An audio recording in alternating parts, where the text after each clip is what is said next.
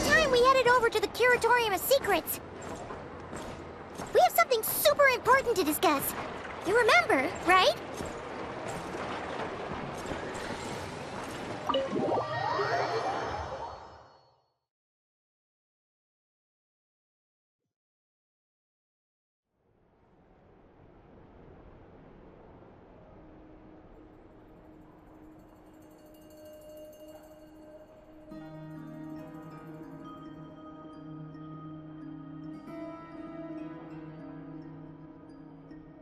Looks like the gang's all here! Yep, all ready. How about you two? Green and good to go? Paimon's ready! Great, let's get rolling then. Great. Well, first things first. Wait. Someone's here. We heard your footsteps. Although... You've been here for a while now. I take it you followed the Traveler, but I don't sense any ill intent in you. Come on.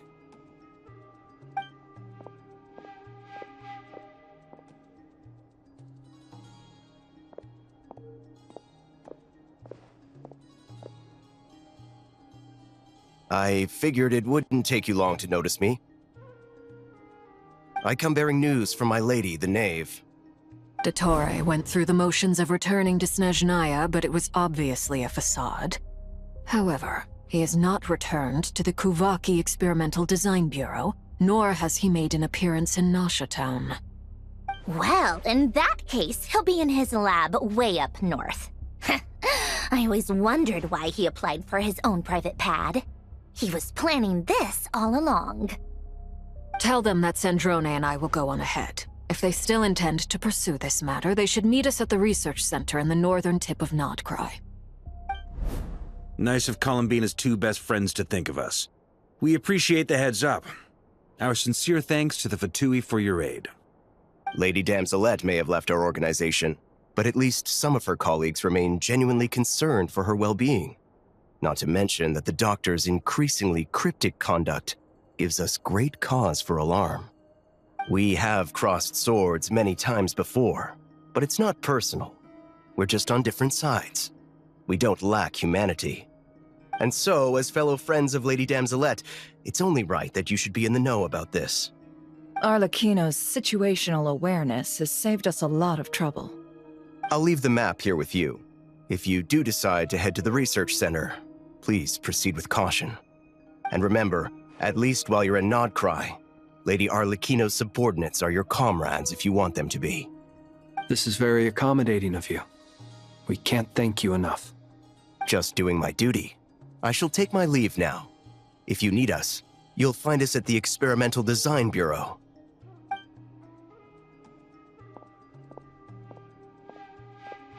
So, the Doctors left the Experimental Design Bureau and headed to some research center up north. Marionette seems to think he's been planning this for a long time. But when did it start? Before he even arrived in Nod-Krai? It seems his loyalty to the Tsaritsa is lip service at most. Behind the scenes, he may even be working against her. Whatever his motives, we know that he's decisive and incredibly ruthless. Facing him unprepared would be a recipe for disaster. At this stage, it's difficult to predict his next steps. I suggest we split into two groups. We need some people to stay behind and guard Nasha Town. Well, as much as I'd love to help, infiltrating research labs isn't really my area of expertise. But at least take Cool Your Jet's Ducky with you. It should be some help during the battle. And as for Miss Inefa, I suppose you will stay to protect Miss Anew? Detecting operational logic. Protect Anew. Priority. High. Just in case, Servarka, I think it would be best if you stayed behind as well. You can leave the research center to us. I mean, I would have said the Knight of Berea should probably be out on the front line, but okay, fine. Leave Nasha Town to me. Be careful out there, okay? If things get out of hand, fall back right away. Yehodo will be on hand to assist you. In my absence, she can handle any intel gathering work. You got it, boss. You guys make sure to get back here in one piece, all right? We will. Things are moving fast. We'd better head off soon if we hope to keep pace. So, it's infiltrate a secret research facility, or... Yeah, alright. Paimon will help out here instead. Sounds like it's gonna be a pretty intense fight. We all have to bring our A-game here. So, anything you need to wrap up before we leave?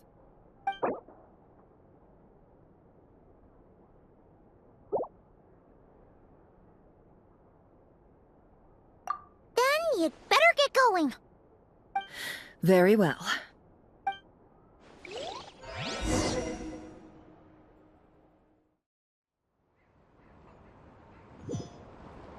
All these broken machines on the ground. Someone got here before us. Could it be Arlecchino and Sandrone?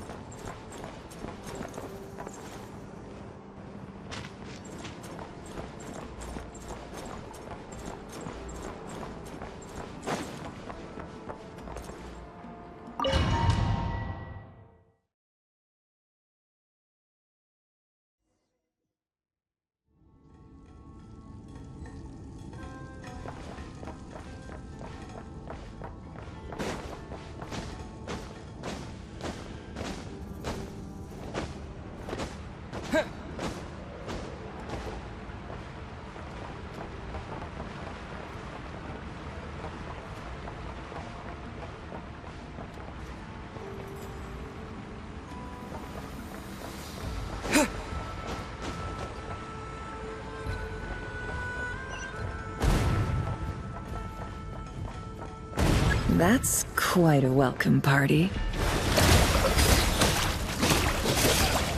Observe. Night falls.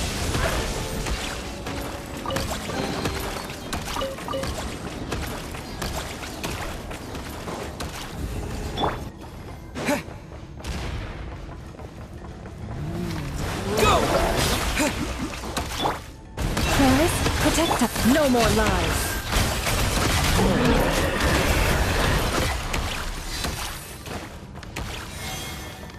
Get back! I said get back! Do you hear me?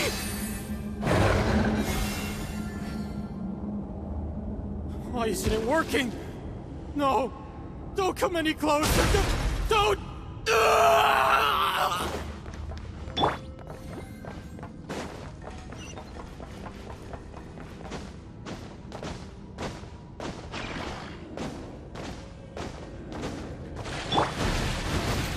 You poor... Yeah! Water jet! You poor souls. May your spirits find peace. Grab that key on the ground. We'll probably need it at some point.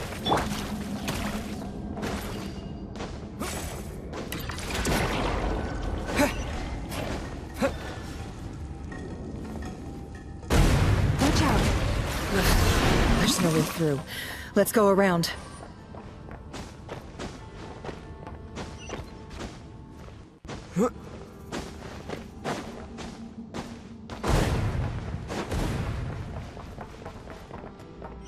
Yeah!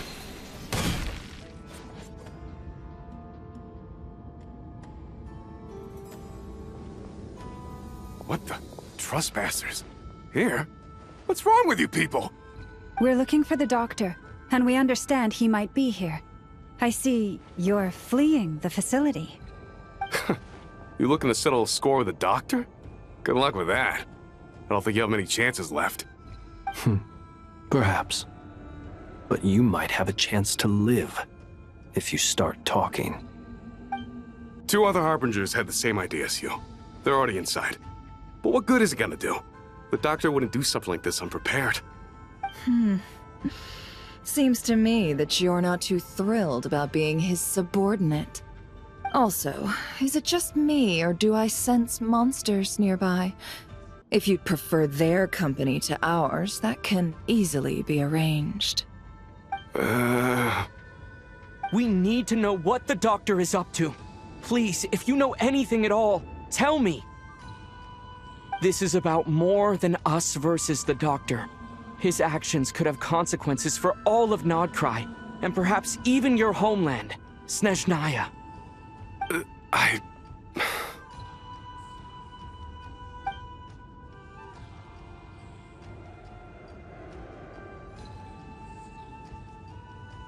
He's building something. Ambitious doesn't even begin to describe it. Feels like this could be the big one. God knows how long he's been planning it. A while back, he told us he'd be returning to Snezhnaya. We weren't expecting him back so soon. This time he brought some gemstones with him, or something. 2 of them. The moon marrow spheres. He stole them from their rightful owner, Columbina. Oh, Lady Damselat? Last I heard, she left the Fatui. Before she went, she told us she'd finished what Her Majesty asked of her, and wished to focus on some personal matters. I remember thinking that leaving us might not be the best choice. I mean, I always looked up to the captain the most, and... Back when this all started, the higher-ups dispatched 3 units to Nod-Krai to execute their plan. They were led by the Doctor, Marionette, and the Damselet, respectively. I was a part of the Damselet's unit to begin with. She never really interacted with us much. In fact, she seemed sort of detached from everything. Not because she was distracted, just felt like she was indifferent to the world around her. Like she had no stake in anything that happened. She always seemed like she was staring off into the distance. Almost as if she didn't see anything worth living for in the present, so she had to look further afield. That's right. She always used to stare up at the sky. The Doctor used to stand nearby and watch her. Apparently they got along well at first, but somewhere along the way, she grew wary of him, started avoiding him as much as possible. After she left, everyone in our unit merged with the Doctor's. He's similarly indifferent to the world, except when it comes to the moons. He seems to have big plans for them. Right now, obtaining the 3 moons is his #1 priority. He even said, if he can only get his hands on 2 of them, he'll create a 3rd one himself.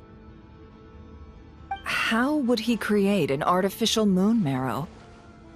Maybe the knowledge he gained from the Hyperborean phantoms has something to do with it. Thank you for cooperating. We appreciate the level of detail. I get the sense that you'd serve under Columbina again if you had the chance. Would that be fair? No, she's no longer a Harbinger. As a member of the Fatui, my loyalty will always belong to the Tsaritsa. I'm only telling you all this because I don't completely trust the Doctor. His actions do not align with the goals that first brought us to Nod-Krai. I understand. We'll do everything within our power to stop him. The Knaves unit is based at the Kuvaki Experimental Design Bureau. Maybe you can seek refuge with them. Well, now we know what's going on here. Artificial moon marrow. He's likely well on the way to completing it. Dottore's technological capabilities are far more advanced than I thought. I fear this could get ugly. Everyone, prepare yourselves.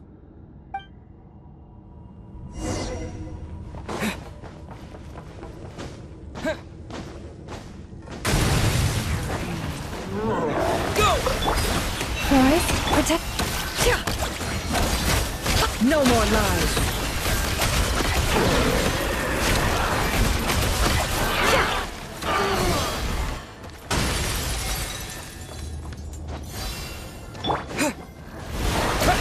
Bombs away!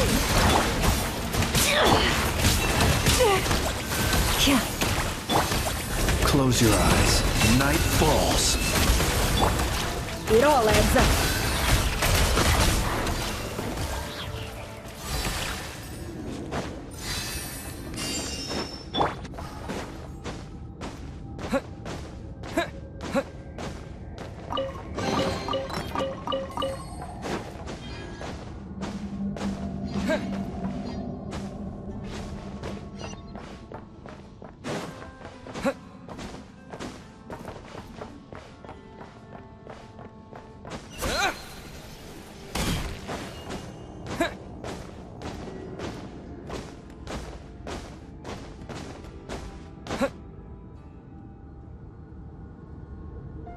Welcome, one and all. I've been expecting you. I hope my humble research facility is to your liking. Yeah, we really appreciated fighting our way in through a horde of monsters. The gall. You expect us to believe you've just been patiently waiting for us? Of course I have. Should I be worried about something?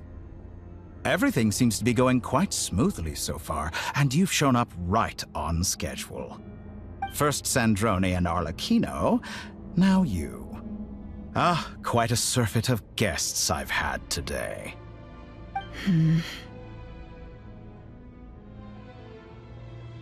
If you were looking for them, I should probably mention that Arlecchino disappeared as soon as she entered the facility. As for Sandrone, why, she stood right here only moments ago demanding answers from me at the top of her voice. Hardly out of character. She never was one for basic courtesy. But I have to admit, I was a little surprised to see her showing concern for someone besides herself. Does everyone you associate with undergo such a change in temperament? Speaking as a researcher, I have to say, it is not a change for the better. It threatens one's ability to remain objective. Well, since you ask... So you've got your hands on the moon marrow, and now you're claiming godhood. Don't you think that's a bit of a stretch, Dottore? I must protest what you are insinuating with that phrase, claiming godhood. I am not claiming anything. I am stating a fact. You're a researcher. I'm sure you appreciate the distinction between the two. Huh? Wait, you really think you're all that? You'll excuse me if I'm not being a polite little lady for you. We're colleagues. We both know what kind of person you are. By the same token, I knew you'd respond along those lines. You and I both understand that facts speak louder than words. To that end, I've had my people send you a small gift. It should go some way toward helping you understand my present position. What gift?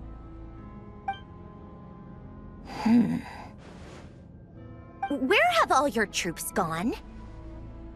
Who knows? Perhaps they are already marching toward a new world, following in the footsteps of an unknown god. As vulgar and arrogant as you may be, dear Sandrone, I have no intention of taking out my displeasure on your subordinates. They will enjoy equal rights to my own. You sent your people to the Experimental Design Bureau? That's the Tsaritsa's property. Yes, and I am very mindful of Her Majesty's instructions. But you know full well that they do not conflict with my present goals. In which case, all I'm doing is conducting another one of my experiments. Is there a problem with that?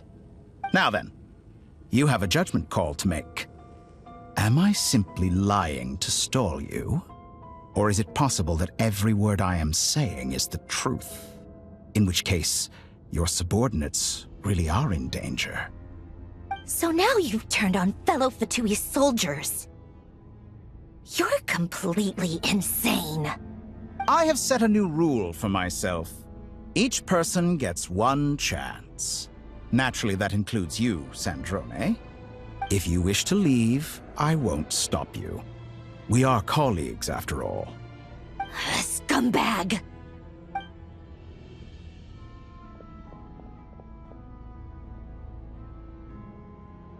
Still, I hadn't counted on Sandrone sparing any thought for the people of this world. Shame. I always found her self-centeredness to be one of her few better qualities. How can she ever hope to achieve greatness when she's so obsessed with protecting her little design bureau? It's more than a little disingenuous to speak of achieving greatness while taking hostages. Or does honor no longer mean anything to you? Honor? I have the marrow of 2 moons in my possession and will soon complete the construction of a 3rd. I will be the god of a new world. And you speak to me of honor? How charmingly naive. Those are sacred relics. You do not deserve them. In my view, many in this world do not deserve to be alive. And yet, I mercifully permit them to go on living, do I not? You'll come to regret your actions. Will I now? Let's see if you can make me.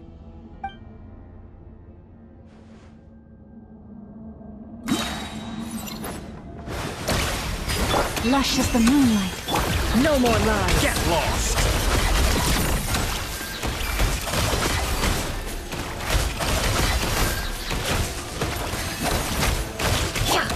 Wipe out!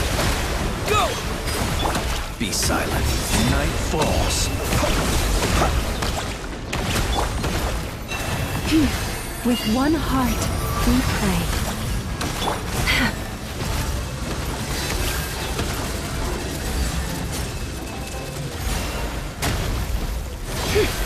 Can't hide the truth. The mystery unravels.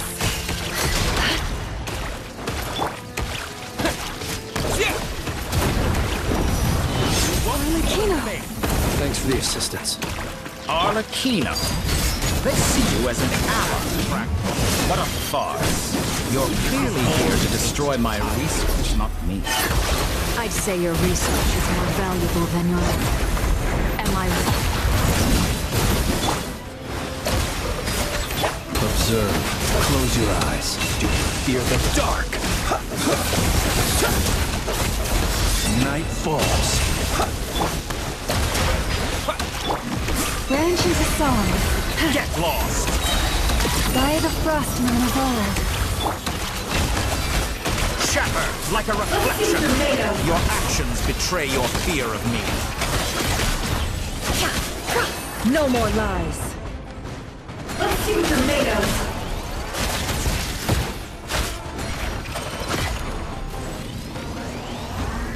Can't hide the truth. It all adds up. Time to come clean. Time to come clean. Bombs away! Laid bare, everlasting as the moon. Is that the best you can do? Get lost! Observe. Be silent. Do you fear the dark?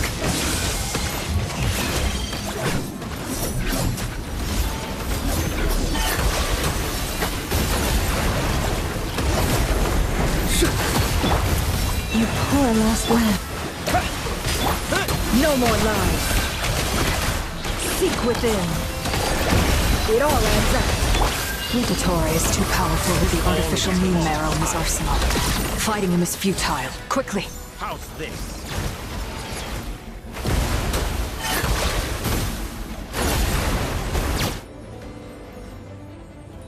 Let's go. I've always thought it is wiser to flee than surrender.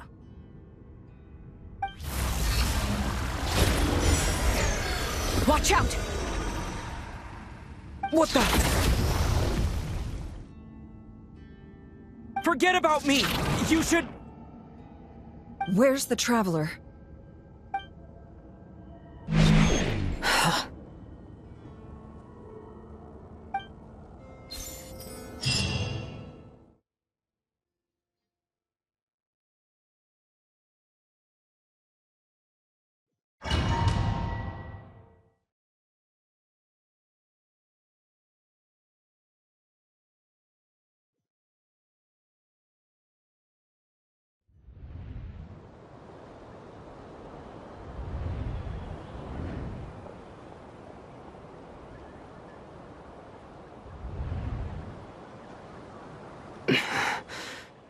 What just happened?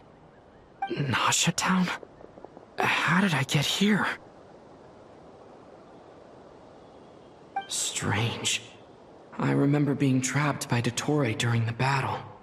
And now all of a sudden, I'm here. Something weird is going on. I guess I'll start by exploring the area. Traveler? What brings you here at this hour? Huh? What are you in the mood for today? A hot dog? Or something else? We've got some special discounts at the moment. Want to see the menu? Sorry, I'm not hungry right now. Ah. Well, feel free to take a seat for now.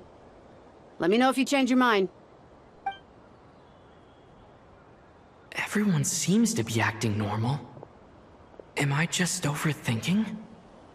Oh, darling, look who it is. One of our regular customers. Get the traveler something to eat, would you, dear? Wait, why is he talking like that? Well, I'd love to, but can't serve a customer unless they order something. Anyway, I take it your business is wrapped up? Yes, thankfully. It was a long trip, and it's left me feeling pretty exhausted. But the upshot is, I won't have to leave again for a good while. We can have some quality time to ourselves. Wait, these two are a couple? I see some kids around too. I didn't know they had a family. Hey there! I haven't seen you in ages! What's keeping you so busy? I've been looking forward to playing with you again. You forgot already? You're silly. Daddy brought you over to our house recently. We had some snacks together. What is she talking about? We've had a lot of customers over the last few days, so we've been real busy. And like my mom always says, some people are more than just customers. They're friends. Oh, another customer's arrived. I better go see what they want. This is all wrong. I never once heard the owner of this restaurant talk about their family. It certainly isn't a family-run business. And that child? I don't recognize her at all. Could this be a false memory? Very good. I knew you had it in you.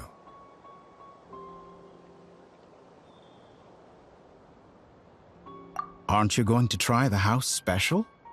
When did he show up? No. None of this is real. You don't seem to like it here. That's fine. We can change venues.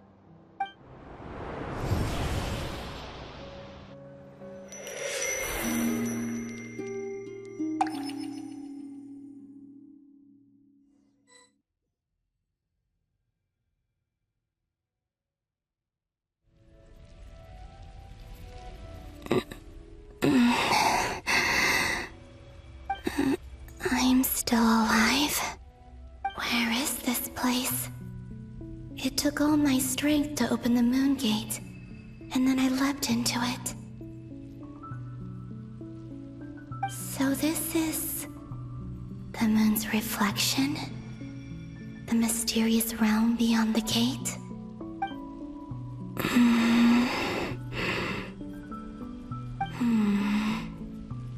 I can't sense anything. I guess I could try opening the gate once more.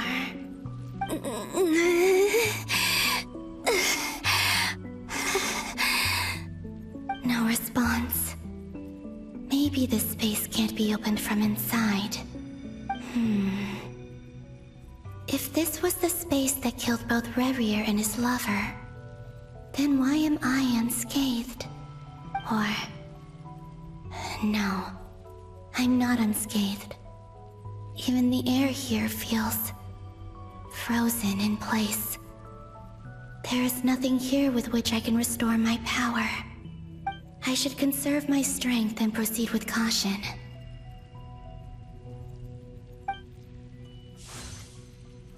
I don't believe Dottore's scheming will stop just because I escaped.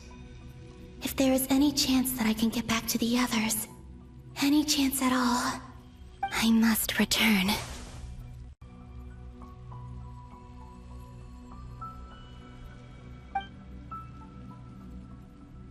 Emptiness. Silence. What is this place? Or maybe the real question is, what is it for? What's this? Looks like it responds to my power.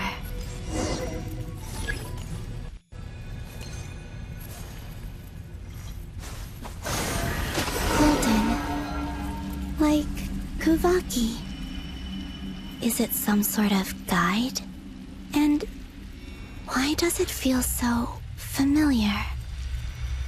I might as well follow it.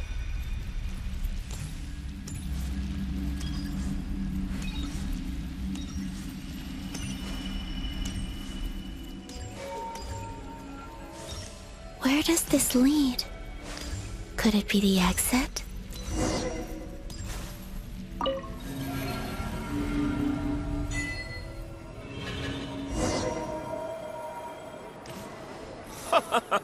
Welcome home, Moon Goddess. Is this Nasha town? But isn't Moon Prayer Night over already?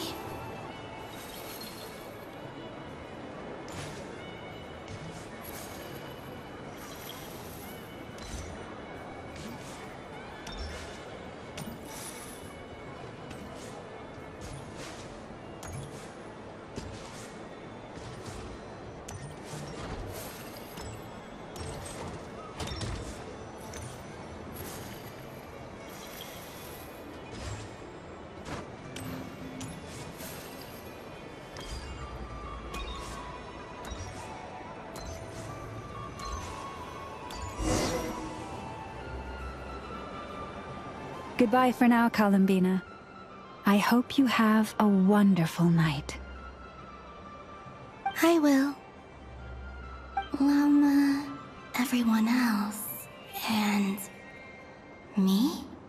Are these my memories?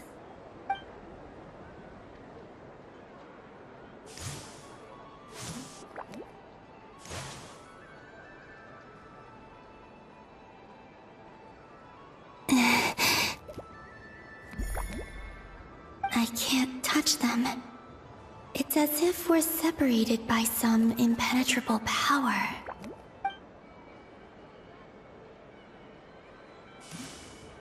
Over here! Over here!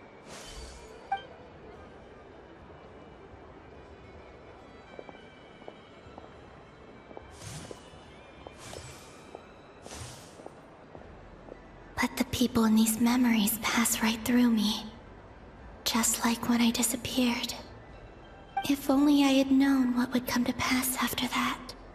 Even so, I should still take a look around. Just being back here.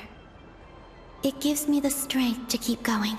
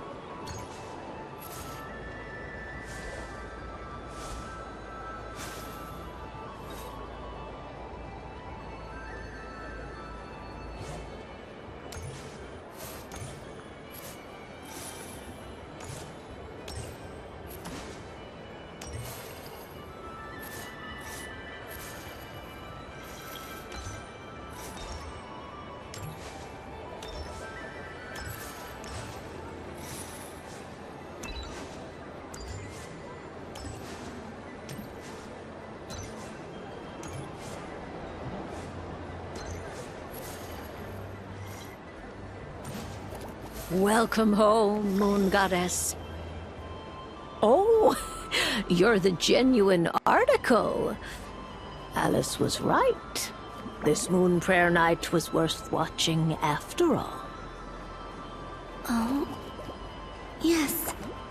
That was the fortune-telling stall run by Barbeloth from the Hexen Circle.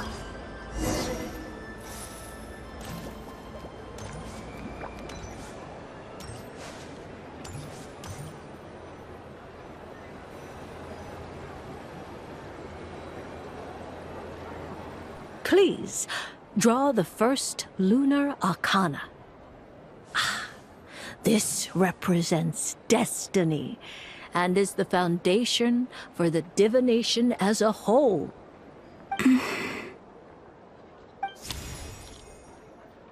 My destiny. I believe the card I drew was the moon. Now that I think about it, Barbalot's divination was absolutely right. It's almost time to draw the last card. The one that represents the future.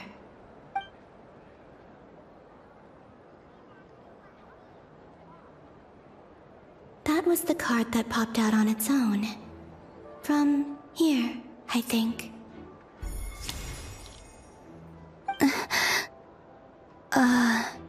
Kuvaki Pulse? What? Fascinating. I've never encountered this before in my role as a diviner. What's going on? Did that card leave the deck? Because of my influence? All I did was try to touch it, and then... Maybe this memory space is not untouchable after all. Are there weak points in the barrier? Or... is it possible that there's more to this space than my memories alone? This card is death. I need to get to the bottom of this. I'll try touching something else.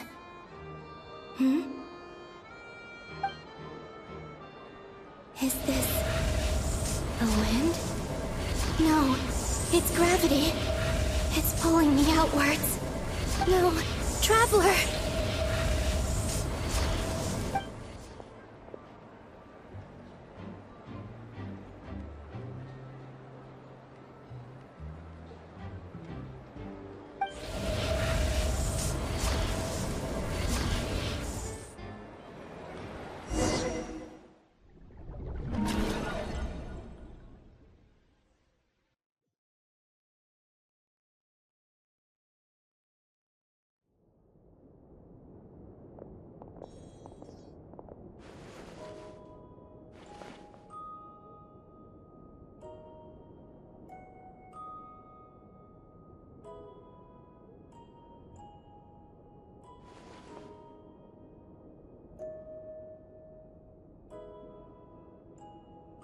Paimon, listen to me. From the bottom of our hearts, we are so sorry. We completely understand how you must feel. The Traveler is trapped, and we all feel responsible for it. Don't say that! Paimon's not a little kid! You didn't leave him behind on purpose! There was nothing you could do! But... he's all alone in there! What if something happens to him? What are we gonna do then? We've barely spent any time apart since we met. Is he gonna... die? We must find a way to rescue him. We were all involved in the operation where he was captured, and we do not abandon our comrades. That being said, it won't be easy. Through conversation with the others on our return, we've arrived at a basic idea of what we're up against. Dottore's lab has clearly been in operation for a lot longer than we realized. We found many monster samples stored there. In all likelihood, they were materials he used to research his latest technology. We also know that through his contact with the phantoms of Hyperborea, he gained knowledge about the moons and certain Hyperborean technologies. Using this knowledge, he then fashioned an artificial moon marrow to serve as a replacement for the frost moon beyond the sky. Unlike Columbina, Dottore is not being rejected by Teyvat. And even with 2 of the 3 moon marrows, his power far exceeds all of ours combined. Once his 3rd moon marrow is complete, Dottore will have completely seized the authority of the 3 moons. Teyvat's most primordial powers will then be in his grasp. Does that mean... I'm afraid so. No one could have predicted this level of insanity, not even from Dottore. And unfortunately, his insanity is coupled with an intellect and ambition that not even his peers in the Fatui can match. This is dire. Sounds like the world is done for. The 3 moons' authority can influence the very fabric of time and space. I dare not imagine what a monster like him would do with that kind of power. The trouble's already begun, I'm afraid. On our way back, we discovered that part of Nod-Krai is being enveloped by an unknown energy. We cannot ascertain what is happening inside. I'm convinced this is Dottore's doing. Not that there's any way to prove it. The issue is, we have no idea what his intentions are. The only thing more frustrating than facing down evil is knowing that it will surely come, but not knowing when. The Doctor is guilty of numerous crimes in Mondstadt as well. One of our knights, well, former knights, his father was murdered by Dottore. His ideology and methodology are a danger to everything in his path, from individuals to entire nations. He does not feel guilt, even when he acts against his own people. He doesn't see them as his own people, that's why. People like him see everyone else as beneath them. Right. He views other people only in terms of how they can benefit him. That's the basis of all his social connections. Granted, he's hardly the only harbinger to pursue their own interests. We all do. And Her Majesty is gracious enough to permit it. Still, her mercy has its limits. Dottore's actions have gone beyond even what the Fatui could have imagined. Usurping divine authority to become a god. For a servant of the Tsaritsa, that goes beyond being disloyal. It's treason of the highest order. We can't expect him to heed the Tsaritsa's will once he gains the Three Moons' authority. Even we Harbingers consider him the most self-interested among us. Poor Traveler. Of all the people to get caught by... We have to go save him right now! Please! We gotta find a way! Paimon, I promise you, we are with you all the way. I get how you feel. I do.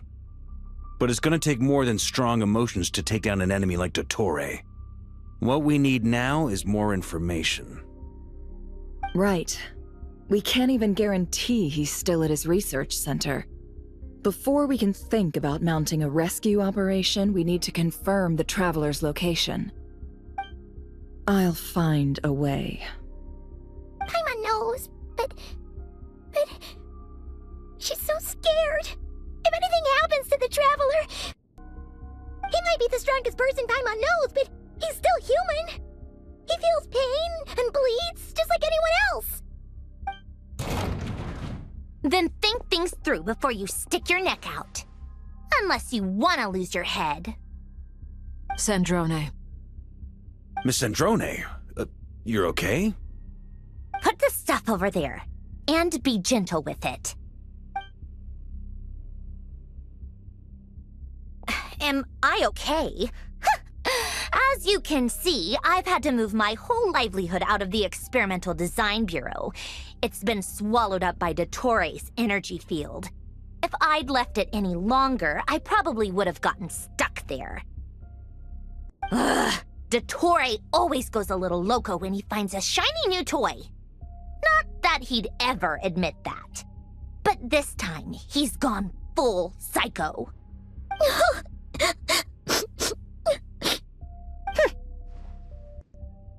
Just go ahead and cry already. Sorry. Paimon's not trying to make it seem. It's just... She can't. Oh, Paimon.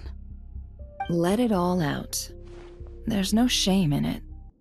When you're overwhelmed by fear and despair, crying can help get it out of your system. You'll feel better for it. Okay then, while the baby of the group is having a moment, how about the grown-ups get to work? Give me your hand. You've made a discovery? Polonia, scan.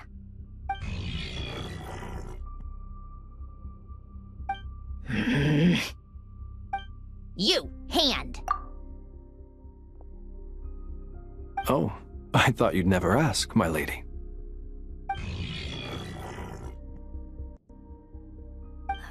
Curses! You're next, then you.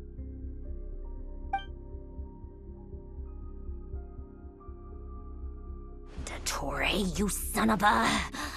He's done something to us! Everyone who entered his research center has been implanted with some sort of curse. I don't feel anything unusual at the moment. Does that mean it hasn't activated yet? Is there a way to figure out its purpose and what might trigger it? My best guess is Dottore created it using the Moon Goddess's powers. 1 second, analyzing. Ugh! That friggin' maniac! So, what twisted game is he playing this time? The moment I analyzed the energy composition, some encrypted text appeared in my mind's eye. And when I deciphered it according to the Fatui standard encryption protocol, I got the following message. Feel free to run, or you will perish in Nod-Krai. He's mocking us. Yup, he loves to toy with people. Only in this case, there might be more to it. But I didn't detect any murderous intent or malice either in the message or the curse's energy. As if this is him at his least malicious. Or perhaps all people are cowards in his eyes. Maybe he thinks the threat alone will be effective. What a despicable person. And he has the Traveler in his grasp. If I may, as unhinged as Dottore may be, he has always exercised great patience with the objects of his interest. I remember a comment he made when we first arrived in Nod-Krai. He said, "This world is, on the whole, an exceedingly dull place. But at least there are a few intriguing features, such as the gods, or the Traveler. Presumably, they interest him because they're unknown quantities. He wants to understand as much as he can about them." Agreed. The Traveler is Tevat's fourth descender. All Harbingers are aware of this. Since Dottore took such pains to capture the Traveler, he is unlikely to kill him right away. Okay, but we still have to do that rescue operation. Of course. I also think we need to read between the lines with Dottore's message. If he's encouraging us to run, that means we mustn't leave Nod-Krai under any circumstances. My guess is, his curse will only trigger if we leave.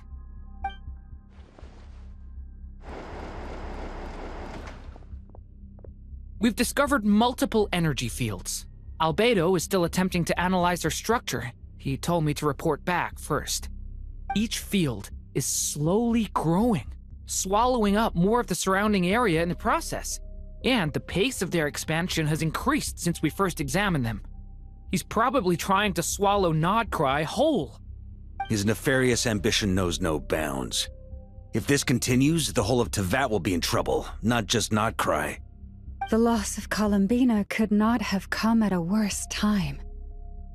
Do we think she's truly gone for good?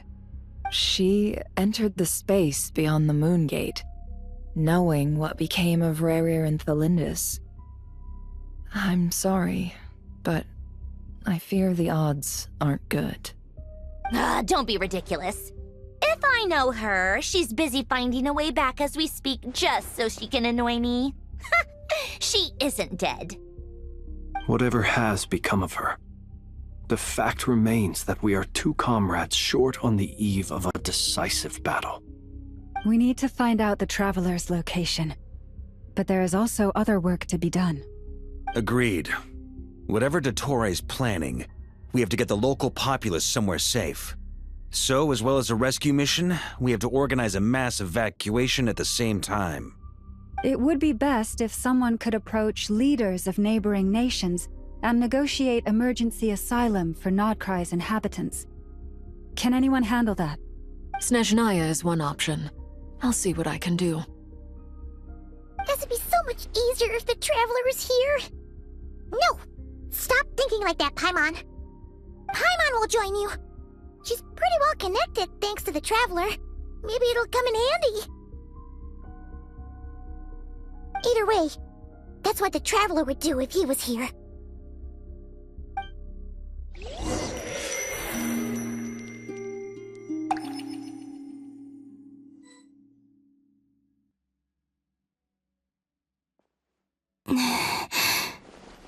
Back here again. That gravitational force that pulled me back. Is this where it came from? When I saw that memory of Moon Prayer Night, I think I influenced reality. Was it just a coincidence? Or... if only I could have sent the others some kind of warning on Moon Prayer Night. Maybe we could have stopped Dottore. I feel... so heavy. Does entering that space consume a lot of energy? Well, even so, I have to keep moving forward.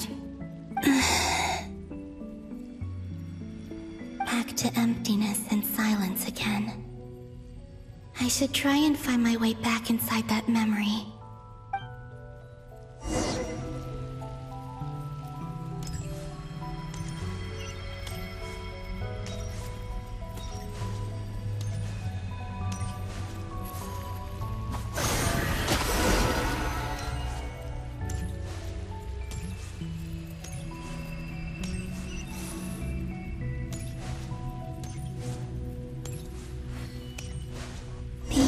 From last time isn't showing up. What am I missing? Looks like I need to gather these scattered fragments.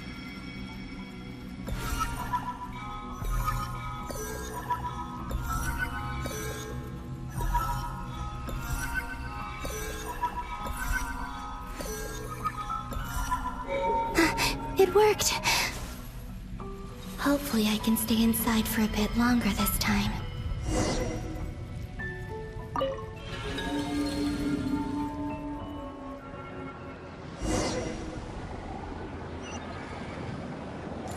Ad Astra Abyssosk. Welcome to the Adventurers Guild. What? This doesn't look like Moon Prayer Night.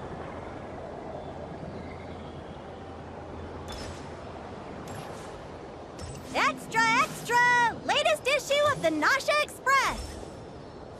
I don't think I've ever been here. Maybe this space isn't comprised of my memories after all. There aren't any festive decorations around. Is this Nasha town after Moon Prayer Night ended? Did Dottore's plan not affect the town? Or is no one aware of what happened because he used the Three Moons' authority? Let me see if I can influence anyone else. So, what do we do next? Wait, that voice. Paimon? The most important thing right now is to find that mage. Lauma the Traveler and Mr. Varga are here too. I'd better go pay the Fatui a visit. Traveler!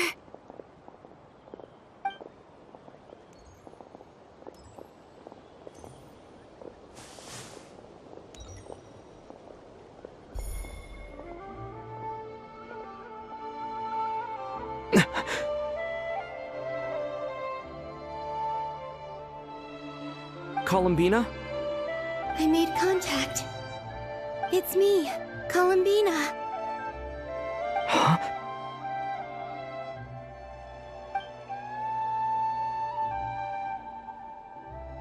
Traveler?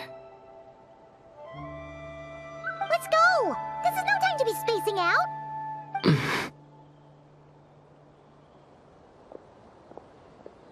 Huh? Wait a moment. This has happened before. Huh? This is what happened when I disappeared. I stood right over there, thinking that no one would ever find me again. It was only when he called my name that I decided to follow them. But... did he turn around because he sensed my touch just now? Is it really possible that from in here, I can change the past? If I keep following them, maybe... Huh? It's that gravity again.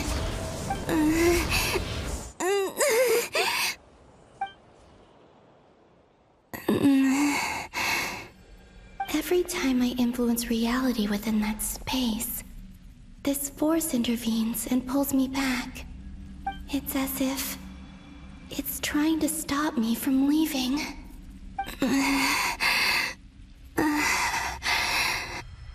I'm getting weaker and weaker. I'll just have to try another approach next time. Come on, Columbina. Keep going. You have to tell everyone what happened.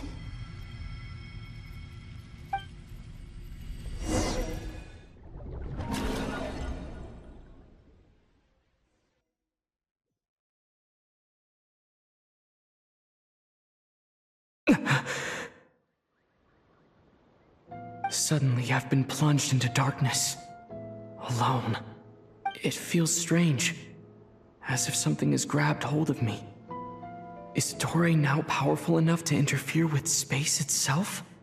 Look at you, standing so still in total silence. I almost didn't recognize you. Hello there, traveler. He seems to be in a good mood. Wait, what's that behind him? Ah, so you noticed. This is the completed Trilune. 2 primordial moon marrows and 1 artificial specimen. You are wary of it. Good. Maintain that reverence. You performed well in that recent battle. Brave and reckless as always. Courage is the sign of a true hero, and impulsiveness is the hallmark of those who strive to advance. I say this not to belittle you. Most creatures are far more timid by comparison. 3 moon marrows? Does that mean the artificial one is now complete too? Well spotted. What do you think? For a replica I built myself, I dare say it looks the part. Dottore, are you planting illusions in my mind? I have no interest in fooling your eyes. On the contrary, I hope to show you the true essence of all that you see before you. Is this not a beautiful city? People live in peace and find joy in their work. The streets are safe. People can even leave their doors unlocked at night. You might say it is the Elysium everyone dreams of. All available data indicates your values and worldview conform with the mainstream. This kind of society should be quite to your taste. False beauty is deceitful. Lies are to no one's taste. I wonder, is it your moral standards that are too high? Or your expectations of reality?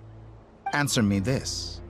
If someone existed in a sweet dream from the moment they were born, a dream in which they never once felt pain, which do you think they would consider superior? The dream or the reality? That's pure sophistry. It has nothing to do with your actions. As I suspected. You have yet to understand all of this for what it really is. What do you want from me? You sound impatient. Do you think the only reason I'm keeping you is because I want something from you? If it's not, then why haven't you killed me yet? No one can stop you if you're as powerful as a god. I'm delighted you recognize that fact. I believe we last squared off in Sumeru. Ah, the memories. How time flies. You and I have both grown. I'm not surprised that Arlecchino and Sandrone worked with you. You've always a way of slowly but surely ingratiating yourself with all levels of society. People laud you as a hero, but I suspect there's more to it than that. Oh, but to be clear, I don't say that to flatter you. Do you always give your opponent an appraisal before you deal the final blow? Call it a long-time habit. I'm a researcher, and one of my duties is to give an objective assessment of my subjects. But you misunderstand. We are not opponents. Not at this moment. I just want to talk. Think back to Tartaglia, Arlecchino, Capitano, Columbina, and now even Sandrone.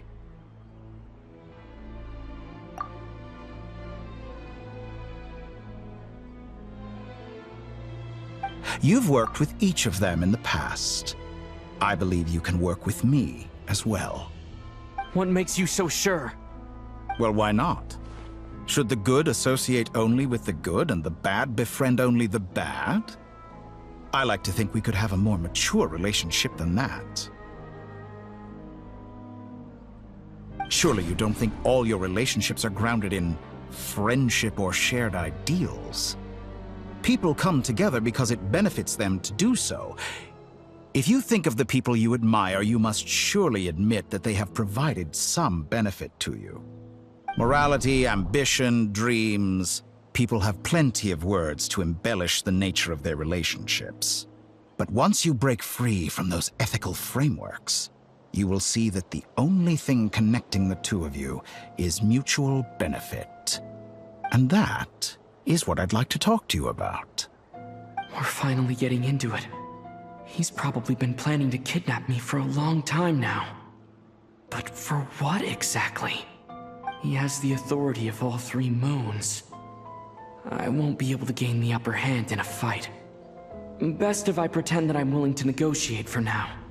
You say you're a god, but you also speak of mutual benefit. What could a god want that the three moons cannot provide? Excellent question. But before I answer, I would ask you the same thing.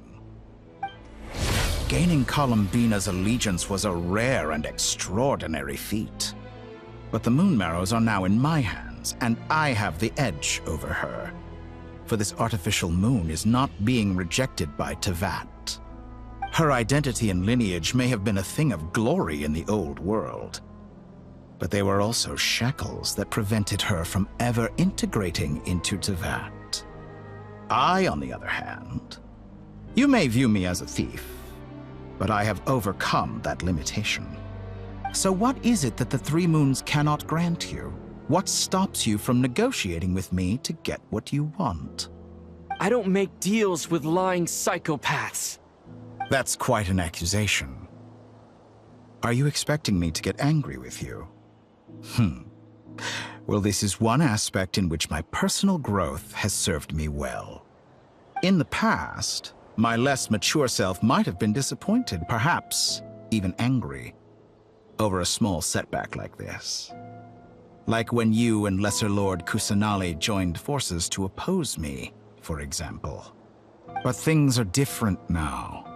Just as the rich do not quibble with the poor, I no longer find myself perturbed by these trivial affairs. Human relationships end with conflicts of emotions and interests. But relations between humans and gods are different. And ours is even more unique. I have ascended to the highest heights and laid claim to unprecedented horizons. And you were no ordinary person to begin with.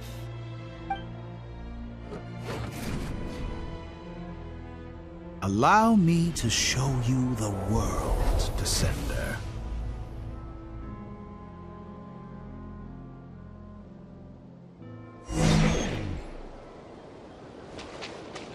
To stand, walk, jump, sit, and lie down. These are the most common of behaviors. Have you ever wondered why we were born following such laws? Who stipulated that we could not fly instead of walk?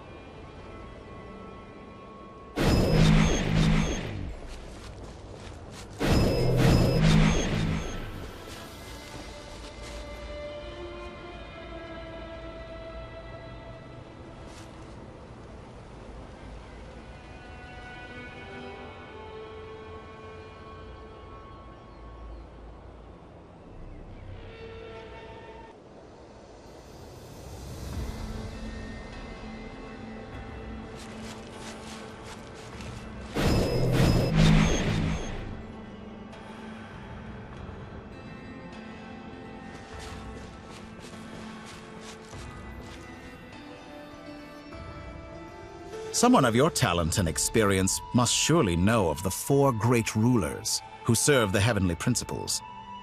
They govern life, death, time, and space. One wounded by a blade will die from blood loss or infection, and one who falls into a lake will drown in agony. The elderly wallow in solitude, and the solitary age faster. Eventually, new life is born, only to embark on the same path of suffering. These 4 divisions anchor the world and shackle those who live in it. But they themselves transcend its boundaries, squandering the power bestowed by the heavens. All who live yearn for equality, but unless the gods prostrate themselves and profess that they are mere servants of the living, equality can never exist. Who makes the rules we must live by? Who has the right to restrict us? The limits of the body can be rejected.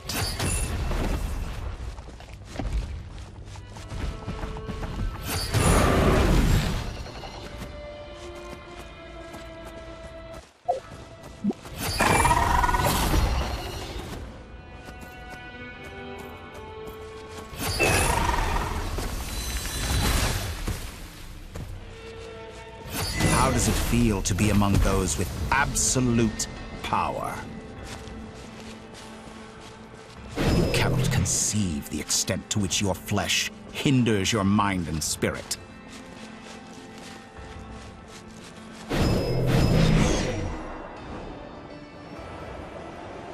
Only by discarding our useless, primitive eyes can we perceive a new world. How narrow-minded we all were in the past. Why should the final answer of the world not be the power that predates those of life, death, time, and space? The power of the Trilune. Through it, I have glimpsed new experimental possibilities. Nature suppressed, authority exiled, souls controlled.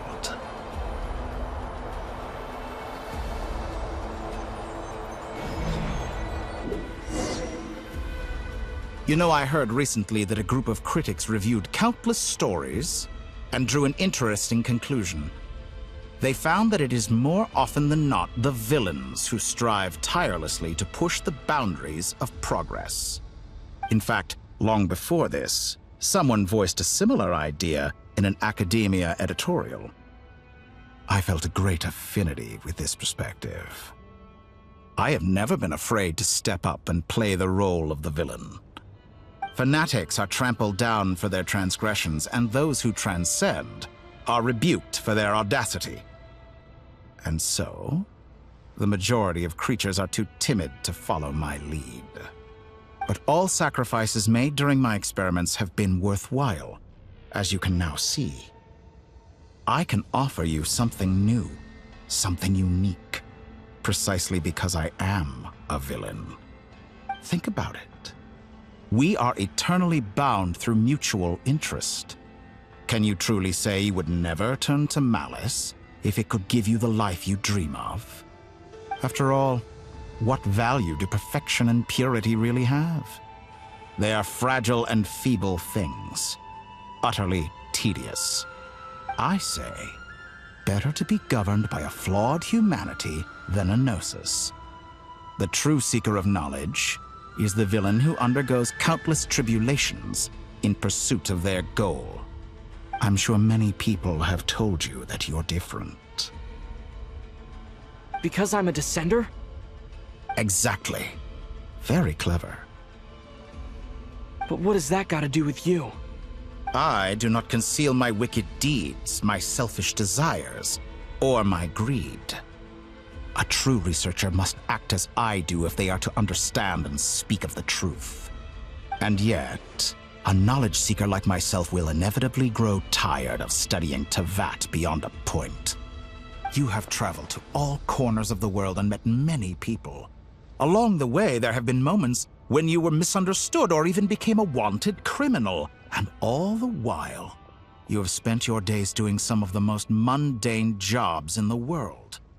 You fight and toil, claim minuscule rewards from my friend Pantalone, then you fight some more, winning some battles and losing others as your search goes on. And this cycle continues. with no end in sight. Surely you must sometimes grow weary of being stuck in this same loop day after day. We're completely different. I embrace everything that life throws at me. I am engaged in every step of my journey.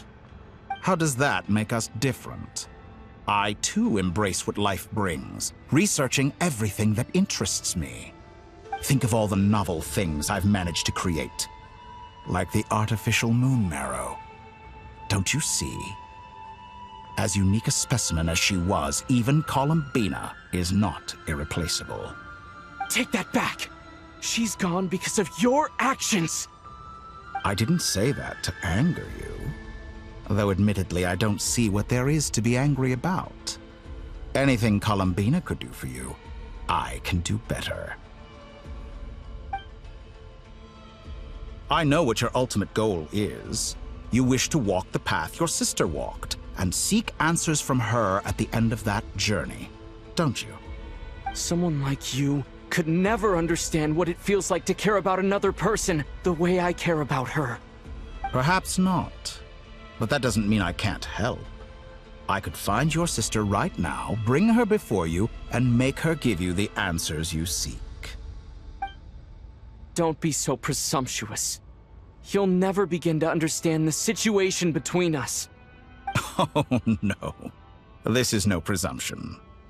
I'm only offering what I know is possible with the power of the Trilune. But it seems like you would sooner continue with your journey through this world. Why? Do you truly desire this journey? Or is it simply a necessary process from which you cannot escape? Think of all the time and energy you have spent, everything you've had to endure just to make it this far. Is this really what you want?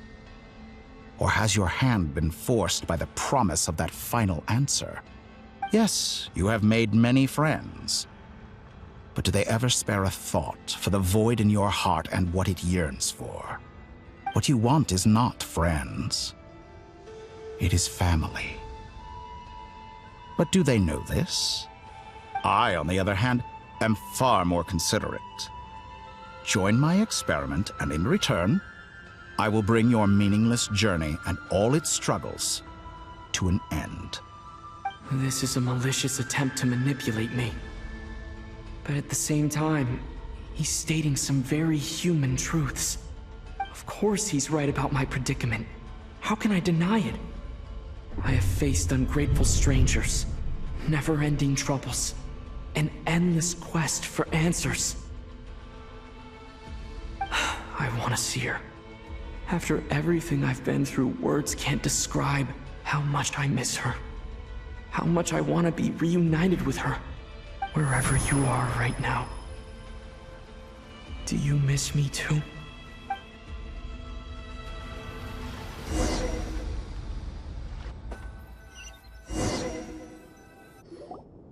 All right, everyone.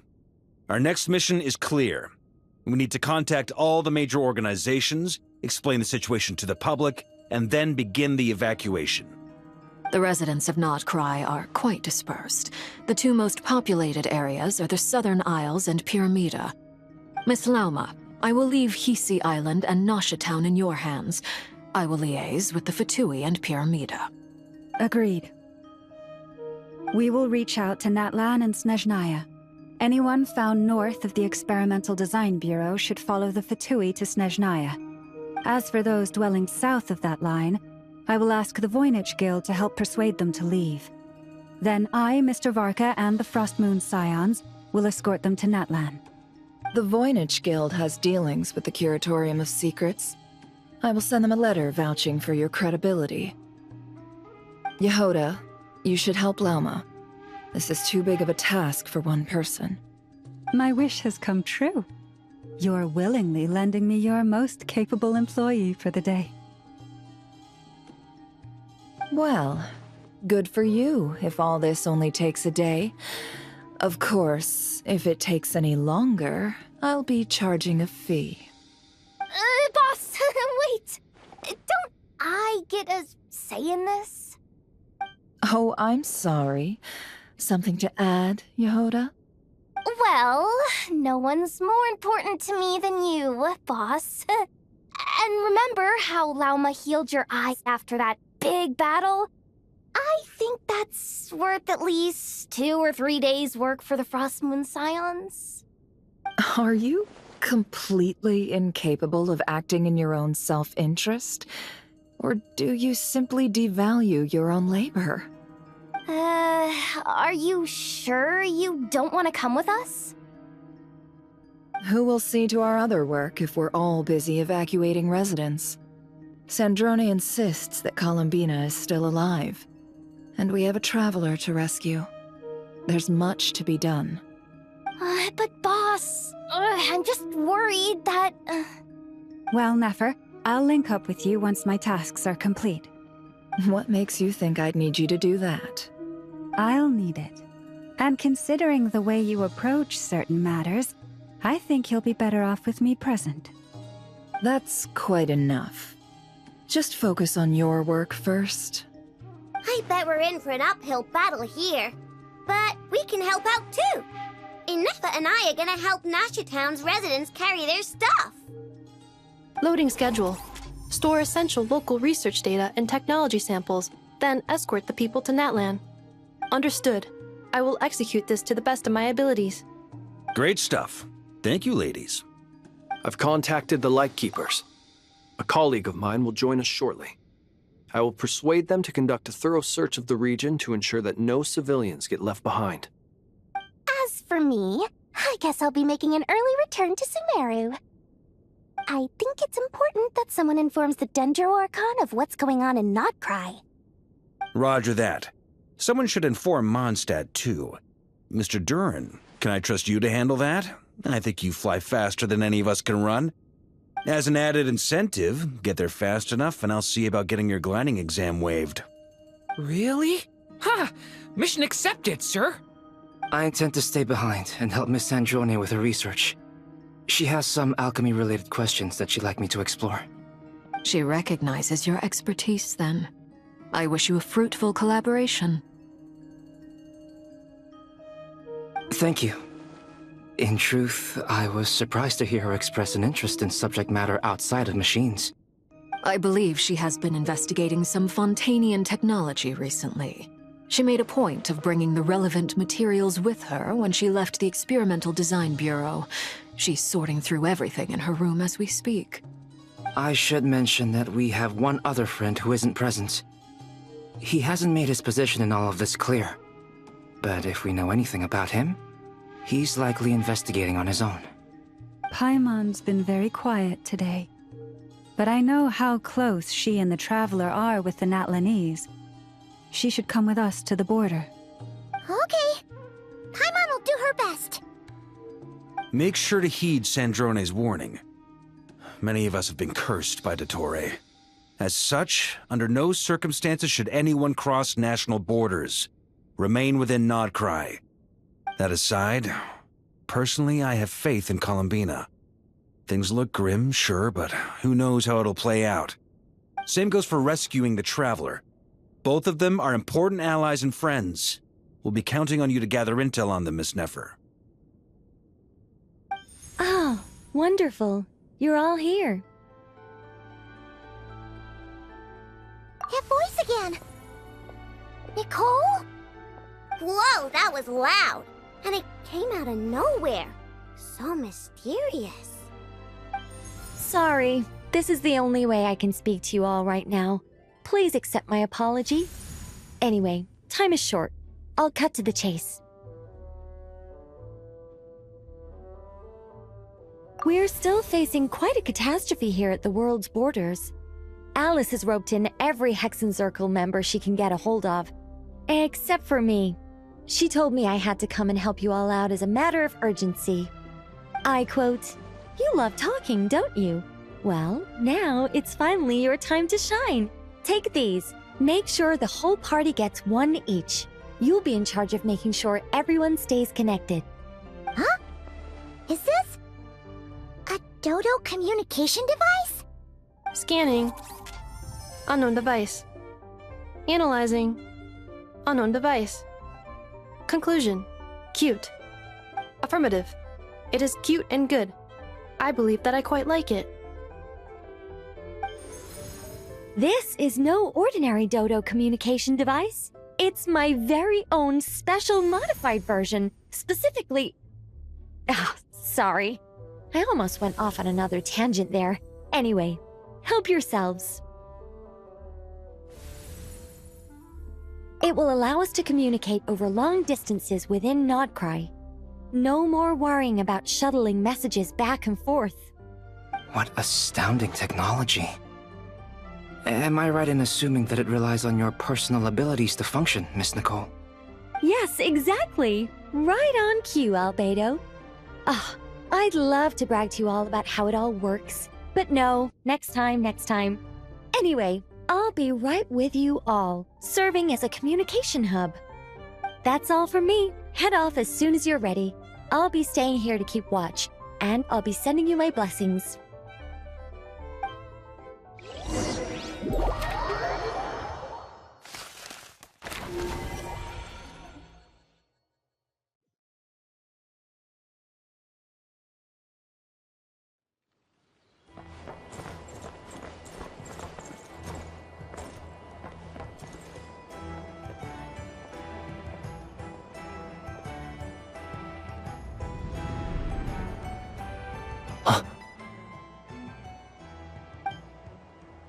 Sir Flint. Perfect timing. I just arrived myself. You are most considerate, Master Ilua. But in fact, I know you have been sitting here for quite some time. If you saw me, why didn't you say something? I was curious to see how long you could sit still for. Also, shouldn't you have managed to sense me approaching? That would be a first. You always seem to appear out of thin air without making a peep. Also, how many times do I have to tell you not to address me as master? I don't qualify. I beg to differ. Why should a young man so well versed in social graces as yourself not be worthy of that title? Please, Lord Flint. Sir Flint. I'm begging you, don't flatter me into complacency like you do with everyone else. You understand me better than most. My newest acquaintances tell me I love complimenting others. What do you think? I think they don't understand why you do it. You just love puffing people up till they're a big, happy ball of hot air that floats away into the sky. In all sincerity, I can only hope that they bring good tidings when they come back down to Earth. Is the situation that bad? We just held a strategy meeting. Let me fill you in.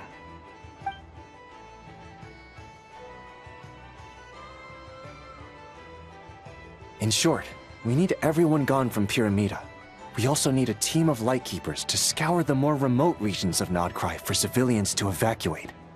I only hope we have enough personnel. We do. Old Man Nikita will definitely help, and we can recall anyone out on patrol to focus on this instead. Good. I'm sure you and the others will make short work of this. Now, don't forget. Once you've completed this task, make sure you and the rest of the team evacuate to either Snezhnaya or Natlan as well. Flint? If you've got something to say, Master Ilua, why not guess what I'm thinking right now? You mentioned that you have something else to deal with later. How difficult is it going to be? I doubt it will be easy. I know you're a Lightkeeper, and it's your duty to protect others in times of crisis. But I have a feeling that you'll be walking into grave danger. However bad things have gotten in the past, Nod-Krai has never faced a mass evacuation before. But from the sounds of it, you don't intend to come with us. I don't mean to pry, and it's probably none of my business. But whatever it is you're intending, you don't have to go through with it, you know. I've been afflicted with some sort of curse, and I'm told it may well trigger if I set foot outside of Nod-Krai. As such, I cannot leave. I have to act, if for no other reason than to fight this curse. What? No. Why? Why would anyone want to curse you? There are plenty of people out there willing to trample over others in pursuit of their own goals. Frankly, Sir Flint, I am furious. You're making light of what is an incredibly serious situation. Indeed I am. And? And what? I told you, I'm furious about this. Nothing I can do about it, I'm afraid. Things happen, and we just have to deal with them. If you find yourself feeling angry, perhaps start by drinking a big glass of water. Hey, you mean you're completely unmoved by my anger? I'm devastated. Then allow me to express my sincerest regret. Come by the lighthouse sometime. We'll catch ourselves a few fish, have a little barbecue, play some cards, and bask in the sun. Maybe I need to spell this out. Lean in a little, Flint. Oh my, this doesn't bode well.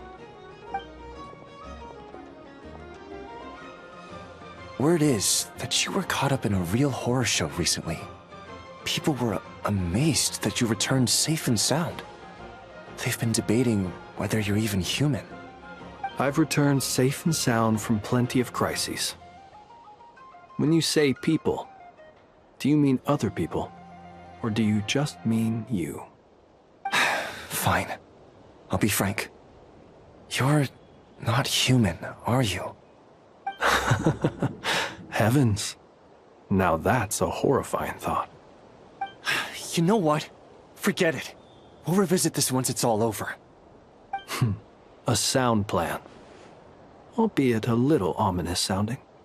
Just promise me you'll come back in one piece, all right? For you, Master Ilua. How could I refuse?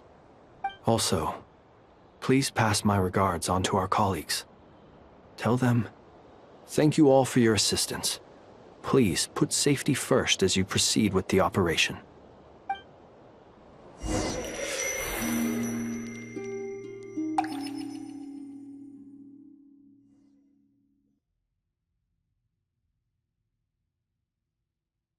I have to keep searching for a path toward reality.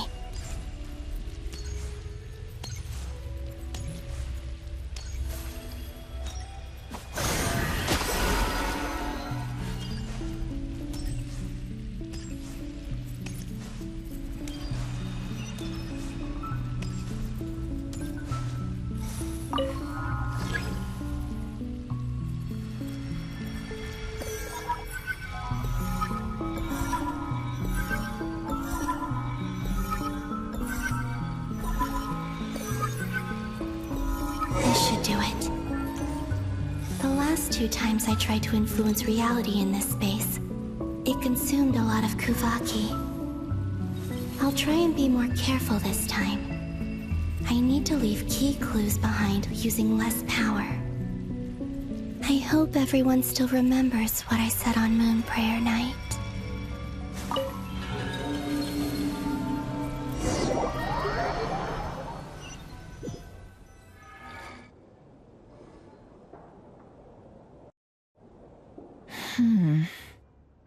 Nothing here either.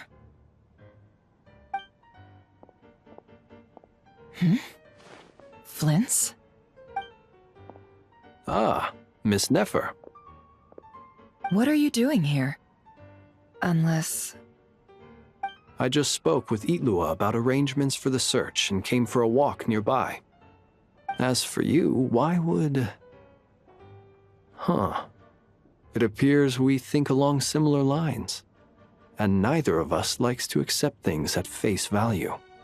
As well as figuring out how to gather intel on the Traveler, I wanted to confirm some of my own suspicions.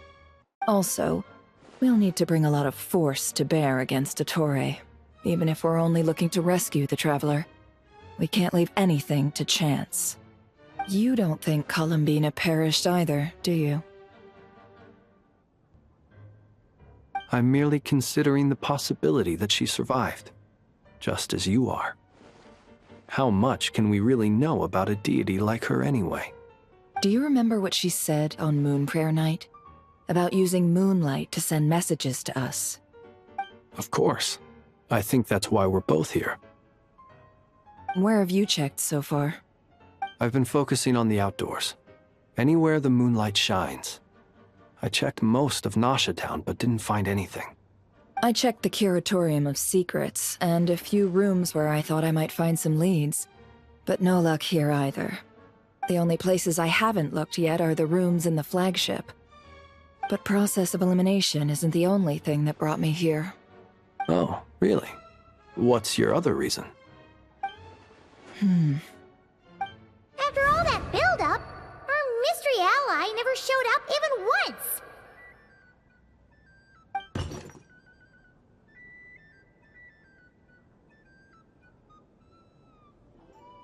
Huh? Am I imagining things?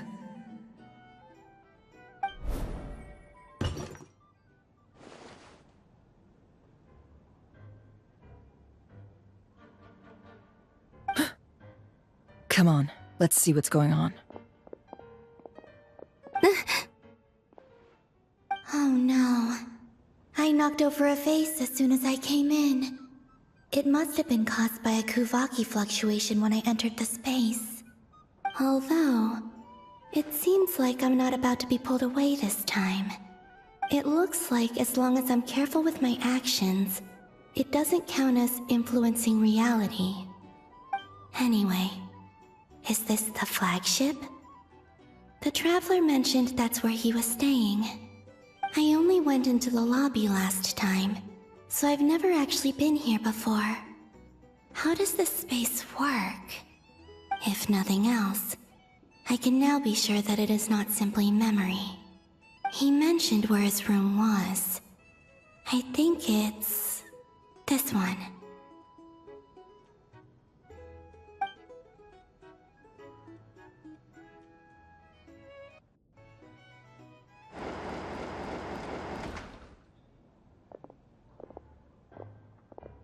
The door is closed.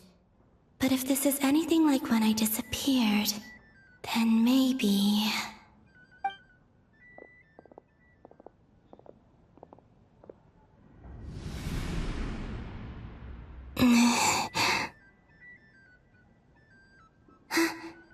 I'm in. He and Paimon aren't here at the moment. I hope he's okay.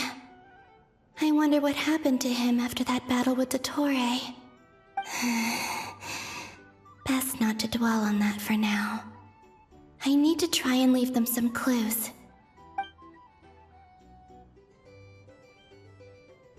Please, Traveler. I really hope you find this.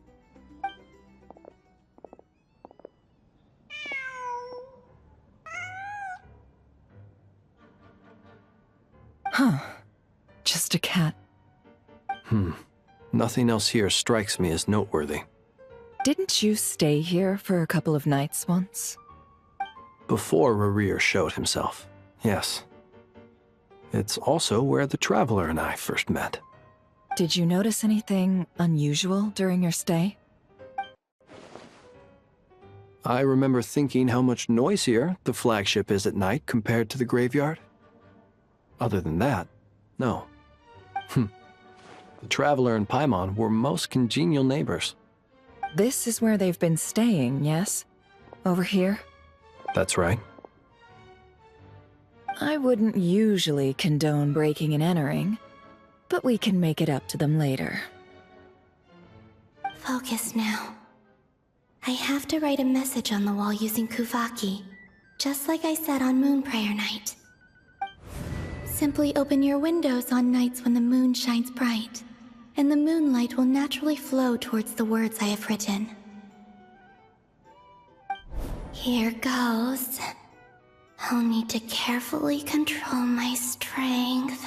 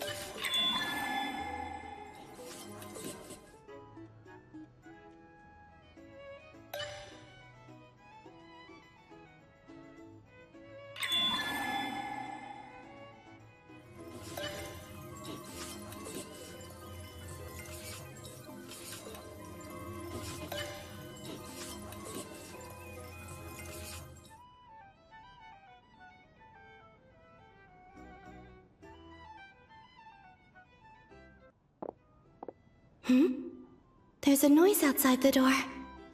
Is he back?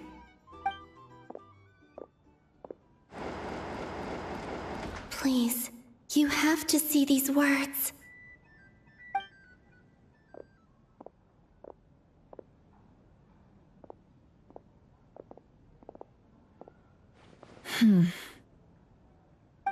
Well, do you sense anything? Unfortunately, no. And this place was our last chance. Not necessarily. We've only looked in Nasha Town so far. Miss Columbina said she would leave messages at her friends' dwellings. It's still worth checking where Miss Lauma lives and where I live. Let's try and make some time to look into those then. Wait. What are you waiting for? Oh, Paimon might have overeaten slightly. What's that look for? This is a victory feast. It's normal to eat a little more than usual. The Traveler in Paimon. It's really you. But why are they talking about a victory feast?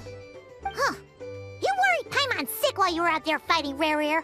So this is your chance to make it up to her, alright? Wait. So this is the night after the battle against Rerir? How did I end up here? That's quite a long time ago now. Wait. Time. That's it. Every time I've entered reality within this space, it's been at an earlier point in time. Every one of those points has been before I fell into the moon's reflection. And everything I've done to affect reality really did happen in the past. Does this mean that within the moon's reflection, time flows backwards? Starting from the moment I fell in? Not long till Moon Prayer Night now. It's gonna be even livelier than tonight. Although, it's gonna be sad saying goodbye to the damselette. She seems like a really nice person. Paimon. No, I can't. Even if I make contact, they probably won't understand what's going on. And in any case, I'll likely get pulled away again if I do. Instead, I have to find a way to get them to notice what I've written using the moonlight.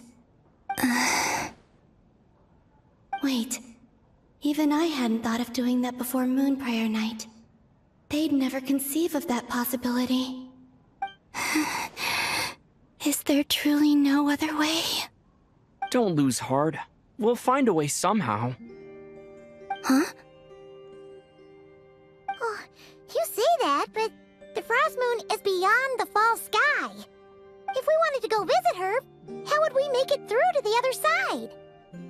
We might not have all the answers now, but I'm sure we'll find a way one day. Huh. Guess someone's gotta be the optimist. The present. The future. That's right. There are still things I can do. What's your plan? Flins, when you were staying next door, did you ever open the window? No. The rooms here are dark and damp, and there's such a buildup of dust on the windows that the moonlight can't even get in. I didn't think it was worth the trouble. The moonlight? I think I see where you're going. One moment. I'll see if the owner is available. Don't bother. Time is of the essence.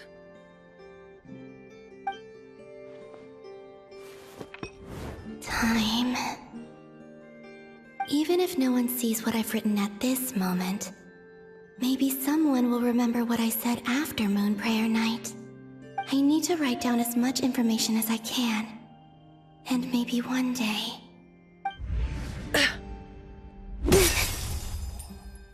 Huh? What's up with you? You can't even hold your cup steady. Are you getting tired? A little. Well, you should probably hit the hay then. You've had a really tough couple of days for you.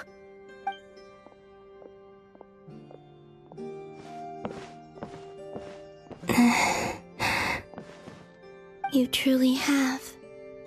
You helped defeat Rerir, helped me reclaim my name, and you helped the others organize Moon Prayer Night. Wherever you are right now, I'm sure you're still fighting against the injustices of fate. This is all I can leave for them. How I wish I could stay here. But it's time for me to go. I hope to see you again in the next time. And if the opportunity presents itself. I will surely return to your side. Huh. Columbina. She's alive. Not only that, but she's left us an entire wall's worth of clues. She even wrote down what would happen on Moon Prayer Night. It's just a shame we found it too late. I am here. Time in this place flows backwards. I am constantly moving forward. It sounds like she's found a way to influence the past using Kuvaki. But her future is our past.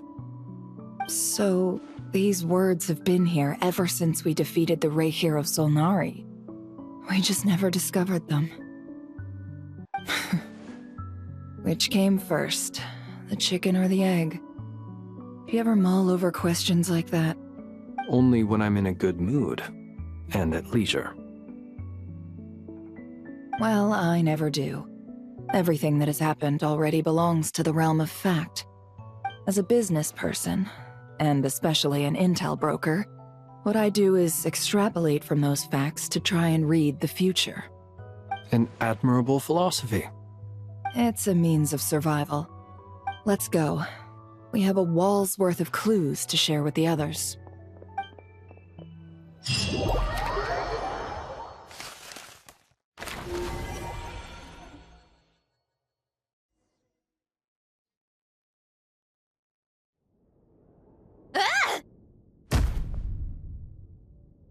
It appears that the Doctor's energy signature has changed to something similar to Kuvaki, but not like the Kuvaki we're used to.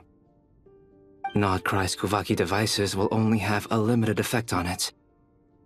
I can see why you've chosen to place your hopes in alchemy instead. Also, I must say these books are rather profound. My subordinates just shipped them in from Fontaine. Some of them are from the Narcissenkreuz Ordo. Some are incident reports from Petrichor, and then there's a few test reports for these junk machines.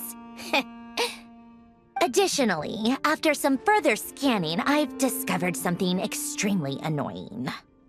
What's that? Teyvat's skies contain multiple moons. A long time ago, when I did my first scan, I detected 3, just as the legends say. But when I checked again just now, I detected 4 moons.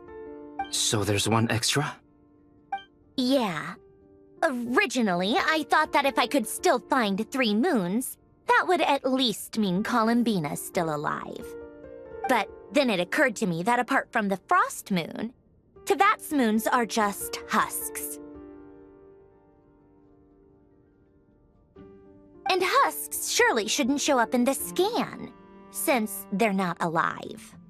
It's weird, isn't it? If we can't even distinguish between a dead and a living moon, how are we supposed to know whether a moon goddess is still alive? Or does this mean that the moon marrows are equivalent to the moons themselves? It's certainly possible. In which case, the 4th moon you detected may be Dottore's artificial creation. So he wasn't bluffing. He really built his own moon marrow. Ugh! I'm so mad right now! It's easy to get overwhelmed when you have too much on your plate. Maybe you need to relax. Perhaps try going for a walk. Or simply take a few deep breaths. Nothing can calm me down at a time like this. I need more time, and I need progress.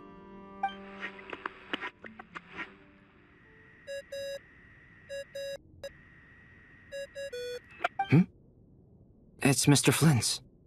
I really hate that ringing tone. Ugh. First the 4 Orthants of the Narcissenkreuz, then Moon Marrows. Now what? Oh, sorry if we're disturbing you. Might I ask what's troubling you? What do you want? We're busy. Are you still at the Curatorium of Secrets?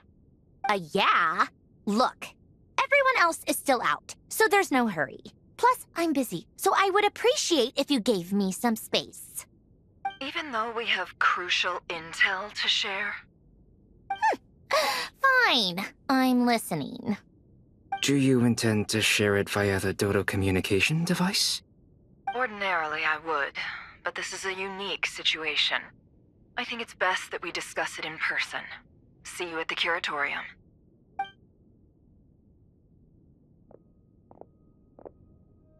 All right, then. So, what's the situation? The rest of the team is still out working on their missions and evacuations, but we've decided to fill you in on the most crucial information first. Sandrone, you were right. Columbina is most likely still alive.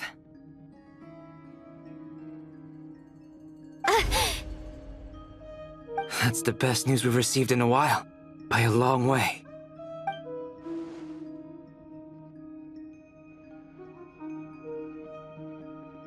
Random locations. Appearing in reverse order? Are you serious? So not dying isn't enough for the Moon Goddess, huh? She has to show off too. Anyway, does this mean we can deduce her condition from the Moon Marrows? Miss Sandrone, there's nothing wrong with simply admitting that you're happy to hear the good news. I'm not. And she's the least of our problems. We're facing a huge crisis. If she can't control the flow of time in there, she's just gonna keep moving backwards. Different points in time won't intersect, and she'll never find a way out. Let's say life begins with a drop of water. When did time begin? The moment this planet came into being? No, that's not right. Her final destination would be the moment at which the space she is in was created. But it doesn't seem like we can influence that space from the outside world. So how can we help her? Also, if she's alive, Rerir and Tholindis might be too. But as far as we know, neither of them have come back out. That space may not have an exit at all.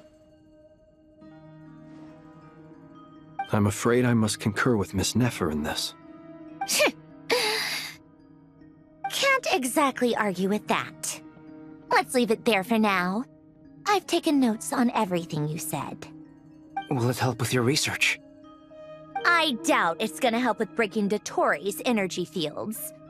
But who knows when it might come in handy. Better to have it all written down than try to remember everything when I need it. All right, I need to get back to my research. Mr. Albedo has made a lot of suggestions that will require my undivided attention. Sure, I'll stay here. I have things to work on.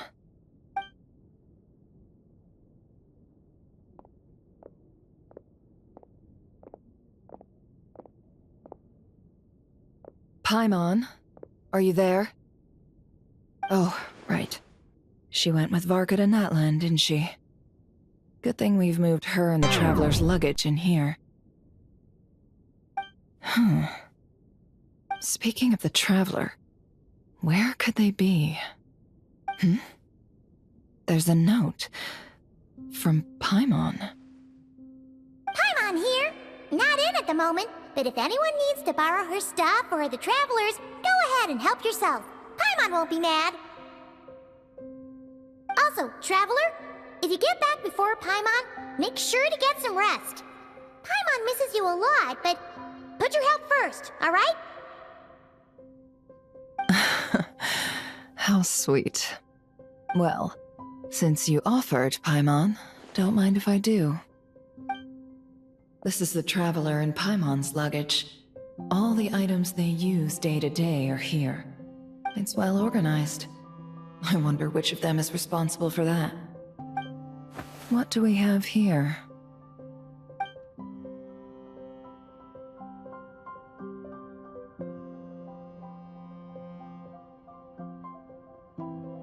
The camera captured a special moment that can only occur between people who are close to one another. You can really sense how the photographer feels about their subject. I wonder why this picture was placed outside. Is it because Paimon recently looked at it?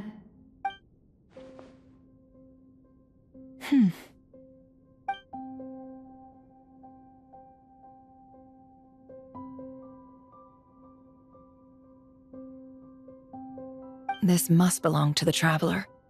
Perfect. I'll use this. Hang in there. We'll find you.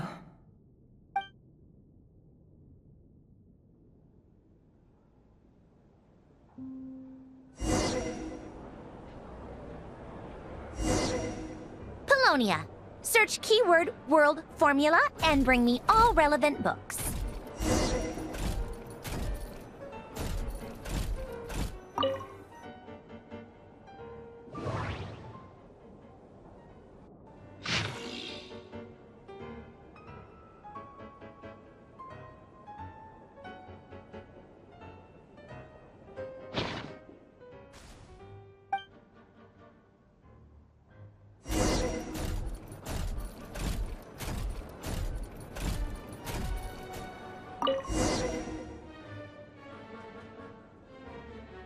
Let's see. This one is on Tonki's sermon dictation concerning the apocalypse. I believe that the correct term for this is Fortuna. This was an ancient Remorian technology, a wisdom unparalleled. I never imagined that Remorian ideas would be so similar to the diagram I have named, the world formula. This is strong evidence that human civilization should gradually shed possibilities as it continues to explore and evolve. The end of humankind may well be upon us right now. The sparks of civilization shall run out, unless we consider introducing variables from outside the system. Variables. Surely that can only mean one thing. Descenders? Dottore likely captured the Traveler because of his descender status. But the Three Moons' authority comes from the world itself. Why would Dottore need anything beyond that? Where does this variable factor in? The world formula calculates the fate of an entire world. Introducing a variable would therefore give us...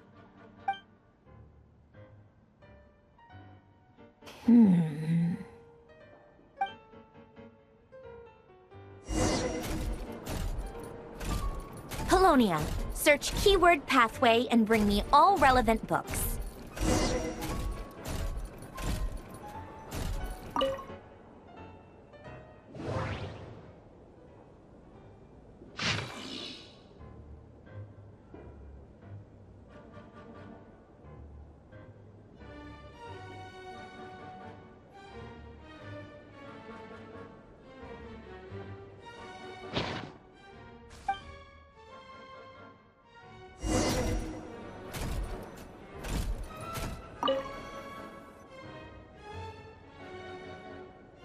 Otonki Sermon Dictation. Explications on the Chemical Marriage. These titles are pretty esoteric. Observe and compute the pathway displayed in the guidance diagram. Deconstructing and reversing its effects could generate potential ideas. So, it's one of Renee's draft lectures. Deconstructing the pathway. I suppose that could lead to a breakthrough.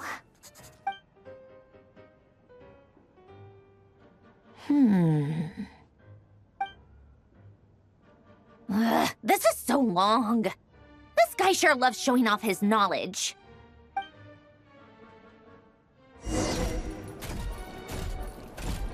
Polonia. Search keyword tree model and bring me all relevant books.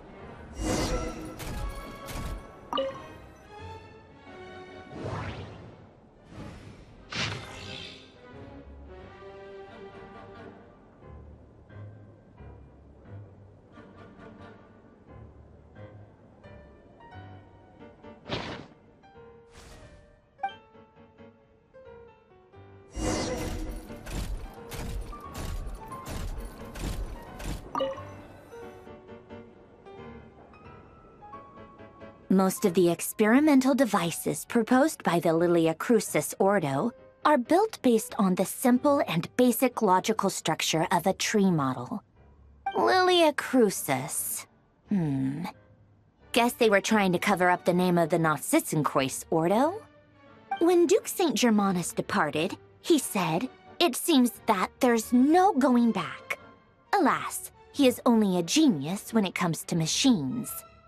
In all other things, he is but ordinary. Excuse me? I'm sorry. That's just ridiculous. What kind of book is this? Great Detective Herlock, The Alchemist and the Clockwork Saint? Isn't this a novel?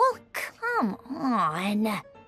Still, the author swears that they knew Renee well. Whatever. I guess it's not beyond the realms of possibility that Renee would say nonsense like that on occasion. Memory, wishes, souls, and persona. Frankly, this sounds more like occultism, but if Albedo vouches for it, I suppose there must be some alchemical basis to these techniques. The way Alain Guillotin saw it, the world was comprised of machines. The universe needed machines, and thus his technologies were created. That's why I was born. René, his full name was René de Petrichor, if I recall correctly. Sounds like he and the town must be intricately connected. That place was also the source of most of our information regarding Remurian civilization. Seems like some of his projects were based on their technology. The cutting of souls and storing them in vessels. These seemingly unrelated techniques underpinned René's research. Assuming that the four orthants correspond to alchemical categories. The chemical marriage model? Alain would have scoffed at that. He never would have let those theories or parameters anywhere near his mathematical formulas.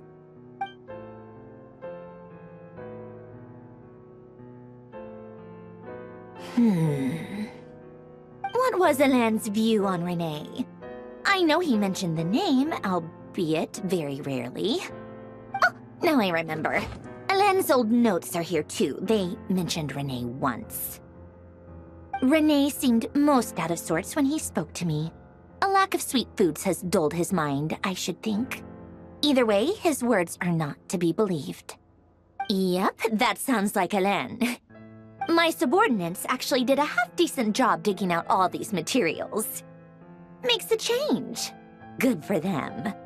Some of Alain's old files are completely consistent with these records. He must have gotten them from the Tower of Gestalt. I never knew he got his hands on René's records that early.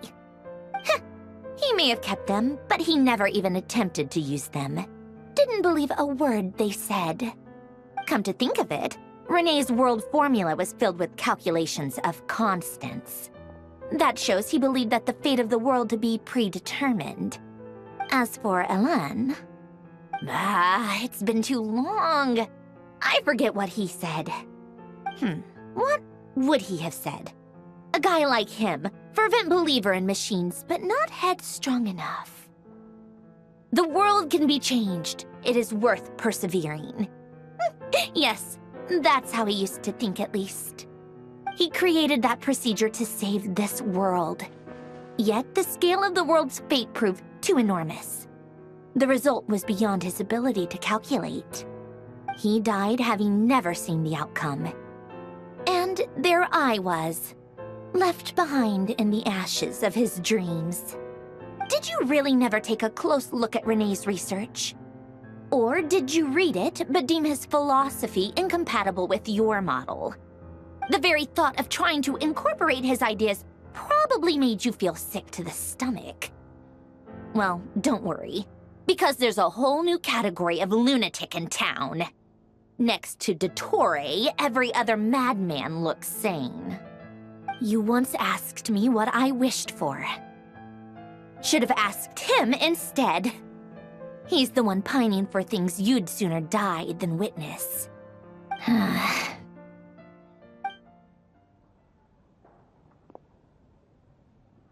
Even the tiniest variable can make big waves in the present. Now then, Allow me to put these incompatible fragments together in your stead. First, establish and verify the existence of the Great Circle. Absolute nihil on one end, absolute reality on the other. Now, search between these two extremes. Then, the construction criteria. Variables. The sparks of civilization shall run out unless we consider introducing variables from outside the system. Input variables. Traverse the world, space-time, and civilization. Then extract the essential nodes from the records to determine which variables they point to. The primordial power that differentiated itself from the void. The power of light. Yes, light. Records. Hyperborea. This is so horrendously complicated. After all that, I'm still missing a few variables. I need to think this through again. How do you think it looks, Polonia? Like the frenzied scrawlings of a madwoman? Fine, keep it to yourself. It's not like you can talk anyway. I'll assume you gave it a passing grade. I jest. But true madness does often start with trying to save the world. What would Arlecchino and Columbina think if they saw this incomprehensible hen scratch? They'd probably have me institutionalized. So would Rosaline. She's been dead for a while now.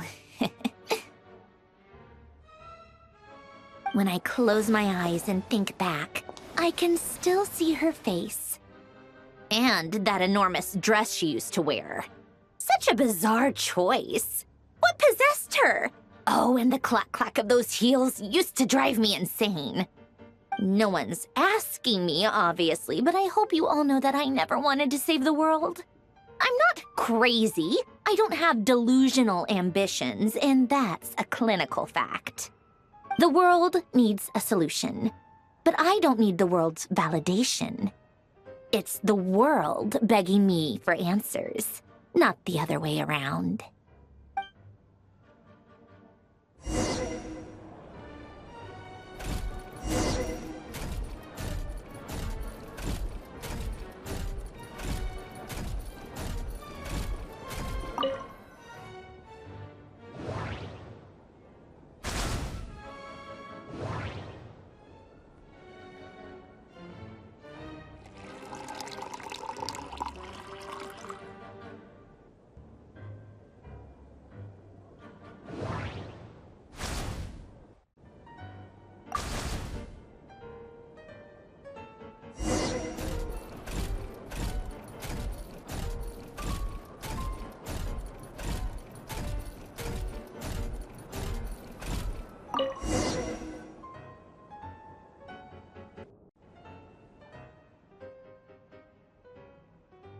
Oh, cookies to go with the tea. Let's see. They must be from that person who brought those documents. I see they're from Hotel de Boer. Something's written on the box. We are proud to present this homage to the Fortress of Meropede's fun-filled mill collection system. Fortune cookies. Have a lucky start to your day. Sounds like a dumb gimmick to me. Be early to bed and early to rise. Get plenty of sun and drink plenty of water. Then things will surely go well for you. What? Are you kidding me? Somehow I doubt that an early night and a glass of water is magically gonna save a world on the brink of existential peril.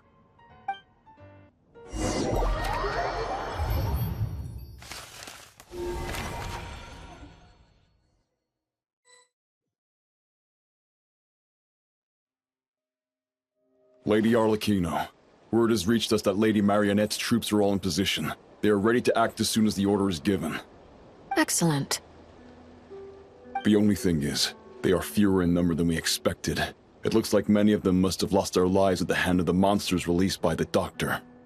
Can't be helped. Allow them to join our ranks, and keep in contact. As you wish.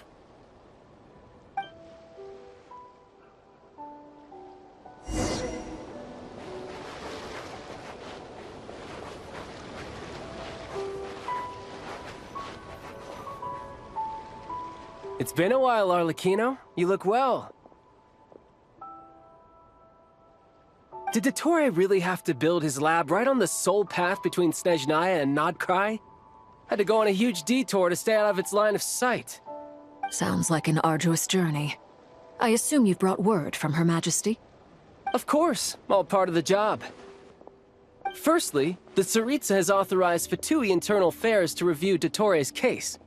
They will reach a formal verdict on whether he has turned traitor and whether he poses a threat to Snezhnaya.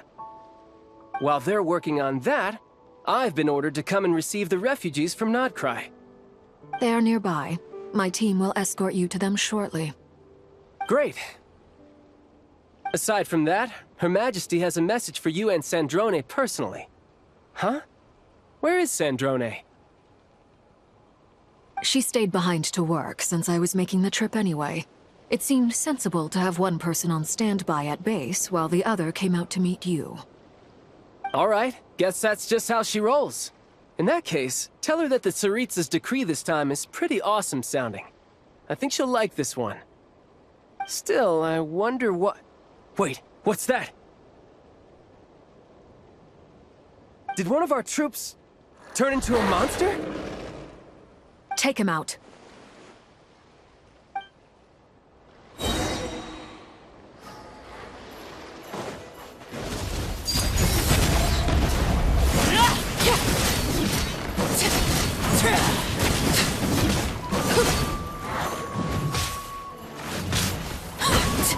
You've gotten stronger, Arlecchino. Nice. Stop that right now. I appreciate the praise, but I am not fighting you today. I knew it.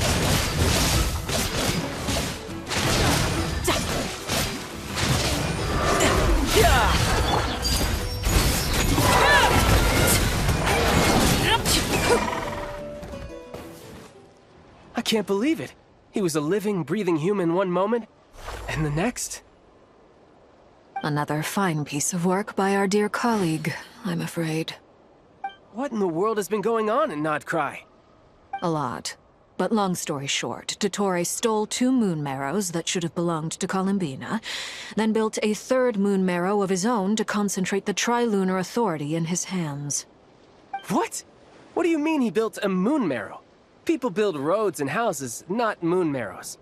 What's his next DIY project? He's gonna build a god? You could stand to be less surprised.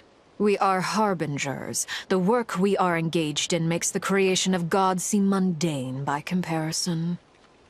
I tell everyone who asks that you once crossed swords with Rex Lapis while serving as a key supporter for Rosaline's plan. But right now, you're acting like a common adventurer. Thanks for speaking up for me. Those 2 really took me for a ride back then. Then again, surely no common adventurer would manage to get tangled up with them the way I did. That's gotta count in my favor, right? It almost sounds like you wish to repeat the experience. I might have to lower my opinion of you. No. I'll stop talking. Please, go on. Dottore is currently still experimenting with his newfound power in ways that continue to corrode the outside world. As for the human mutation, I believe this is simply a consequence of his experiments, and not a strategic move. That radiant beast was once a subordinate of Sandrone's. I suspect he was only allowed to live so that he could become an experimental subject. Also, those of us who fought Dottore have been afflicted with a curse. As such, I cannot leave Nod-Krai. This is so much worse than I thought. No wonder Her Majesty's decree is so extreme. While these exceptional circumstances persist, the Harbingers are hereby authorized to use unilateral executive powers. Should Dottore pose a threat, Arlecchino and Sandrone are permitted to eliminate him. My thanks to Her Majesty. I will pass these good tidings on to Sandrone. Her Majesty has also declared that she will refrain from launching an attack on the now evacuated Nod-Krai due to the presence of unretrieved research material. A wise decision. By the way, how's my old partner doing? I'm assuming they're with you? Partner? You mean the Traveler? I'm afraid I have bad news. He was captured after our failed assault in Dottore's lab. His whereabouts are currently unknown. What? Why? Since when does Dottore have a bone to pick with him? That is indeed the question. I'm not sure he does. He must have some other goal in mind. This won't do. I have to rescue him. You can't. We have no idea where the Traveler is. What am I supposed to do then? Stand here twiddling my thumbs? Sandrone is working on it. The best thing you can do right now is complete your mission. Fine. I guess I'll leave this to you then. One last thing. Tell the Rooster to get the message out to the gods and citizens of every nation in Teyvat. Beware.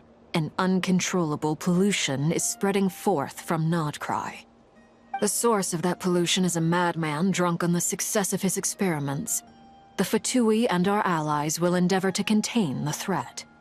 However, if Nod-Krai falls, things are likely to escalate. Considering Dottore is one of our own, all Fatui stationed in Nod-Krai consider it our duty to stay and fight him to the bitter end. Whatever the cost. Hey, don't be too pessimistic. If it comes to it, I'm sure Her Majesty won't stand by and do nothing. I hope you're right.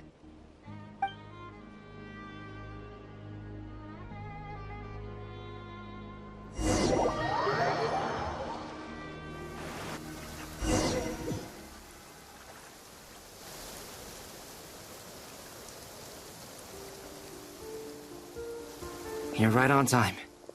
Thanks. Hey, do you think I'll get that gliding exam exemption? I made sure I was on my best behavior in Mondstadt.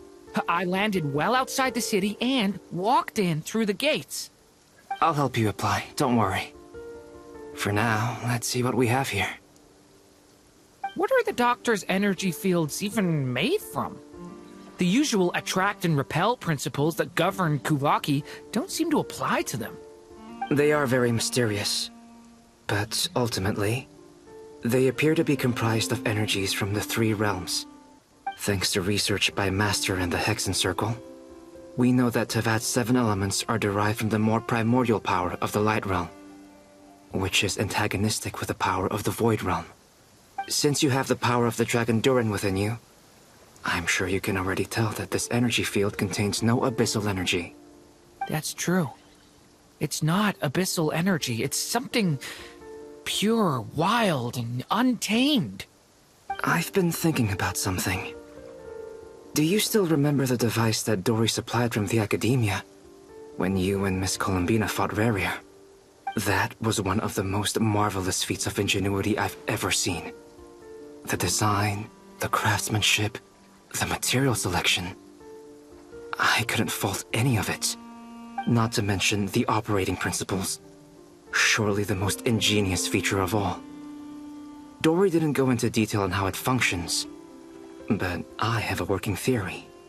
The clue was that Miss Columbina was somehow able to use the pyro energy that you provided, despite the fact that, as a moon goddess, she should only be able to use light realm energy in principle. Now, all elemental energy is, of course, derived from light realm energy to begin with. Hence, I suspect that the device works by restoring elemental energy to its original state. This presumes a theoretical model of the 7 elements akin to that of light refracted through a prism. Perhaps it is no mere analogy. Maybe there is indeed a prism in this model. I almost wonder if the idea for the device was conceived based on direct observations of said prism. It would explain how such an ironclad design concept was achieved. It is at once a masterwork of engineering and a groundbreaking application of the Academia's latest elemental theories. I suspect only Lesser Lord Kusanali herself could have devised such an ambitious technology. But back to the energy field before us. If this is pure light realm energy, its relation to elemental energy is one of integration versus division. Or you could say that the former contains the latter. Could this mean that elemental energy can dilute the power of the light realm? Should we give it a try? We should.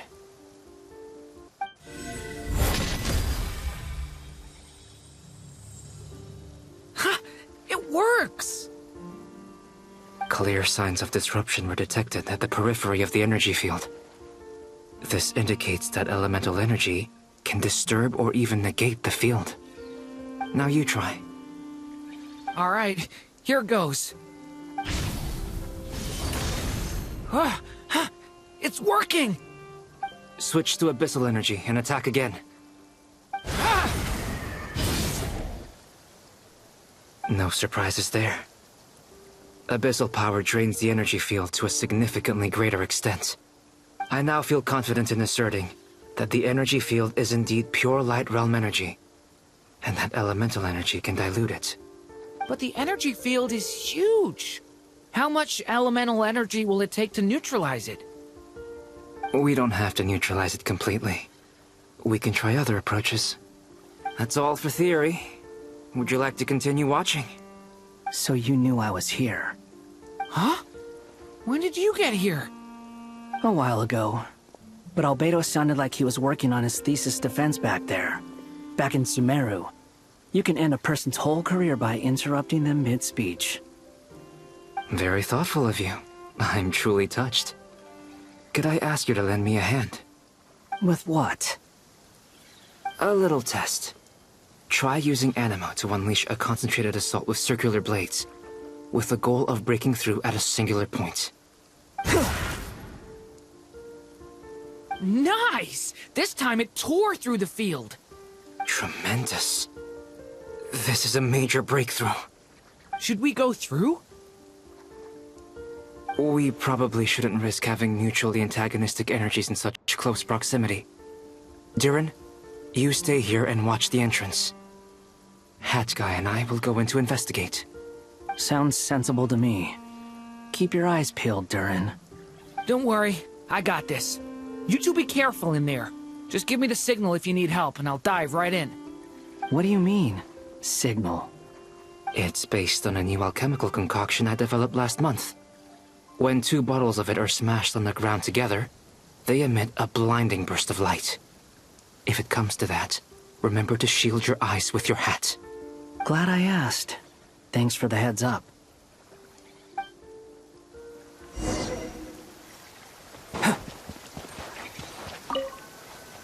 Like I thought. Beyond a certain distance, we can't see the opening where we came in. Maybe that's to prevent people from escaping. Sounds like Dottore's style to me. Not much has changed. Things are basically the same here as they were before the energy field appeared.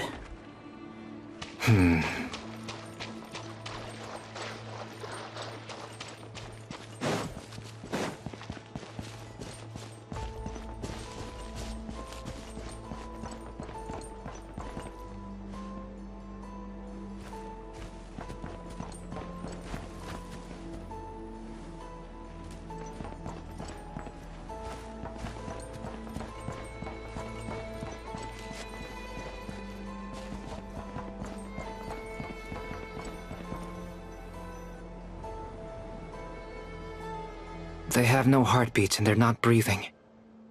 We can only assume they're dead. But there are no visible wounds. Also, there's an animal squatting next to each body. It's watching us. That's not an animal's gaze. What are you trying to tell us? Doesn't seem eager to talk. I guess maybe it's just an animal after all. Let's keep looking around.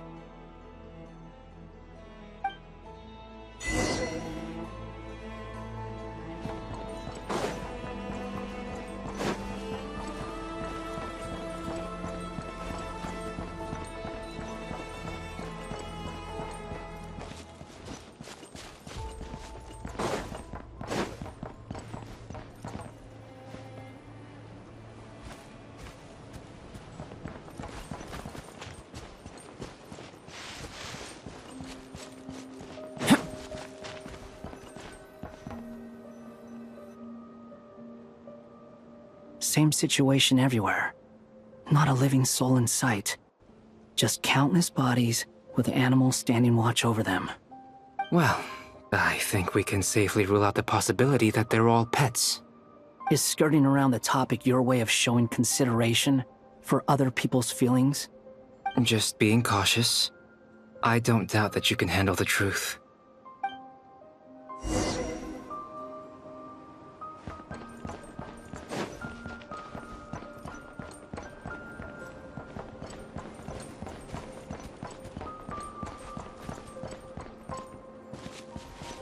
Careful.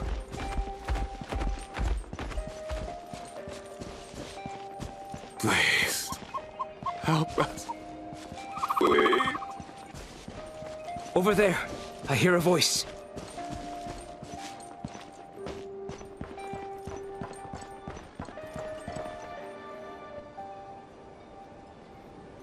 Please, help us. Please. What happened here? I don't know. Suddenly, everyone collapsed. Then my line of sight got lower. I still have some of my senses left. I gotta get out of here.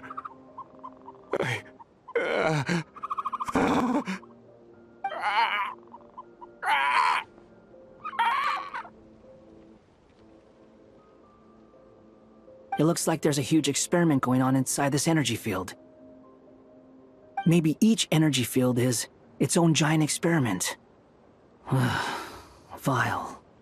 He's swapping human minds with those of animals. Even without the other circumstances, this would be an extremely radical experiment. Those people may have lost their sense of selves, but they are not fully animals either. If they were, they would have left. But instead, their instincts are driving them to remain by their dead bodies. We should go. No sense in sticking around here longer than we need to. Agreed.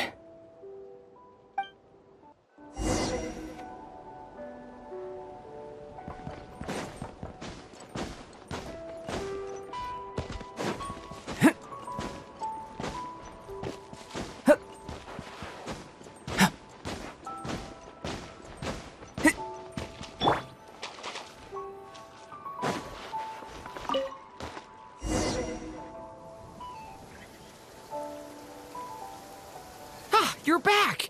Everything okay? We saw some things that take a strong stomach. Otherwise, we're fine. We should share our findings with the others.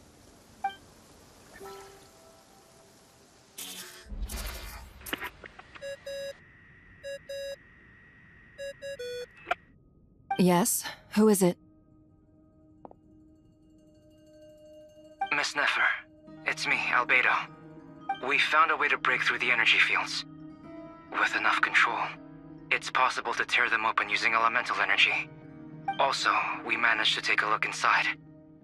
Dottore is carrying out his cruel experiments on an immense scale.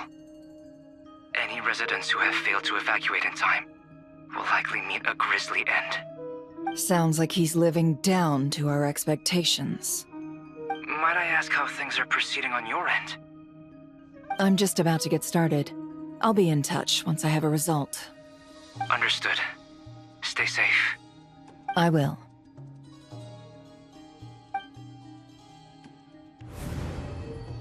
Well, Nefer, I'll link up with you once my tasks are complete. What makes you think I'd need you to do that? I'll need it. And considering the way you approach certain matters, I think you'll be better off with me present.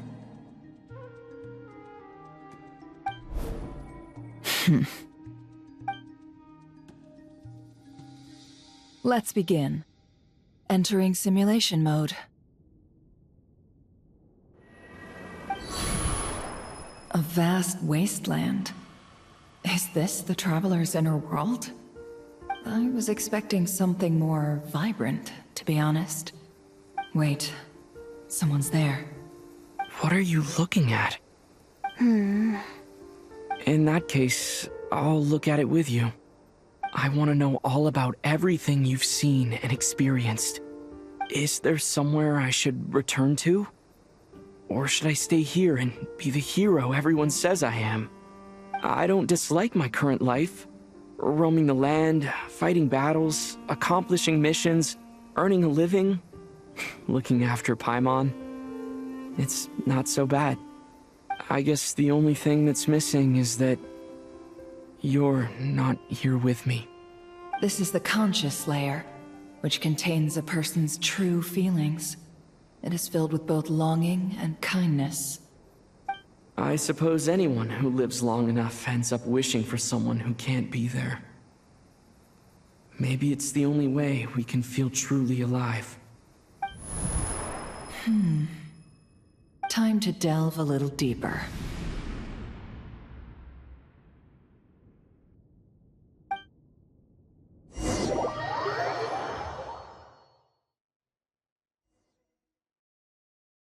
Nasha Town is hardly the optimal choice for a place to live, but it has character and a reasonable population density.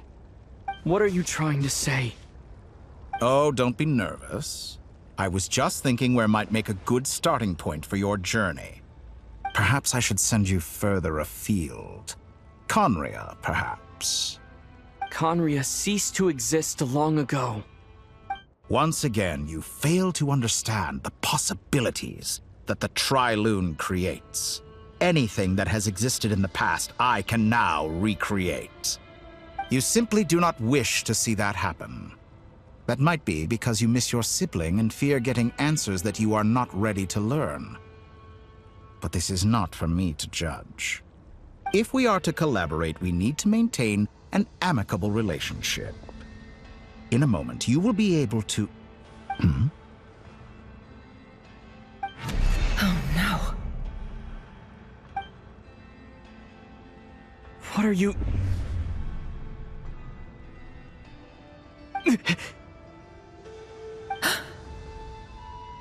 What are you gonna do? Don't move. Something unwanted has crept into...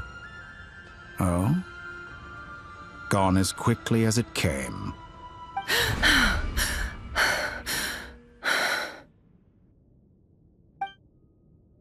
Did you save me? If I hadn't cut the connection, Dottore might have caught you from the other side and destroyed you. This was a good idea, but once is plenty. You were exceptionally brave. Excellent work. Thanks, but now's not the time for that.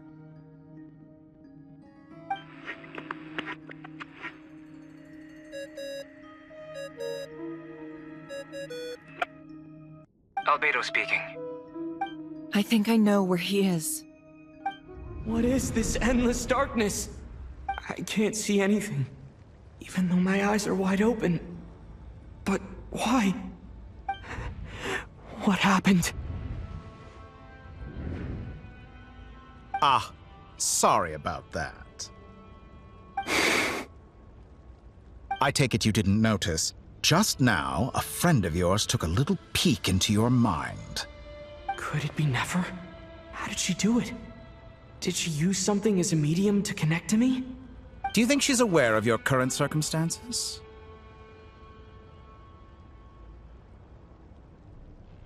Oh dear. Have I stunned you into silence? I only wanted to slow down your time a little so I could stop your intruder in her tracks. It would have been nice to capture the spy. I must say, I'm finding the ability to adjust the flow of time rather intriguing.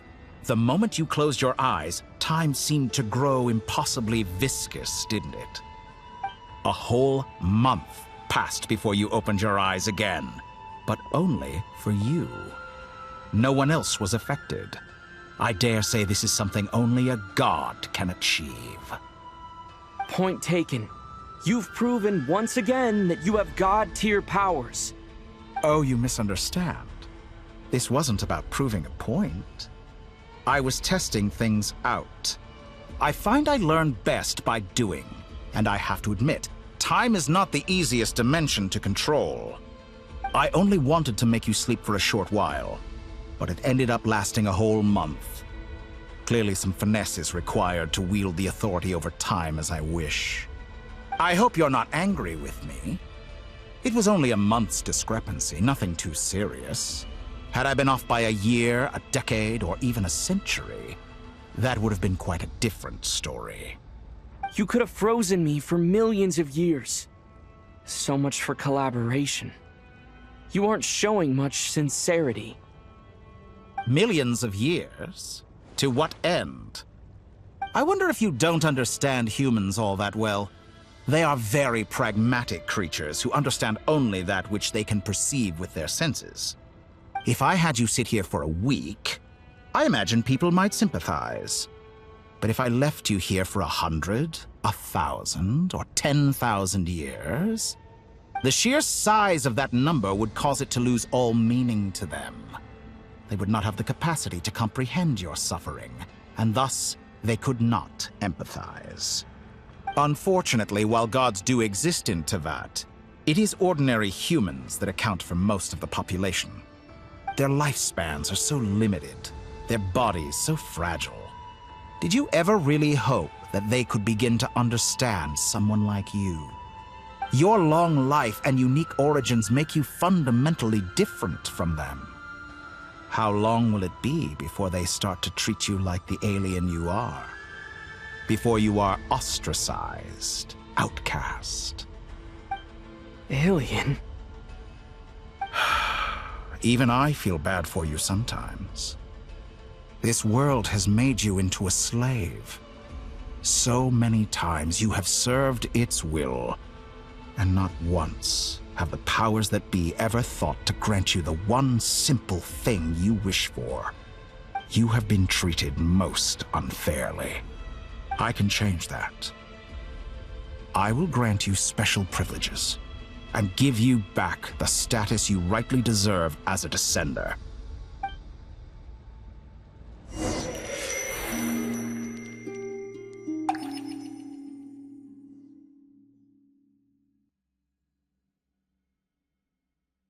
I've entered the past 3 times at this point, but I still have so many questions. For instance, beyond each point being further back in time than the last, what determines the specific locations at which I can make entry? So far, the common thread linking all 3 scenarios is that the Traveler has been present. But it's more than that. I know I sensed something familiar around him. What was it? I'll keep this question in mind as I carry on.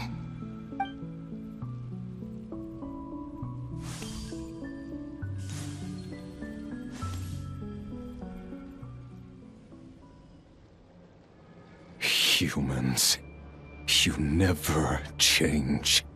Always trying to use powers you neither comprehend nor control. This looks like Star Sand Shoal.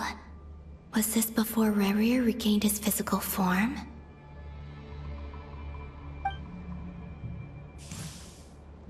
You've messed with the cannon again, huh?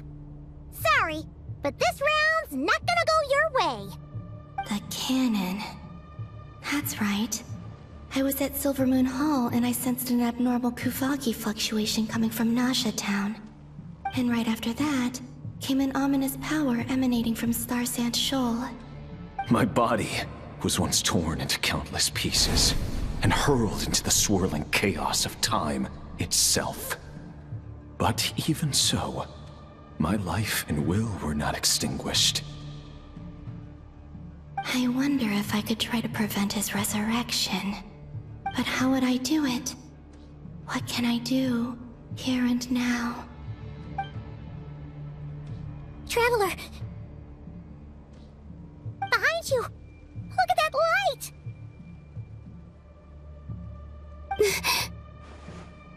No, I won't make it in time.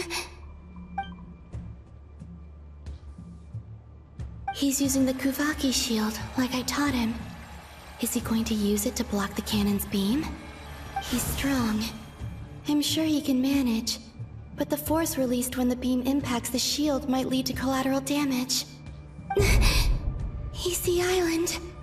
The Frost Moon Scions will be exposed to lethal levels of Kuvaki. A question, if I may.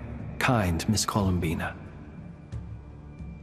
When the cannon's Kuvaki beam was deflected earlier, I saw several bolts of energy streak toward Hisi Island, only to be blocked. Did you also have a hand in that? Maybe that really was me after all. Well, future me. But I don't know if I have enough power left. Siki sato pasa sais, niti ipotuvtos. There's no time. Osestikos paratin tiran to risuiku, topir to aithion veraton. I have to make it. Oh, Frost Moon. Oh, great land. Oh, slumbering moonlight of Nod-Krai. If you can hear me, if you can sense my call, then please, heed me once more!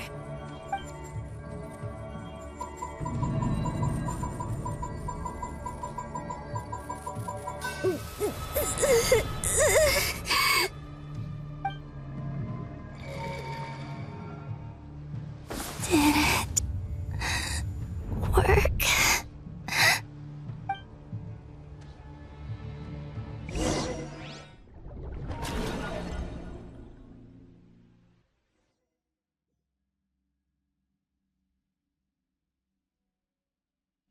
Hey, wake up. Hey, did you hear me?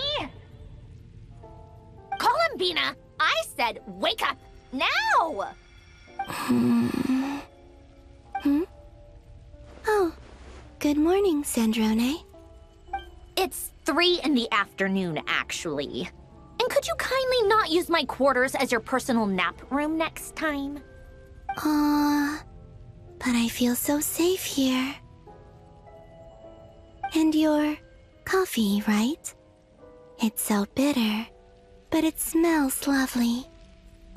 It's like you were raised by wolves in a forest or something. What did you drink growing up? Grass tea? The Frost Moon Scions certainly led a more frugal existence than the Fatui. Then I'll bet you've never eaten one of these before. It smells delicious. That's because it's a Fontanian recipe. I had a little free time today, so I made a batch. Rosaline will be here shortly, but if you really can't wait, I guess you can go ahead and...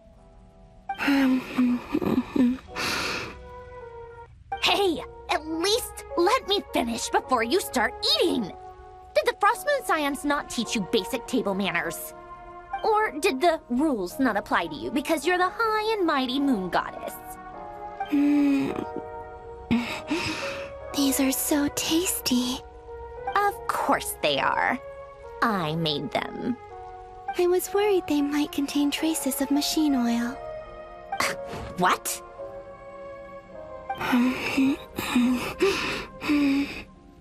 You know, there's something I've always wanted to ask you.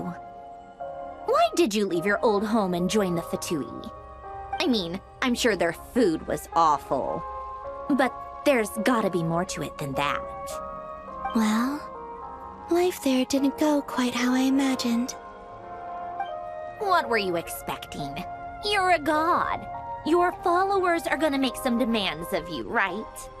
Surely you can just answer a few prayers here and there in return for the free food and drink. How bad can it be?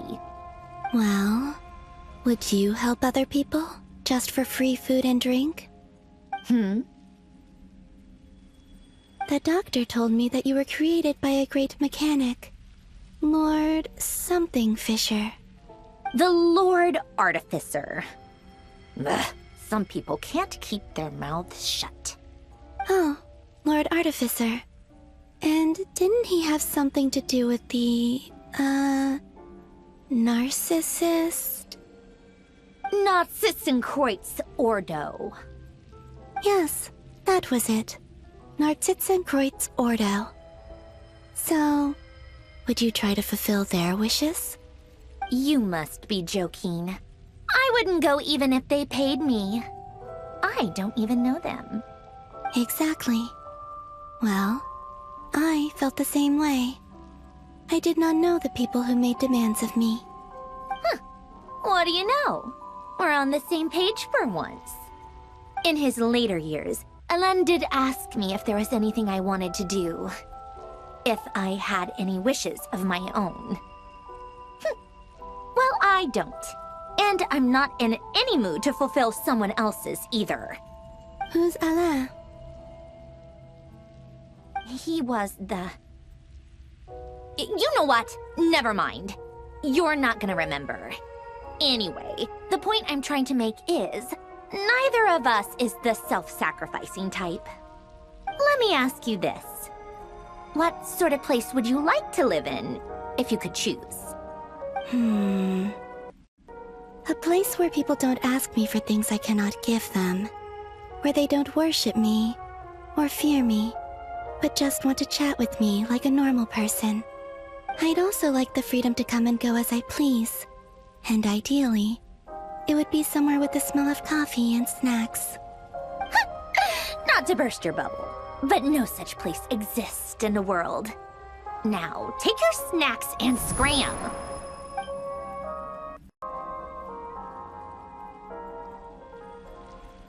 Did I pass out? Of course. I'm back here again. I dreamed of events from my past. Sandrone. Traveler. I miss you all so much. Back there. I guess I managed to harness all the Kuvaki energy on Hisi Island. But how did I do it? Time is flowing backwards here, and I can use that familiar power to enter the world of the past. That mystery ally everyone talked about. It was me all along. I can sense that there isn't much more power remaining up ahead. What lies at the end of all of this? Will time keep flowing into the past? And will I ever find my way back?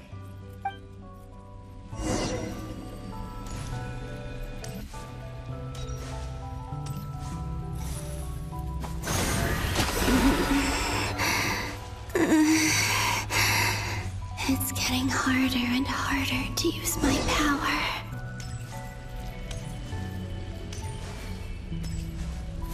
I'm no match for the Abyss in this state. I need to avoid the contaminated fragments.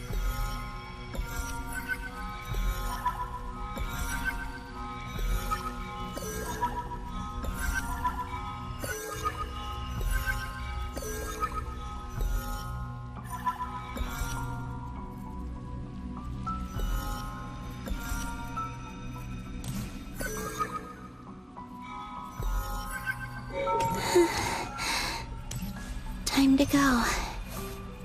I wonder where I'll find myself this time.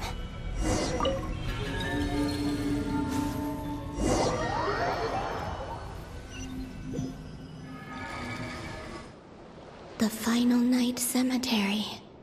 This is where Flint's is based. Or not! How are we supposed to read through this many files? Difficult, yes. But it is also our most efficient option. Seems like they're searching for information. Oh, I remember. Flint and Varga talked about some files on the Wild Hunt. Was this my doing too? To expose the true intentions of this Rerir, we need to dive into Nod-Krai's history. Are my actions changing the past? Or are they simply completing a process? Is all of this inevitable? Or am I the one making these decisions? If I choose not to help them now, will it change how things turn out? Hope we don't land on our heads then. They're my friends. I can't not help them.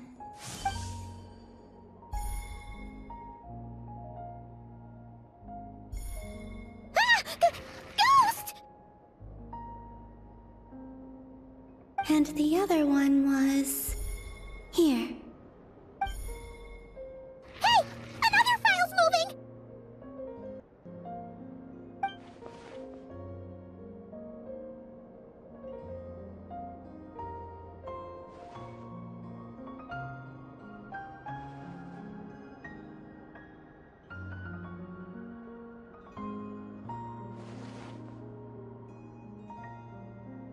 That should do it.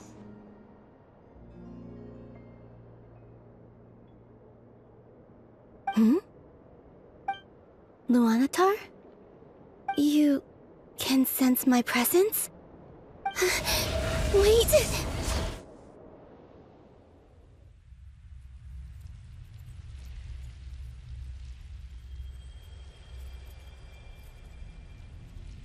Luanatar. So she's that familiar presence I've been sensing all along. She's always been by the Traveler's side. That explains why the Traveler has been there each time I've entered the past. But why Luanatar? Is it because she has a connection to me as the Moon Goddess's familiar? If so, why not any other Kuhenki? That's...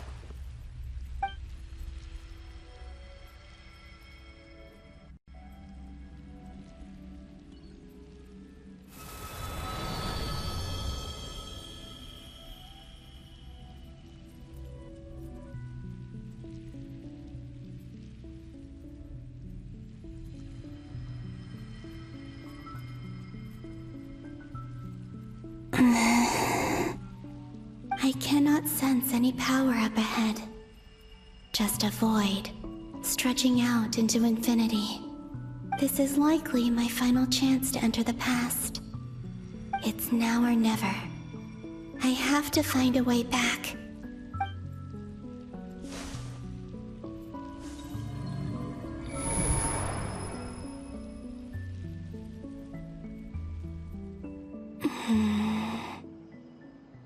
Hisi Island? How far back in time is this? Where's Luanatar? I can't sense her presence this time. Oh, seeing Anafa and Aino reunited like that sure was heartwarming. Traveler, Paimon. No, stay calm. I don't have much power left to change things. I don't even have that much time left here. Think, Columbina. How do I find a way back? A way back... to where? Do I go back to Moon Prayer Night? Or to the future that followed? And if I return in my current state, what will become of me then? Dottore's actions that day proved that he'd been planning that for a long time. He had already seized the power of 2 Moon Marrows before capturing me. Even if I managed to get back, how can I fight against him when he wields the Tri-Lune Authority? I can't. If I go back like this, I'll be playing right into his hands. I have to find some way of rivaling the power he has usurped. Wait. Time flowing backwards. The Tri-Lune Authority. Does that mean... I think I know what the final destination of this lunar reflection might be. I know what I must do. Speaking of homes, we must already be close to where the Frost Moon Scions live. The vibe here feels different. Just like the scenery. But how do I communicate my plan to my friends? Should I write it down here? No. Someone else will see it. I need something with a close connection to me. Something I can use as a medium to tell them what's happened to me in here.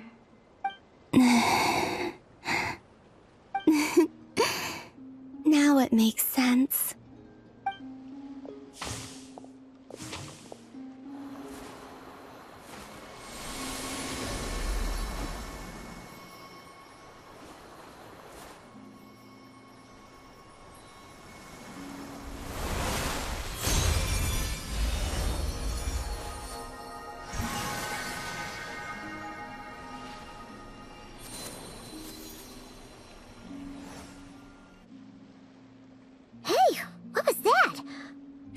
Some sort of breeze blew by, and then the petals suddenly turned into... Huh? It was I who brought Luanatar into being. I gave up a piece of my own soul to create her. That's why I could sense a familiar power from the moment I entered this space. It also explains why she's been present in every past location that I've entered. Because we have a deep connection. Hey there! What's your name? And the reason why there are no more gates to the past after this point is that Luanatar hadn't been born then. No wonder I sensed the trace of a blessing when we first met. But I still didn't recognize the soul hidden within you. Back then, I was just a little lost dove. I had yet to become Columbina Hyposelenia. Go on now. We've got stuff to do. Best you find someone else to hang out with. Hey, you scared it off. I'll be counting on you. Remember to stay by the Traveler's side, guide him, and help him in my stead. Oh, and bring him to the garden where the moon prayer blossoms grow. There's a little lost dove there who will need his help.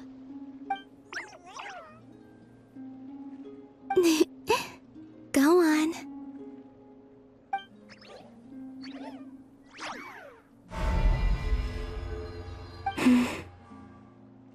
You too. Go and live your story. As for mine must go in a different direction.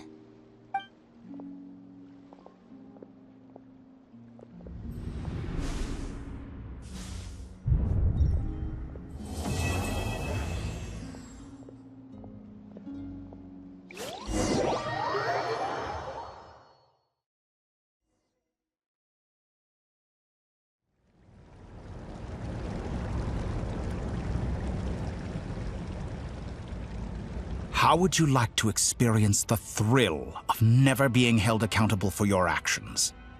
You could crush people like ants without consequence, or tear off their heads or limbs as you please.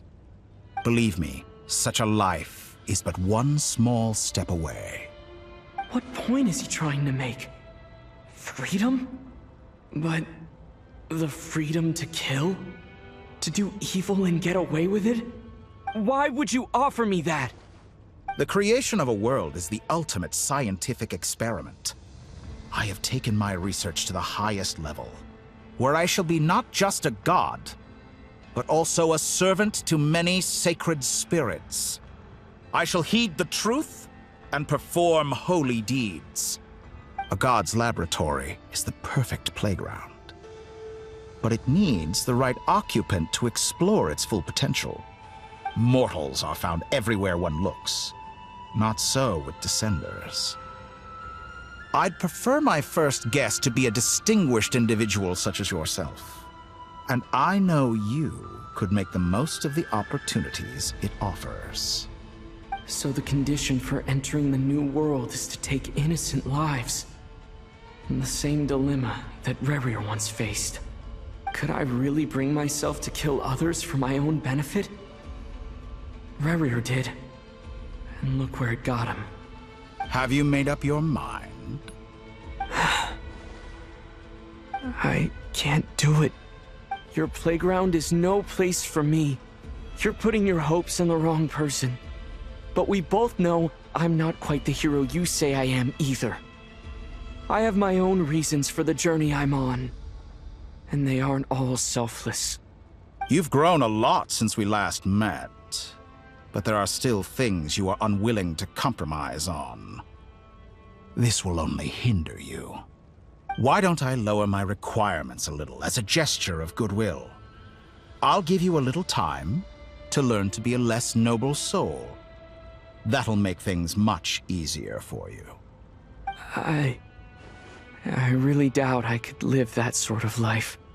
And yet you already sound less defiant than a moment ago. The benefits appeal to you because you can read the signs of the times.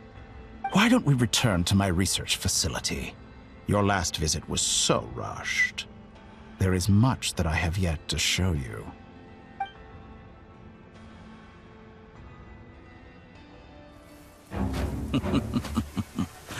Now to that question, Heroes don't attack from behind. Guess I'm no hero. This is most disappointing.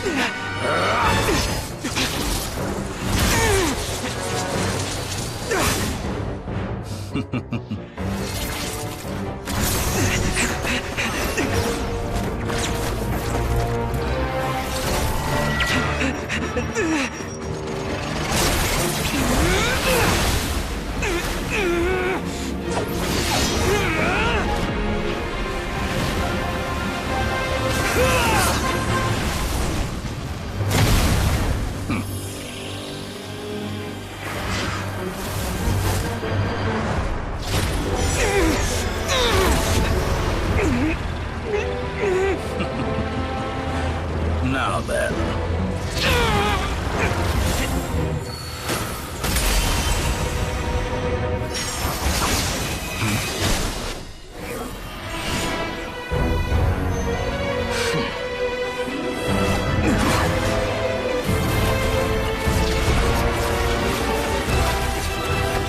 A new face. Interesting.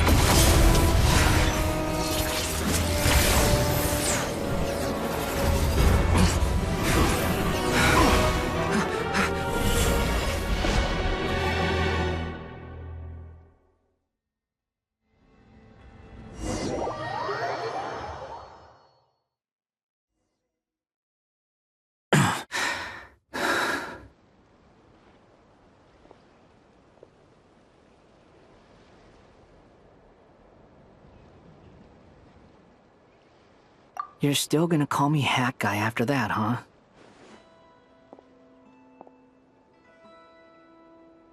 I didn't see anyone else in there who needed saving.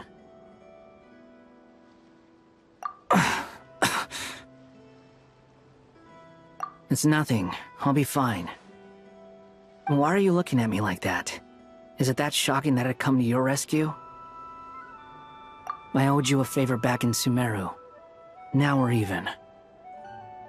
Distracting Dottore was tough, I won't lie. He's not gonna fall for the same trick twice. That was my one shot.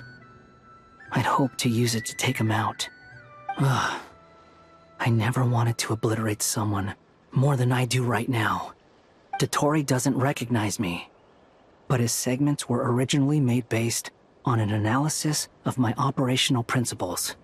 I expect it's only a matter of time before he figures out what I am. So Dottore doesn't recognize Wanderer because he deleted himself from Irminsul.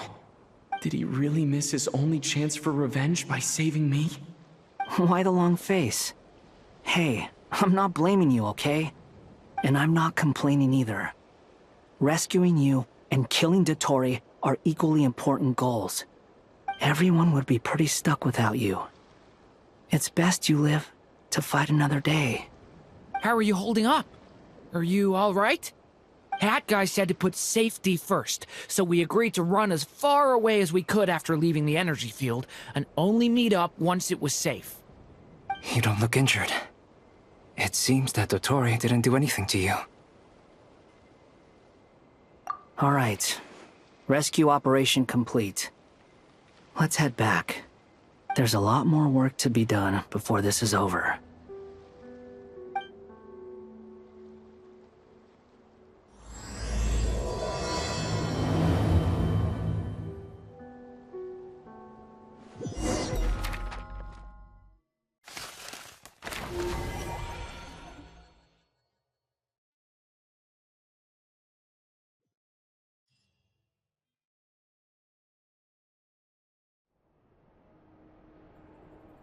Understood. I will bear the Tsaritsa's decree in mind. I don't see what's so awesome about it, though. Does he really think everyone else is as immature as him? I'm not stooping to Tartaglia's level. I thought you might say that. How's your progress? Quite promising, actually. That alchemist Albedo gave me a few ideas. Remember how I asked you to look up some files for me? That stuff on the Nazi-Kreuz Institute. René de Petrichor and Jakob Ingold. Alain Guillotin despised René's theories and methods, but he never managed to come up with better alternatives either. So I adopted some of René's ideas. I thought Alain was like a father to you. He and René were mortal enemies, were they not? And what would you say if Linny and his friends one day learned something useful from someone you utterly detested? I would applaud them for it. That would mean that they have surpassed me. For all we know, Alain Guillotin might have thought the same thing. Not that it matters, though. He's dead, and I'm alive. So it's my call to make. Once you die, it doesn't matter how great you were in life. Only the living get to decide what happens next. Hey, come on out. They're back. Huh?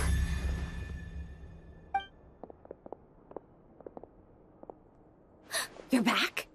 And your head's still screwed on? And you still have all your limbs? What does it look like? Way to keep your composure, madam. Excuse you. I am perfectly composed. Glad you're okay. Yes, it's a huge relief. Worry?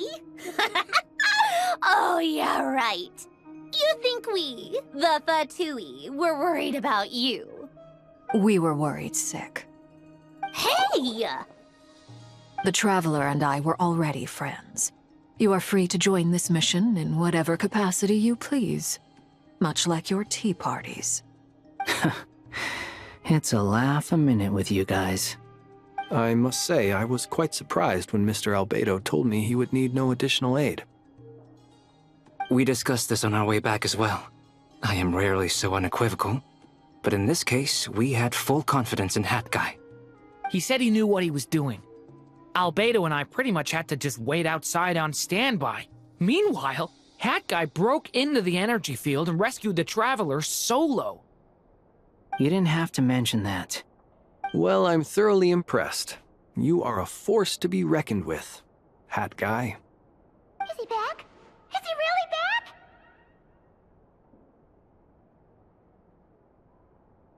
Traveler! It's really you! Oh, thank goodness! Paimon missed you so much! You can finally breathe easy, Paimon. It's great to have you back in one piece! Oh. Paimon's been having nightmares the whole time you were gone! Look at them. You know, once you reach my age, there's nothing better than watching a misty-eyed reunion between friends. It's nothing. Same goes when you get to my age, too. I bet Ino and Anefa would be tearing up as well if they were here.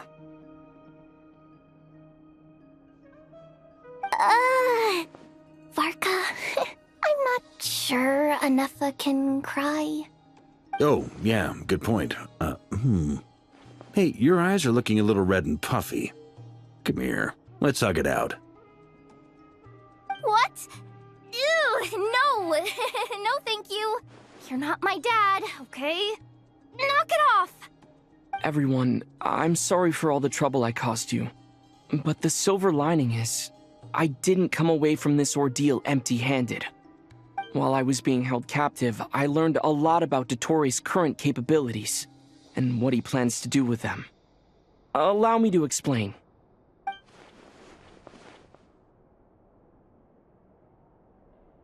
The three moon goddesses were even more powerful than we imagined.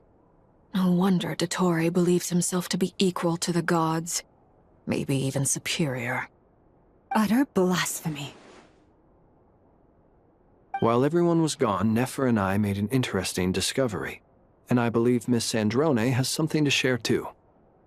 Ma'am, perhaps you could do the honors?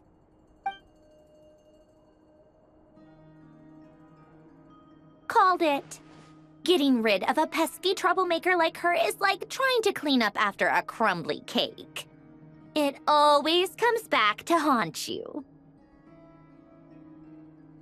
Our next step is to find a way to bring her back. A place where time flows backwards, with no destination in sight. Surely it must have been created for a specific purpose.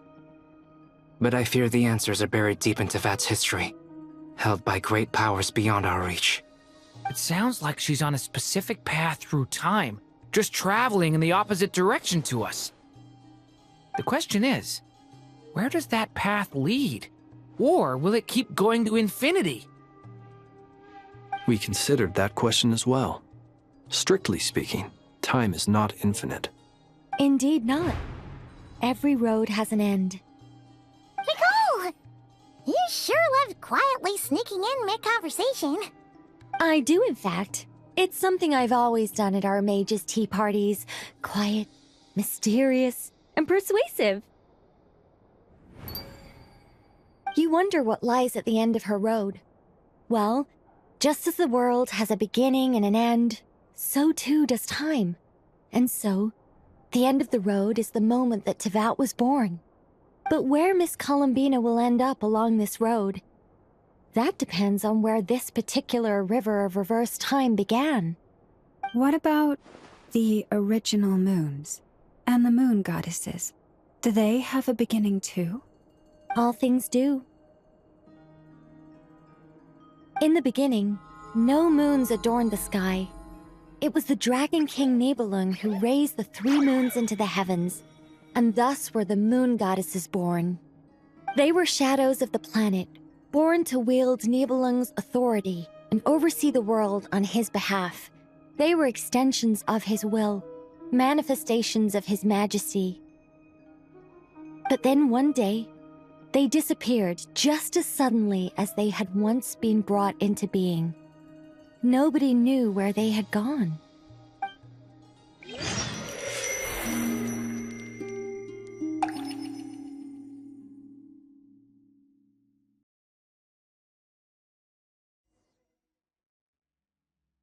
Like I thought, no more paths back to reality have emerged since. But how can I be sure that I'm going the right way without scenes from reality to keep me on track? I can't even be sure of how long I've been walking for. The further I travel, the less stable this space becomes. There are even moments where I can sense something that feels like abyssal energy. They can just materialize out of thin air. I have to keep my wits about me.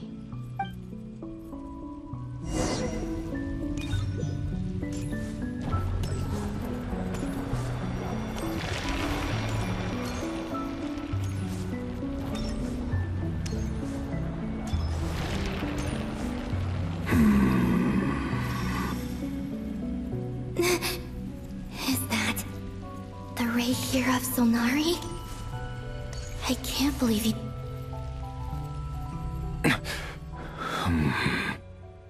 You are... the moon goddess. But... how? Please, there's no need. I'm not interested in fighting anymore. I find that a little difficult to believe.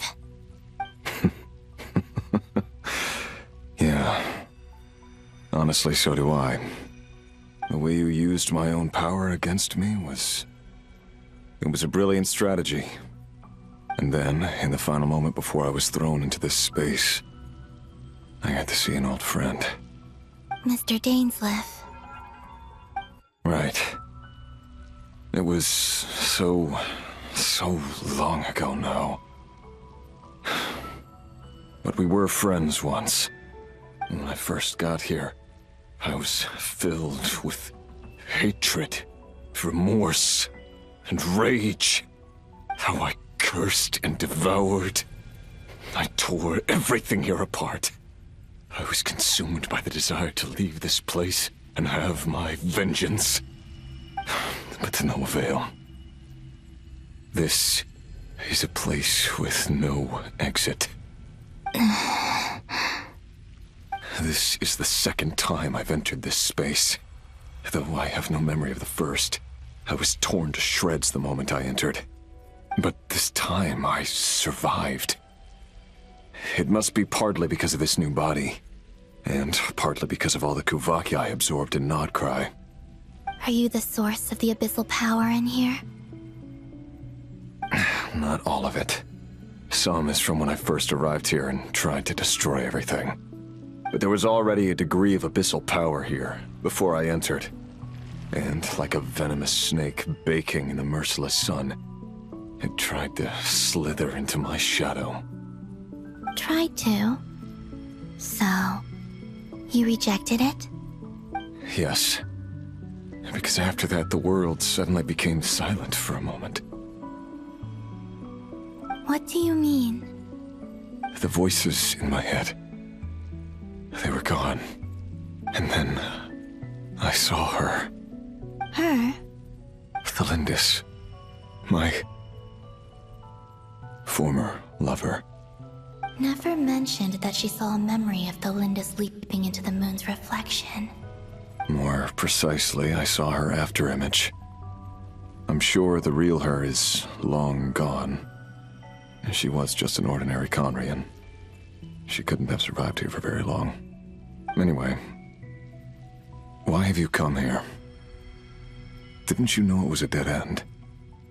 If I hadn't escaped through the moon gate, my friends would have been in far greater danger.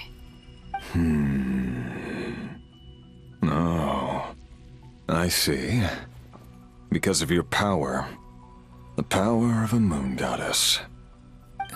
What? You'd like to know how I know, wouldn't you? The one who resurrected me said so. I could hear a deep lust for power in his voice. Do you mean... Dottore? Dottore.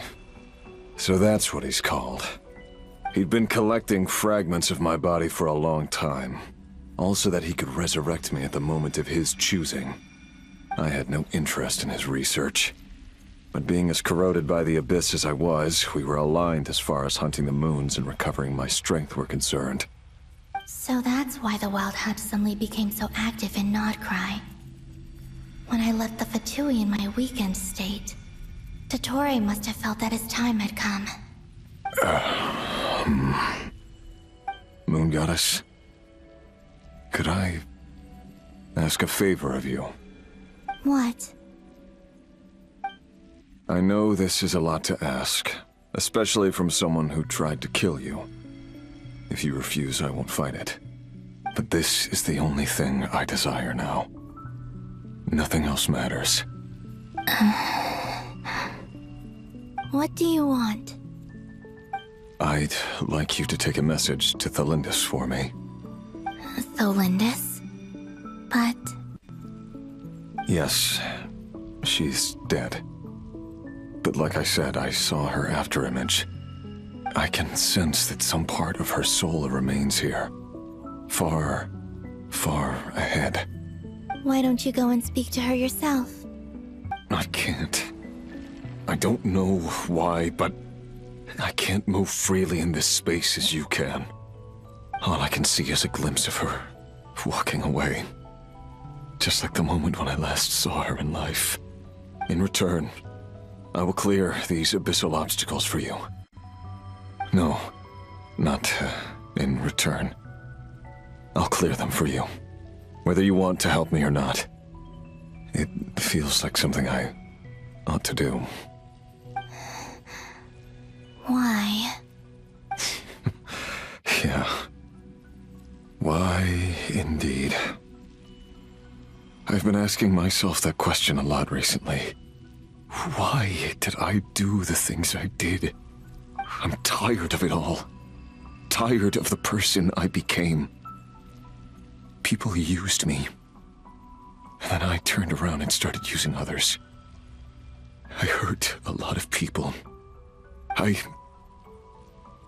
think I grew tired of it long ago. But I wouldn't admit it to myself. And ultimately, that's how I ended up here.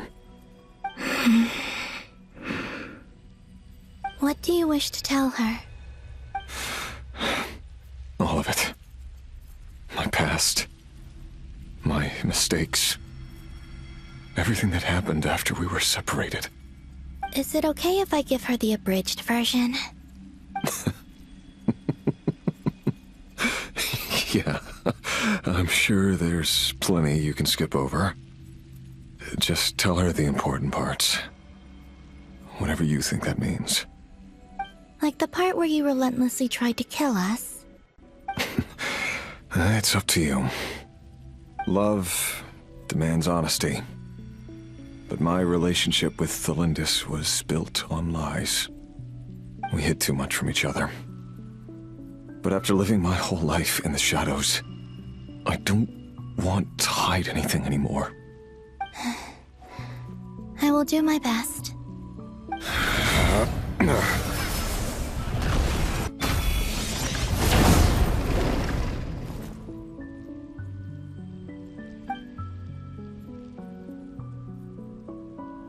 There.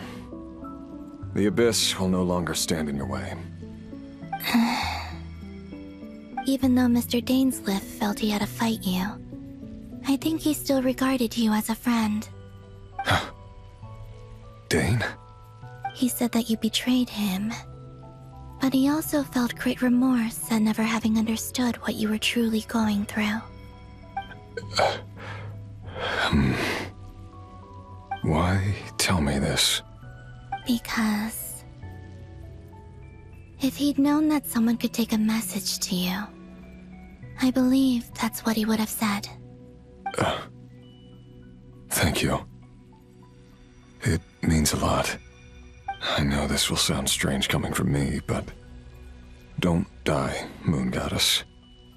I can tell that you're determined to get out of here.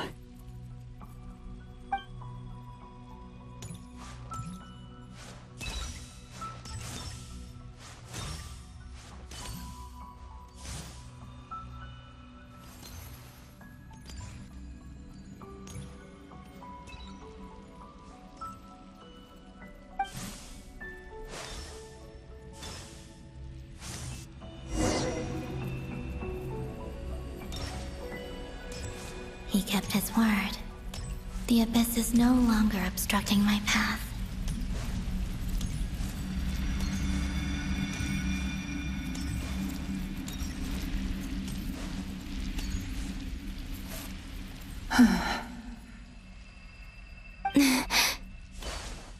Is that Tholindis? She wasn't far off at all. And yet, they can never meet. Hello, Miss Tholindis. Who are you? How do you know my name? I've never seen anyone else here before. You can call me Columbina. I promised Rerir that I'd bring a message to you. Rerir? My Rerir? Is he well? He's doing better than he was. Better than he was, huh? Sounds like he's had a pretty rough time. Others have had a rough time on his account too. In many cases, their time ran out because of him. And I'm not just talking about the children of the Crimson Moon. So, things got worse before they got better. Could you tell me what happened, Miss Columbina?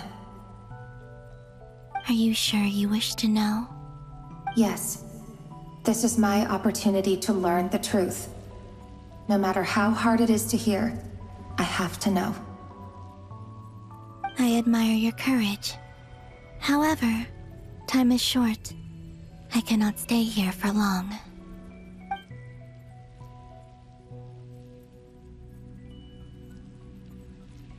Rerir had seeds of hatred in his heart, and many people nursed them for their own ends. On some level, everything he did was to try and find a way to see you again. But in the end, he came to regret his mistakes. He wanted to apologize for hiding his past from you. Beyond that, He did not say specifically what it was he wished to convey to you, but I'm sure that you've always been on his mind. You are what has kept him going over all these years.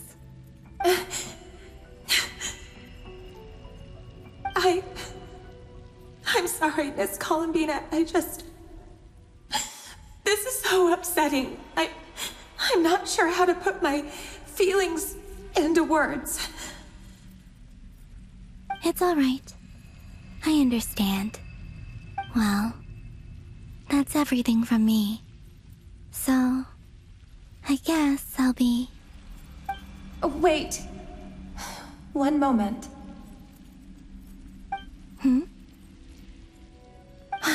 Time flows backwards here. The road ahead only leads further and further into the past. I know. I intend to reach the end of that road.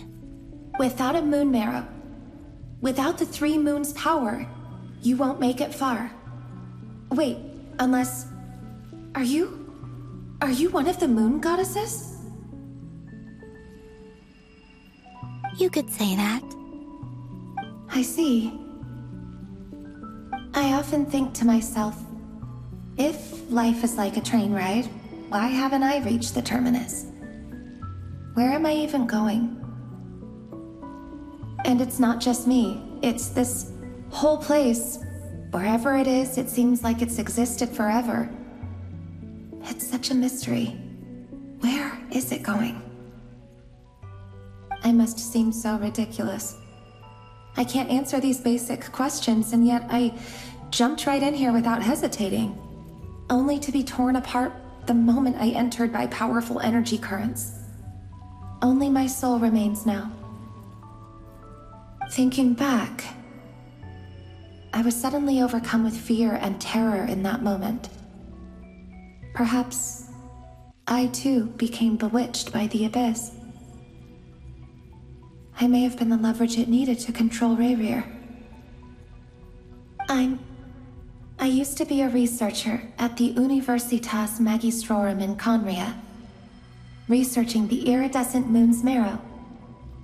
Eventually, I came to the conclusion that time in here flows in reverse. Rerir was one of the Vinster King's retainers. With me, he was in an impossible position. It plagued him constantly. I wanted to help him escape his lot in life. I wanted him to be happy, so I thought I'd use this place to return to the past. At the time, I thought I could just go back to the day that the Vinster King first found the princess. It was only after meeting the princess that the Vinster King started going too far with his research into the Abyss. That was the day all of our woes began. I thought I could stop the king from ever meeting her and solve everything. I couldn't kill the Vinster King himself, so I had to find another way to save Rerir. That's why I wanted to go back, to kill the person who had brought new possibilities to our realm. I'm sure it was a futile endeavor, but the Abyss probably enhances the basest human desires. So I naively hoped I could change everything. But I was simply too weak. Like a speck of dust against the whole universe. Look at me. I didn't even survive the journey here. Not physically, at least. I know I'm never getting out of here. But you're different. You can make it, and I want to help you. I owe you that much. How do you plan to help me? Have you noticed the golden energy that exists here? Based on my past research and my observations since coming here, I believe they carry you forward faster. I can share what I've learned, and help you understand the pattern in which this energy appears.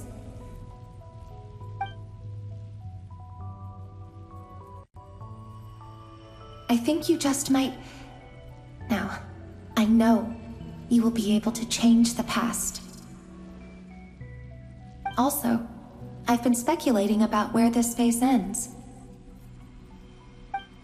The documentation was scanned, but from what I know of the legends about the moons, the oldest ones seem to begin with Nibelung, king of dragonkind.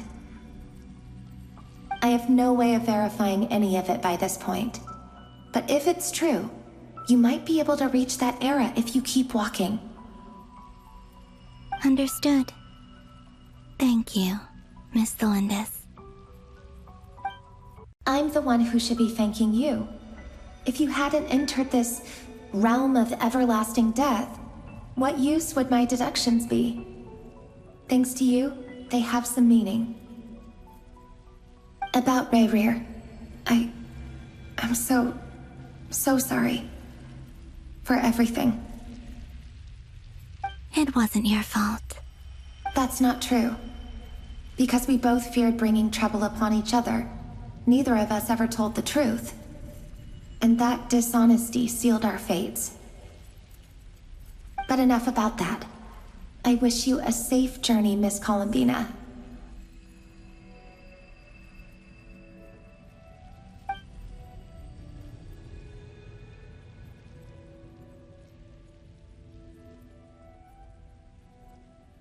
And may the outside world never have to experience pain like this again. Rerir, you're there, aren't you? I cannot see you, because you exist in the future. I expect we'll be trapped in this prison of space-time for all eternity. But please, gaze upon the past, and then sit for a while.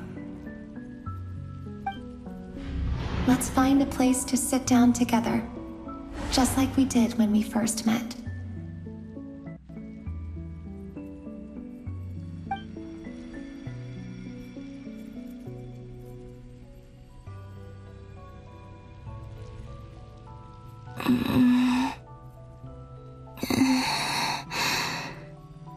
How long have I been walking?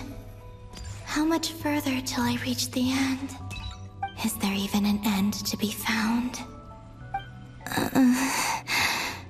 Everything's getting blurry.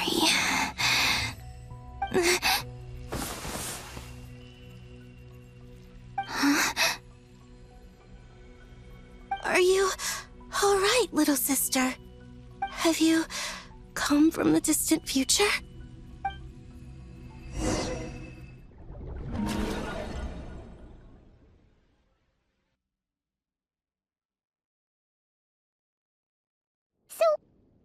Exactly did the moons just disappear? Shouldn't it be a little harder to get rid of major creations like moons?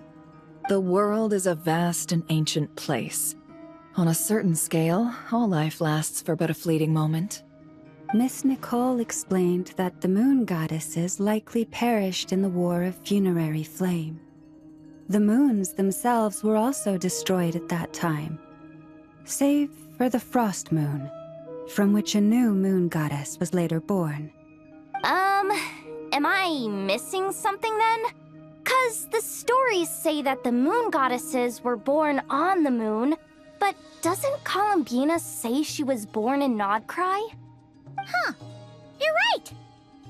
Why do their birthplaces differ? What's the difference between the two generations of moon goddesses? Also, remember what Sandrone said? Her scans detected 4 moons. In other words, 4 moon marrows. Technically, the result of the scan means that 4 moon marrows were detected and positively identified as moons in that moment. In other words, this piece of information alone isn't enough for us to know how Miss Columbina is doing right now. Yep, we have no way of staying up to date on whether she's dead or alive. She's on her own for now. But at least she's trying her best to get back to us. Yeah. She's a tough cookie. And a sore loser, too. We have to trust that she'll find a way. Because we really need her power. As much as it pains me to say it, we've got no chance of beating Dottore in a straight-up fight. He's much too powerful. It wouldn't even be close. That maniac is going to devour everything in his path until he reaches us. We need to find someone or something that can stop him before he does anything worse. I'll be frank. Our only hope of defeating this false god is with a real moon goddess on our side. I'm not just saying this because Columbina's a friend and I want her back safe and sound. It's just the truth. And I know that even she was no match for him when he attacked, but I don't have a better solution. We're not giving up on saving her, whether she can defeat Dottore or not. Right. Don't worry, Miss Sandrone. We're all aligned on saving Columbina. No one's trying to argue that we can only justify saving our friend because it will help save the world. This is about multitasking. We want to save both. So, she's more than just a moon goddess to you guys? Absolutely. Duh! She's part of the gang! And you are too, you know. Yes, I know. You don't need to labor the point. I knew that the moment I came running over with my documents that I was part of the in-group. I mean, if Arlecchino can fit in, I certainly can. Anyway, as for how we get Columbina back, I've been working on it constantly. But I think I'm still lacking certain information about the moon. I'd probably get there if I could continue my calculations, but the problem is, I've run out of computing power. Computing power? You mean you need more energy? No, the issue isn't energy, it's processing power. There's so much data to get through that the whole process has just ground to a halt. That's a tricky problem. René de Petrichor of the Nord-Sitzenkreuz Ordo once foretold the fate of the world. But I don't know how he did it. My guess is that he used the primordial sea's power. However, that won't work for me. His methodology was vastly different from my own. What's worse, they're incompatible.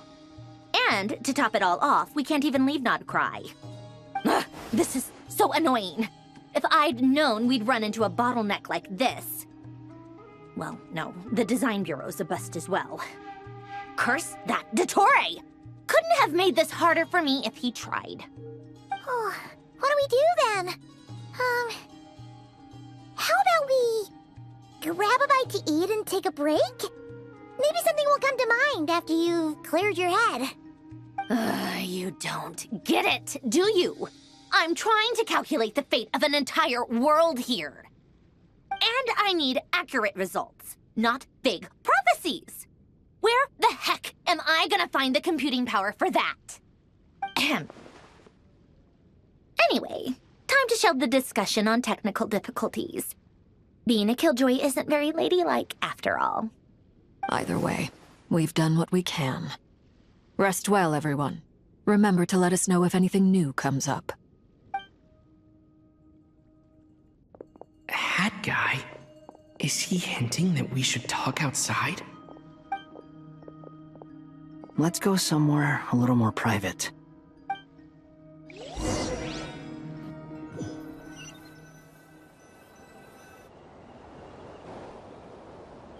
You know that Dory went back to Sumeru, right? Yeah, she mentioned she was planning to head back.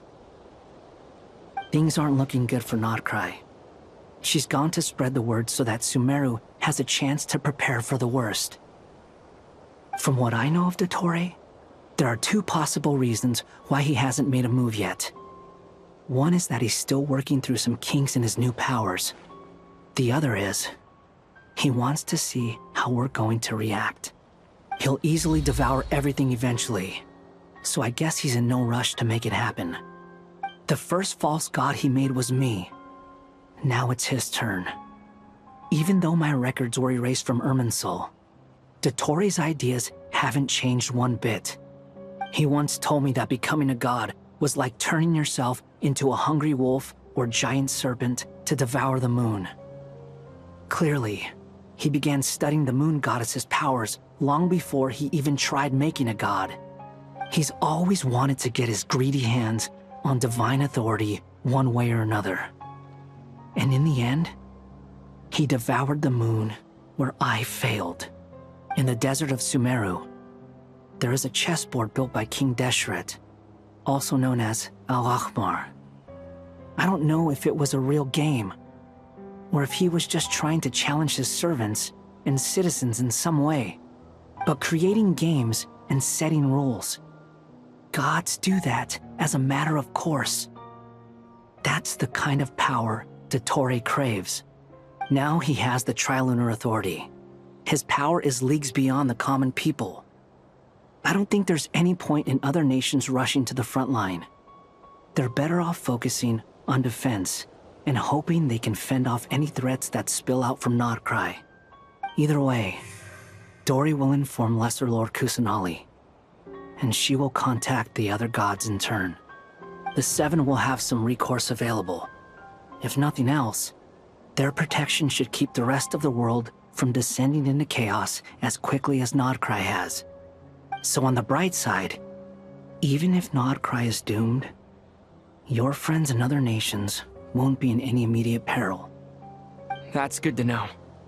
But I'm not ready to give up on Nod-Krai yet. There's a word for people who refuse to let anything go. It's called being greedy. Maybe it sounds greedy to you, and probably naive too. But whatever you call it, that's what gives me the determination to keep fighting. Battles are fleeting, but the will to fight is a long-term commitment. Give up for even a moment, and your resolve will shatter. Why do you always feel the need to do the right thing? No one is born to be a savior. I mean, who's gonna criticize you if you fail, or give up? Don't take this the wrong way, but Dottore said something similar to me. I guess the Fatui attracts people who don't believe in saviors. Not necessarily. It's less about belief for me. I just want to know how determined you really are. After all, I don't owe anything to anyone else here. Only you. You look kinda worried. If your arch-nemesis was about to achieve their ultimate goal, I think you might feel a little worried too. That's true. Dottore is about to become an omniscient, omnipotent deity. That's gotta be a bitter pill to swallow. Still, you're calmer than I expected. Obviously. I have to admit that my past self was a reckless fool who misunderstood not only the point of revenge, but how to achieve it. And as much as I want my vengeance, I know I'm not gonna get it by acting alone. If the world's taught me anything, it's to think before I act. Too bad it never taught me any other virtues, though. So, I am going to destroy Dottore, no matter what it takes. So, what's your plan? I'll get to that. First, tell me, what do you think of Sandrone? Just like Paimon said, she's a friend, part of the gang. How much do you trust her? This is a serious question. Think carefully before you answer. Although she's with the Fatui, she has her own values, and she's helped us a lot. If nothing else, she's clearly going the extra mile for Columbina. I see no reason not to trust her. If you say so. In that case, the three of us need to talk. I have some thoughts about her computing problem. It can be solved, but it will come with a cost. How much? If I can afford it, I'll cover it. Sometimes your heroism really backs me into a corner. You know that? Come on, let's go talk to her.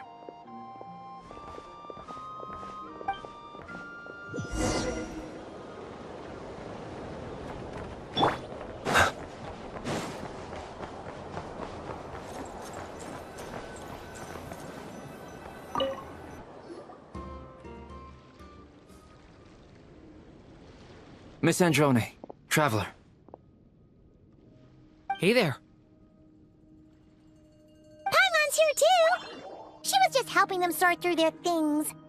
How did your chat go? That was fast. The call only just ended. Well, you said it was urgent, so we got here as quickly as we could. Albedo, I have some alchemy questions for you. I see. Looks like my knowledge proved useful after all.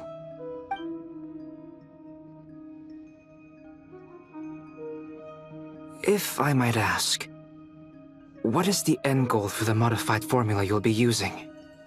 I needed to predict the future of the entire world.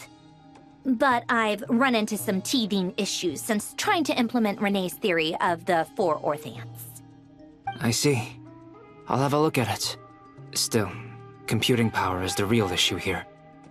How do you plan to solve it? About that, it's been sorted. Oh, with the Traveler's help? Actually, you're not wrong. He found the person with the solution. Was it Hat Guy? Yeah, it was him. Wow! Go Hat Guy! Seems like all that time studying at the Academia is paying off big time. But where is he? Wasn't he the one who asked Albedo and I to come here? Come with me.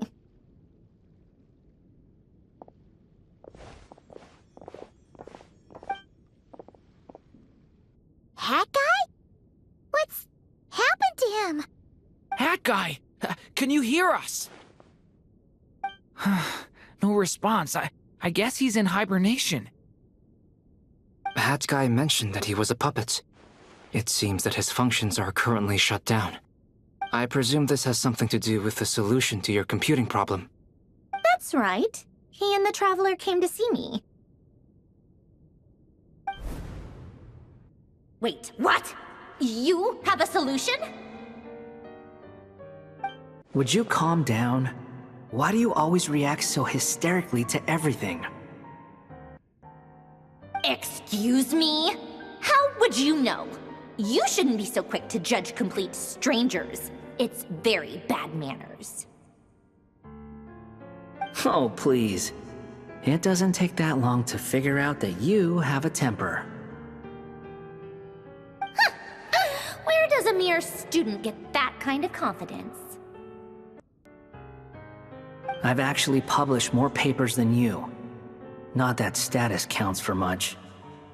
Even Paimon's applied for academia admission. Huh? Are you serious? See? This is why I can't be bothered to explain myself.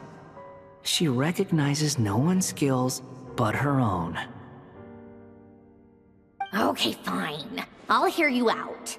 So, tell me, how do you propose to solve my computing power problem? This world itself is constantly processing all kinds of information. If it's the world's future you're trying to calculate, you need a processing device that's designed to cope with that volume. Easier said than done. Only Irminsul can handle that kind of... Wait, is that what you're suggesting? But surely we can't just plug my formula directly into the ley lines. You should be able to tell that I'm not human, right? Yeah, I noticed. The technology, though, seems pretty ancient. Very different from Fontaine's. It's a completely different system. Conrian, to be precise. I'm what they would have called a puppet. Puppets need an energy source and processing power. The artisans who built them sought out the materials most suited for that purpose. You? Do you mean... The Traveler and I have talked it over. He's willing to vouch for you. So, I'll allow you to borrow my core for your calculations. It was built using wood from a silver-white tree, which makes it a small part of Irminsul. Conrian technology and Irminsul wood. Who in the world could have built you? Are you sure about this? A puppet without its core will cease functioning completely. And and if it's left in that state for too long, it might not recover. You could die if you do this. You do realize that, don't you? I can put 2 and 2 together, yes. No need to rub it in. I won't lie to you. This has never been done before. I cannot guarantee your safety. Doesn't matter. I'm prepared for the worst. Did you two actually talk this through? Is he... Are we really considering this? Yes, we discussed it. The bottom line is, he trusts me, and I trust you. Let's give it a shot, shall we? Honestly, I have no clue where this kid even came from. But for whatever reason, he lent me his core to use in my formula. I'm very close to finishing my calculations now, and the core is currently in use. So I'm sorry, but I can only show you a sketch right now. This is what the core looks like. A silver-white branch. It certainly matches the legends told about Irminsul. Is Hat Guy gonna be okay? He's not gonna die, right? Right? In theory, he should be fine. As long as we put his core back in time. Beyond that, all I can say is that I'll try my best to avoid risk and make sure the core doesn't sustain any damage. I think I know why you called us here now. Someone needs to watch over his body and make sure it's protected until the process completes. Correct. He said that the only ones he trusts here are you two, and the Traveler. And the Traveler will have other work to do.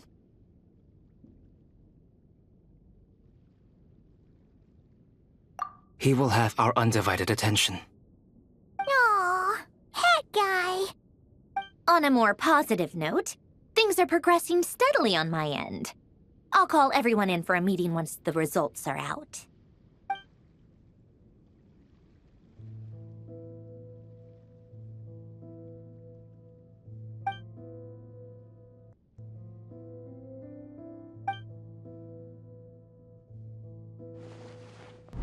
The worst-case scenario with the core removal is either a system reset or a total loss of function. But I'm not afraid. A quiet death should have been my fate long ago. A core is completely different from a heart. It's like another vital organ entirely. I never believed it could be a true replacement for what I sought. But in the end, it turns out the core was more useful to me. Pretty funny when you think about it. It's like the punchline of my entire life. Do you think there's any difference between a puppet and a human? If not, then this would just be another samsara. I have already experienced both a past life and a next life. Part of me wonders whether I'm only capable of making this decision because I've become a real human. What's with that expression? Isn't this a good thing? Sandrone will succeed, won't she? She has to. She will. We all have to persevere until this is over. That's right. And I'll protect you all until a moment of victory arrives.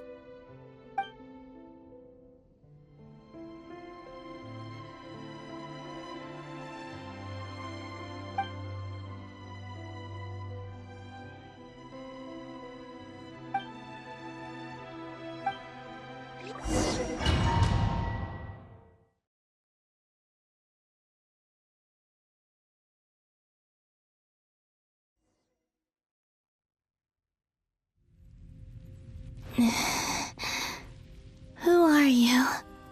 Call me Sonnet. You have the same power as Canon.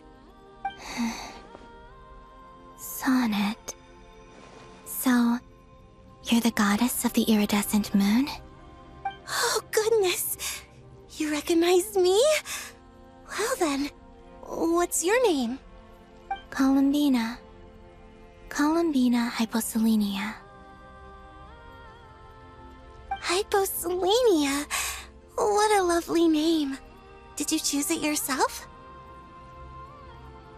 It was a joint effort between me and my friends.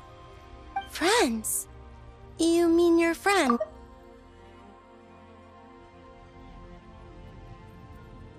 Huh? Oh, sorry. You must be exhausted. I apologize. Hang in there. Let me introduce you to my older sisters. Do you mean the other two moon goddesses? Arya and Canon? Wow, you sure know a lot. Hey, does that mean that our story goes on into the future? Oh, I guess that wasn't the best question to ask. It's alright. We were prepared for that possibility. You could say we were too prepared. I can't even remember how long my sisters and I have been here by this point. When did you get here? How long has it been? I can't say for sure, but it feels like it's been forever. I see. Are you feeling alright? You look a little unwell. I can hold out a while longer.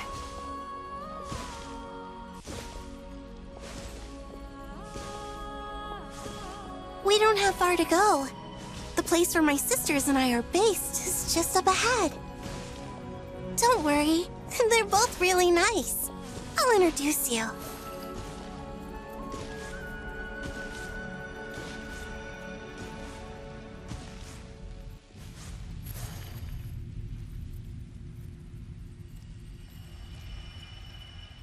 Sisters! I'm back!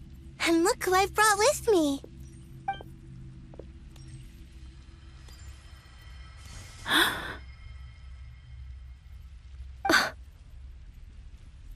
It's our lovely little sister, born in the far future. The pleasure is all mine.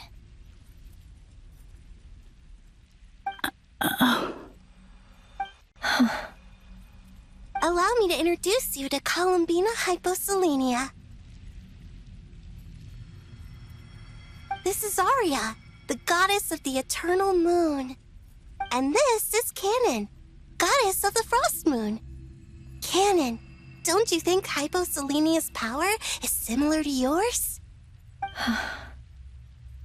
Hello, Columbina. I apologize for our startled reaction just now. And please, forgive our little sister if she's been annoying you. She tends to talk a lot. It's fine. You seem shy. Don't worry, Columbina Hyposelenia. No one can hurt you here. Could you tell me where here is? Please. I must know.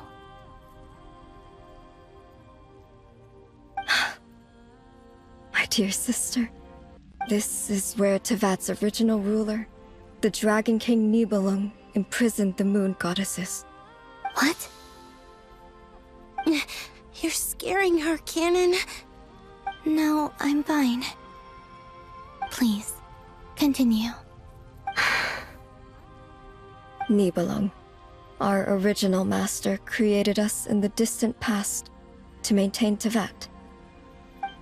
But he left this world and traveled into the dark universe beyond, to explore worlds vaster still.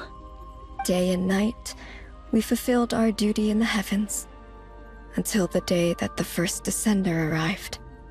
The great ruler of the firmament. The heavenly principles. Is that what later generations call them? I see. But we did not reject them at first, nor did they seem to harbor ill intent towards this world. We coexisted in peace. They were like a guest in our home. Slowly, however, we came to realize that our guest had a growing desire to change and dominate the world. And you didn't stop it? No. there was an order to the rules they set up that Nibelung never taught us. We wanted to know if this order would bode good or ill for Teyvat. All right. Canon and I wanted to know. Sonnet was against it from the outset. Later, we discovered that this great ruler of the firmament bore an almost paranoid hostility toward the desire of certain life forms to seek power. Or perhaps they feared them. They would even cast down celestial nails as manifestations of their power, to punish the civilizations of the world below. Only this was far beyond mere punishment. Right. Their rules brought order, but the price people paid for merely testing the limits of those rules was far too great. I did everything in my power to help the punished escape catastrophe, but still, too many lives were lost. The ancestors of the Frostmoon Scions were some of the ones you helped. But just when we had decided to take countermeasures, the Dragon King, Nibelung, returned. And so began the War of Funerary Flame. So, that's the name the world gave that war in the future. Well, who won in the end? As far as I know, the Heavenly Principles won, although it came at a great cost. They remained in Teyvat, where they continue to rule to this day. And the world's original master, the Dragon King Nibelung, was destroyed. And what of the moons? Are there still 3 moons in Teyvat's skies? You can tell us the truth, Columbina. We know we are but remnants of a bygone age. We are prepared for the answer. Only the Frost Moon remains. But it has been cast beyond the false firmament by the Heavenly Principles. The eternal and iridescent moons were both shattered during the war. So death finally came for us in the end. Sonnet. But you're still here, aren't you? A moon goddess cannot live without her moon, Columbina. She's right. That's why I began to disappear. Because the Frost Moon is cut off by the false sky. How much worse it would have been if it were outright destroyed. Our souls may endure within this lunar palace, but if our moons are destroyed, then we shall disappear the moment we depart from it. I'm sorry. There's no need to apologize to us, dear sister. If anything, we owe the world an apology. If only we'd decided to act sooner, rather than arguing amongst ourselves. All the more reason not to spend this time in regret and repentance. Instead, we should focus our efforts on how we might help our future sister. Sorry? Don't you see, Columbina, your story is not yet over. Is that not why you are here?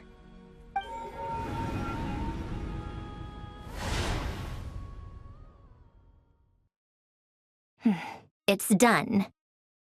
Initiate numerological array. Continue running primary process. Calculate the world's fate through extrapolation. And identify nodes of potential change. Secondary process, scan for moons. Still 4. The number of moon marrows hasn't changed. Wait, let me think. Is it possible that there's something I've been misunderstanding about the moons all along? Variables. Variables in the world. I know where potential variables within the world come from. So what about the moons? Are there any variables there? Like their life or death, for instance. What if being alive or dead makes no difference to a moon? But that's so strange. Even immortal gods can die. Why would the moons alone be? Wait! Wait! I've got it! I've got it! If alive or dead is considered a variable, we might have had this wrong the whole time. No one ever said that a moon marrow equals a living moon. We just made that assumption ourselves. Initiate secondary process. Scan again. This time filtering out interfering perimeter, moon marrow. I don't care if they're natural or artificial. Get them out of my search results! Why? It says 3 moons still exist in Teyvat, even after excluding the moon marrows.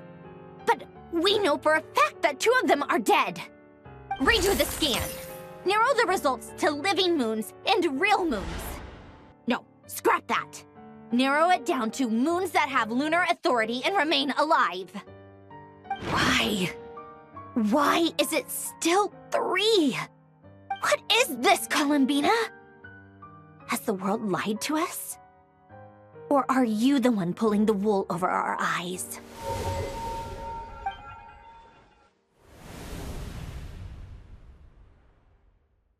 So, you think that the moon's reflection might be where Nibelung imprisoned the 3 moon sisters? Yes, it would explain a lot, such as why that space would respond to a moon goddess's power, opening the moon gate at her command. It would also explain why Miss Columbina has been unable to leave, and why time flows in reverse there. In the messages she sent, Columbina promised us she'd find a way to return, but we have no way of knowing how, when, or where this might happen. The fact that she still has yet to reappear in this world indicates that returning from that place is no easy feat. We cannot afford to simply wait for her. So you're saying, if she could return by her own power alone, she would have done so long ago? Yes, she certainly wouldn't leave it to this late stage when it's so touch and go. I've been giving this some thought, and I've come to believe that Luanatar might be an anchor that she left behind, as a sort of future waypoint. This could also explain why Luanatar is always by the Traveler's side. Sounds like a plausible theory. If that's the case, there must be some criteria we need to fulfill to allow Columbina to return to the present. The question is, what could they be?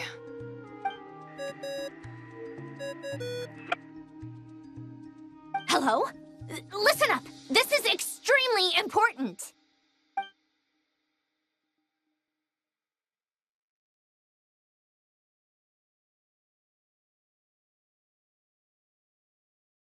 Not only is Columbina alive, but she may well exist in a form unimaginable to us. I'm still unclear on the details, but she's done something truly inconceivable in the past.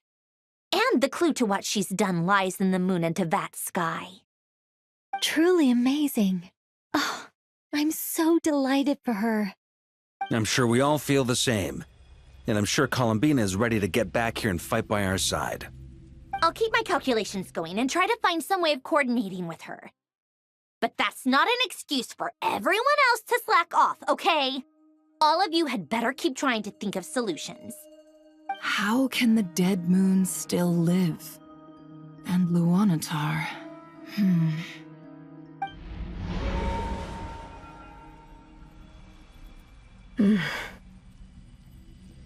It's hard to believe that's what will happen in the distant future. Our authority is linked to the most fundamental rules of Teyvat. I suppose it's no wonder that many would covet that power. I didn't realize that when you said friends, you meant people who live down in Teyvat. That's so lovely. I always wanted to go down there and have some fun. Have you ever tried leaving this prison? Of course. Between us, we've tried everything. But no matter where we go, this space will eventually bring us back here. It's like the center of a whirlpool. Everything ultimately converges here, at the moment when Nibelung imprisoned us. In that case, Have you tried using any of those pathways that connect this space to the real world? Sorry? What are those? They're passages through which you can make small-scale changes to reality by using Kuvaki. Or am I the only one who can use those passages? Because part of my soul remains in reality. Kuvaki. What is that?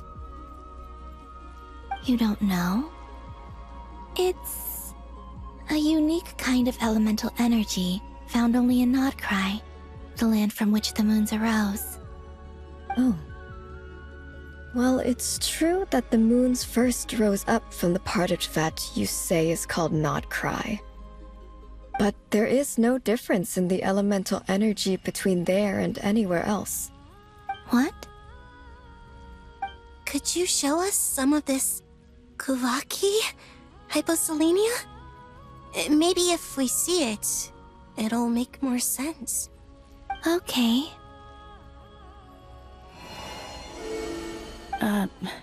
Isn't that just your power? What? But it's everywhere in Nod-Krai. In the air, in the land. Even the creatures who live there have adapted to its influence. How curious. This Kuvaki certainly did not exist anywhere in the world before we were imprisoned.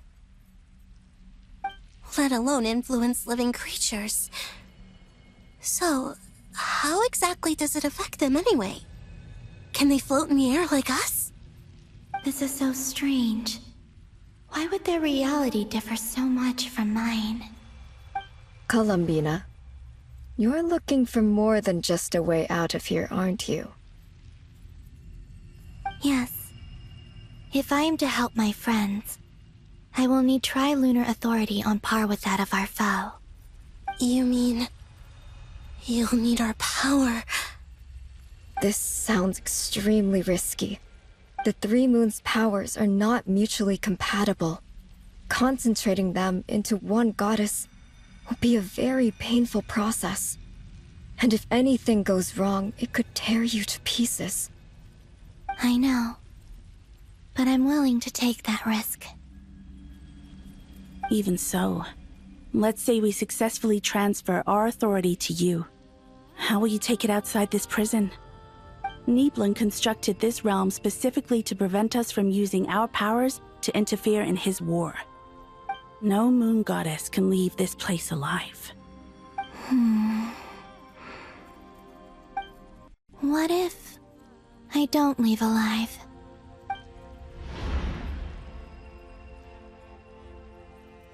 Where do we even start? How are we supposed to figure out what we're meant to do to help Columbina?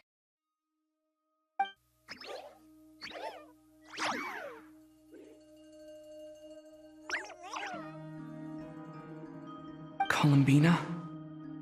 What do you need from us? If she really got to the beginning of time in there, how do you think she'd leave us a message?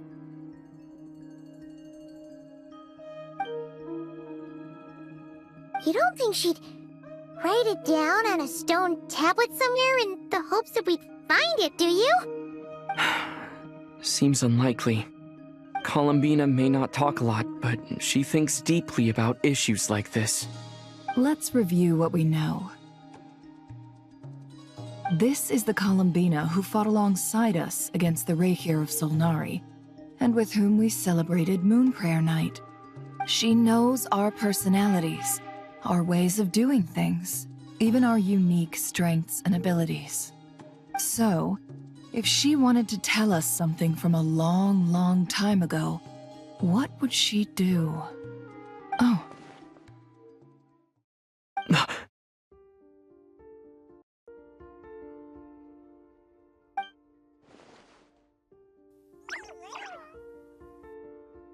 Traveler, you once said that those golden ripples also appeared when Luanatar was born. What if Columbina left Luanatar here, not just as an anchor to the real world, but for some other purpose? If she is part of Columbina, and Columbina knows that I can see past events through her... Like when you peeked into Rerir's past through his heart. Never, wait. If you're right about this, and you can really see past events through Luonlatar, your eyes, they'll... Oh, I know. Looking at Rerir's past in Conria was already enough of a strain on my eyes. Looking this far back into the past, it'll surely blind me. But it's our only chance. This is the only way. Boss. We spoke about this once, a long time ago. Do you remember what I said, Yehoda? The day I lose my sight, the Curatorium of Secrets will be yours to run. But... What's wrong? I'd be overjoyed if I were you. This day's come a lot earlier than either of us expected. I need to know you'll honor our agreement, Yehoda. Promise me. Yes, Boss Neff. I promise. Are you sure you don't want some time to think this through? What is there to think through? I should have gone blind after our battle with Rerir. Frankly, it's almost criminal that I got away with it for this long. Then at least let me take some precautions on your behalf. And if you really do lose your sight, I'll visit your office every day and make sure you're well looked after. Oh, please, anything but that. I was actually ready to go through with this. Are you trying to scare me into backing out? As if I could ever scare you. I'll assume you're just joking to calm your nerves. All right, enough chit-chat. Let's do this.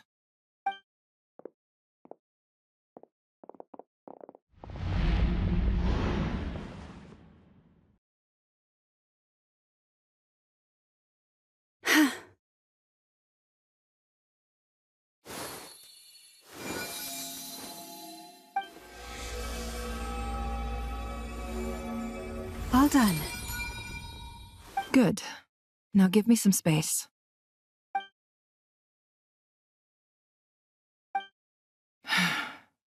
Come on then, little one. Show me what happened in the past.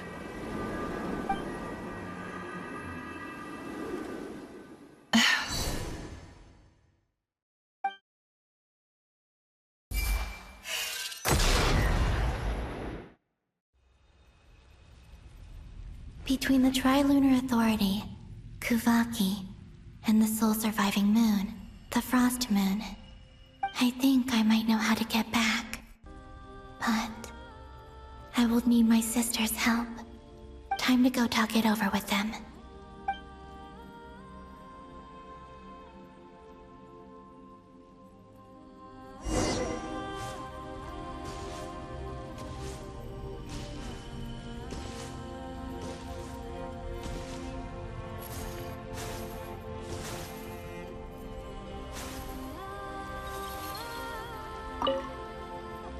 Seems you have reached a decision. I'm all ears. What do you propose?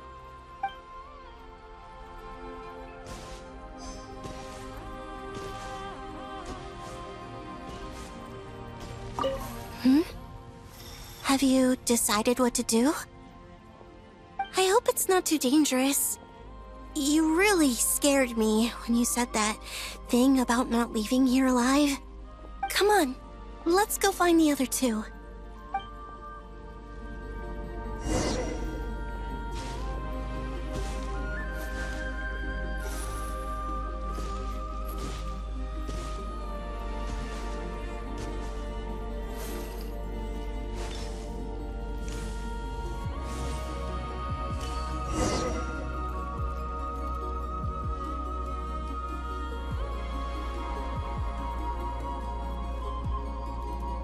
Have you figured it out, Columbina?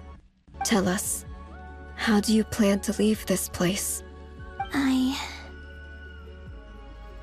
intend to die here, in this moment, and then be reborn in the future with the help of my friends. What? What are you saying? How can the dead be reborn? And how will you inform these future friends of your plans? You can't exactly leave oracles. Nothing can escape this place. Not a single ray of moonlight. And even if you found a way, what if they never find the message you left for them? You'll... No, that won't happen. Come again? They will find my message. I'm sure of it.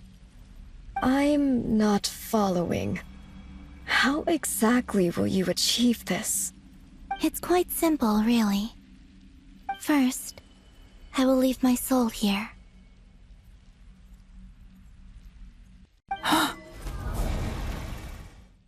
I see it. Your soul?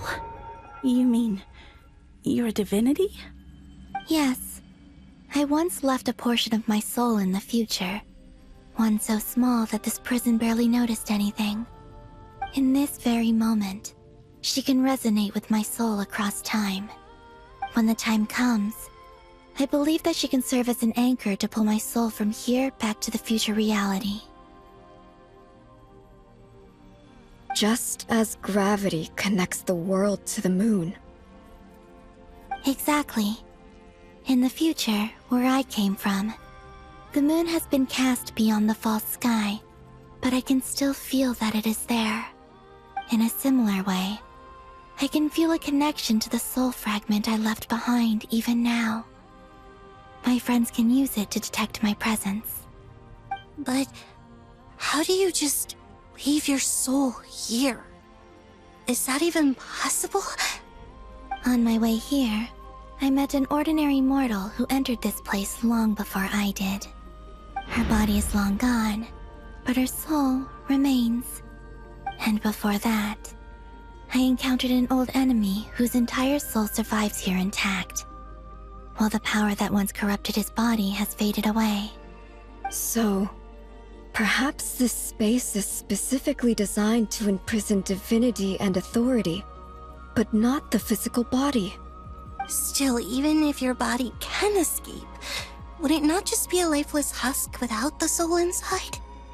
Wait, is that what you meant when you said you wouldn't leave alive? Yes.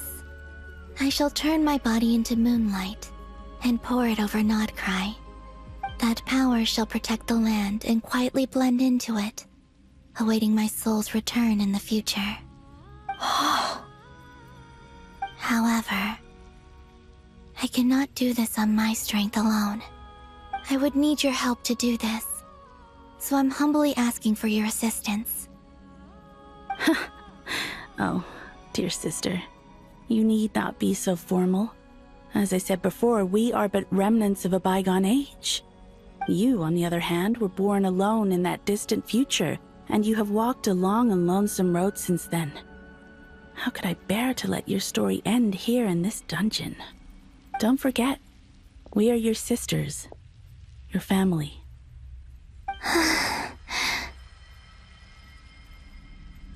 Arya's right. Actually, I've always wanted a little sister. Can you imagine how it's been for me? Getting nagged by two older sisters all the time. Now, I finally get to be the big sis. And not just that, but I get to help you return to your world, too.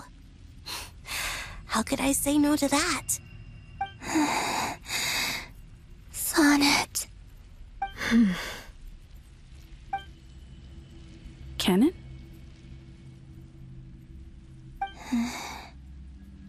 I'm sorry.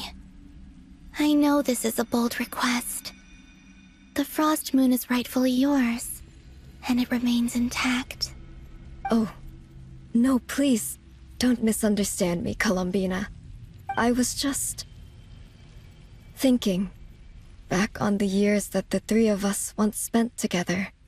You cannot imagine how happy I am to hear of the future world you describe. The Frost Moon Scions, your lovely, kindly friends. For the three of us, whose purpose in life was to maintain the peace in Teyvat, it is a great relief to know that the people of this world live in such an abundant future. If your plan can save them and save Nod-Krai, I will gladly give you all that I can. Besides, the three of us have been together since the day we were born. I could never abandon them to live on alone without them. Canon. Still, I do have one question I would like to ask you before we proceed. Certainly. What is it? Why do you cover your eyes?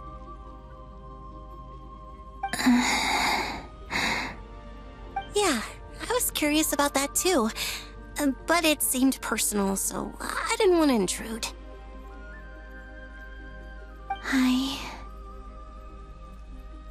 There was a time when I refused to look upon the world. I believed it was full of nothing but lies and falsehoods.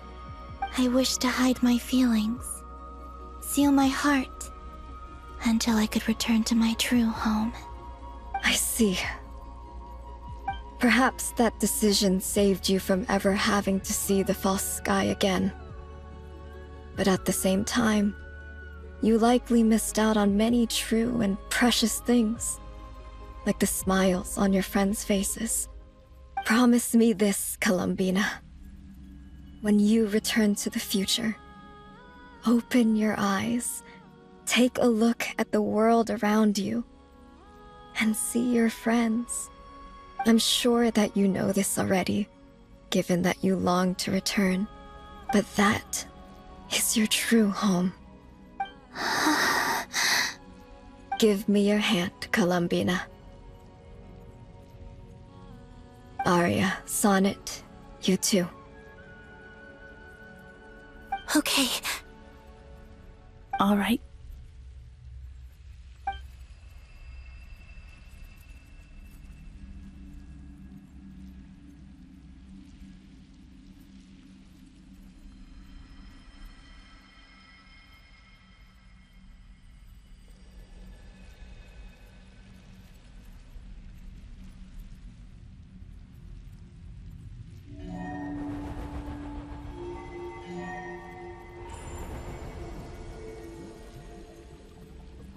We once were the song sung for eternity, but now it is you who must continue to sing.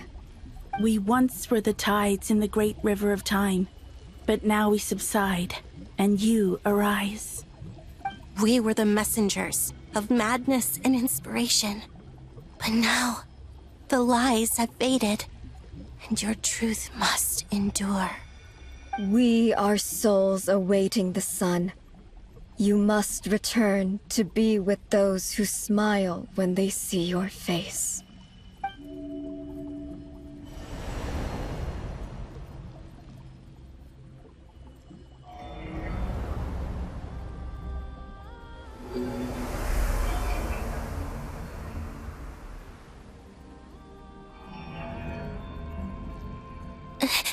Is it done?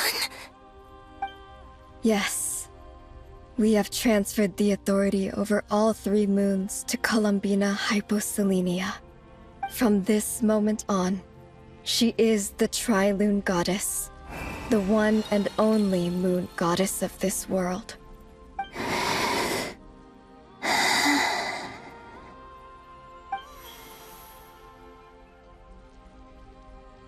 Thank you. Thank you, my sisters. Now go, and do what you believe is right, Columbina Hyposelenia. Be aware that we cannot grant you the power of the 3 moons beyond these prison walls. The conflict that arose over their remains following our disappearance will still take place. I understand. Sisters, oh, my body, it feels... Now that we have given up our power and authority, our bodies are merely mortal shells. This prison is dissolving them as we speak. It's okay, Sonnet. The end must come for every god, just as it does for every human. That's all this is. The final destination of our lives. Canon and I will be by your side the whole way. We have one final request, Columbina. Could you use the Three Moons' power to send us back into the real world? Now that we have lost our powers, I doubt this space will seek to hold us further. It's just... we would like to spend our final moments together in the only place we ever called home. Of course. Gladly.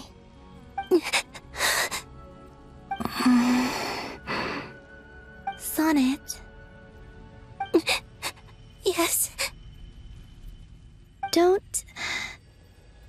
I wish I could tell her not to give in to the abyss. Not to be afraid.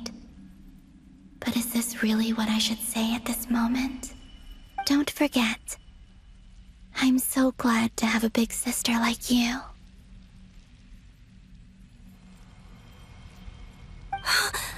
No, Hypo. Thank you. I'm okay. I'm not afraid. As long as my sisters are with me, I won't be afraid.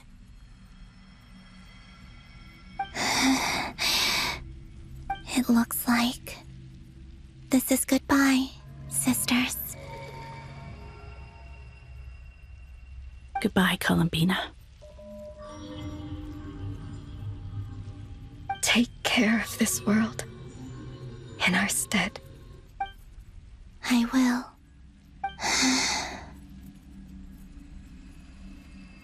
And now, it's time for me to bid farewell to my body, too. May it become the moonlight that keeps Nod-Krai company through the long years ahead.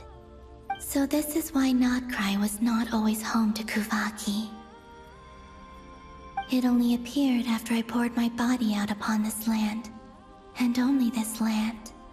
Kuvaki responds to me because it is me, my body, answering the call of my soul.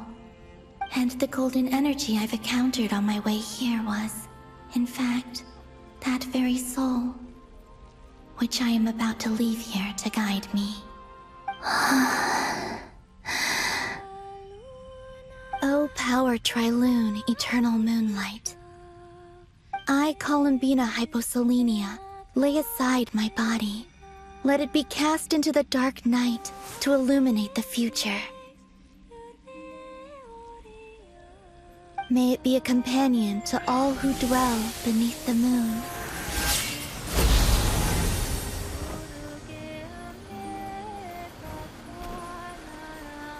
Until the time comes for me to return home.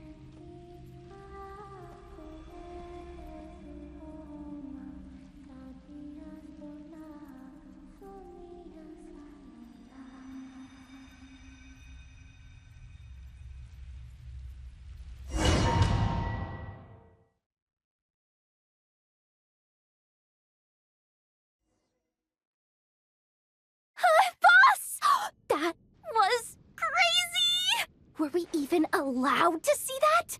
Is anyone? Can you still see? How many fingers am I holding up? I see 2 fingers, and a look of sheer terror on your face. Truly astounding, Miss Nefer. Your eyes have glimpsed the very ends of the world, and yet they remain as sharp as ever. Or is the credit for this miracle due to Miss Lauma? It seems that even time itself is no match for your medical skills. Surely you jest, Mr. Flins. I suspect we have Columbina to thank. She must have realized the immense toll that the ritual would take and purposely set aside some of her power in the past to protect Nefer's eyes when this moment arrived. There is always a great price to pay for witnessing the truth, but it seems that this time, Columbina has shouldered that burden on our behalf. She chose the perfect method of getting a message to us. Though her eyes were always shut, she was clearly so perceptive. She knows us well. She knew exactly how we would think and what we would try. Despite being separated by time and space, we're seeing the same possibilities and seizing the same opportunities. We still don't even know if she's okay right now. But as long as there's a chance we can do something, we'll fight to make it happen. We'll get you back somehow, Columbina.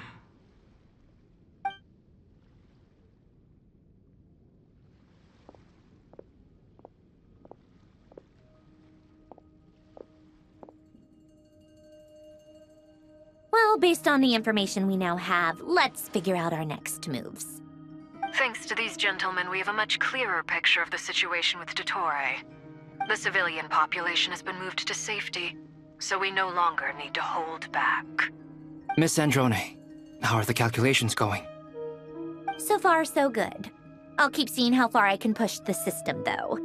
Can't have Hatman being powered down for nothing. There's still a long road ahead. Where should we begin?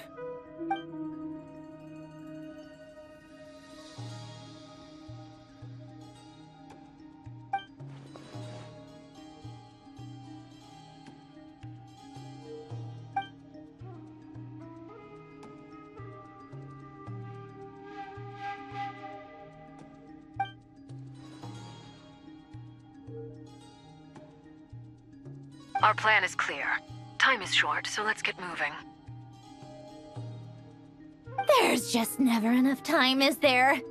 Time is the bane of my existence. Ugh. Anyway, I'm gonna get back to work.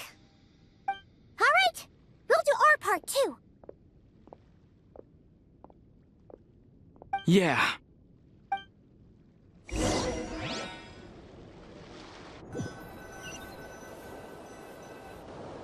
Albedo's theory says that elemental energy can dilute the Light Realm's power. But I'm no expert in building elemental defenses. Sounds like something out of the Advanced Elemental Theory section of the library. Whew.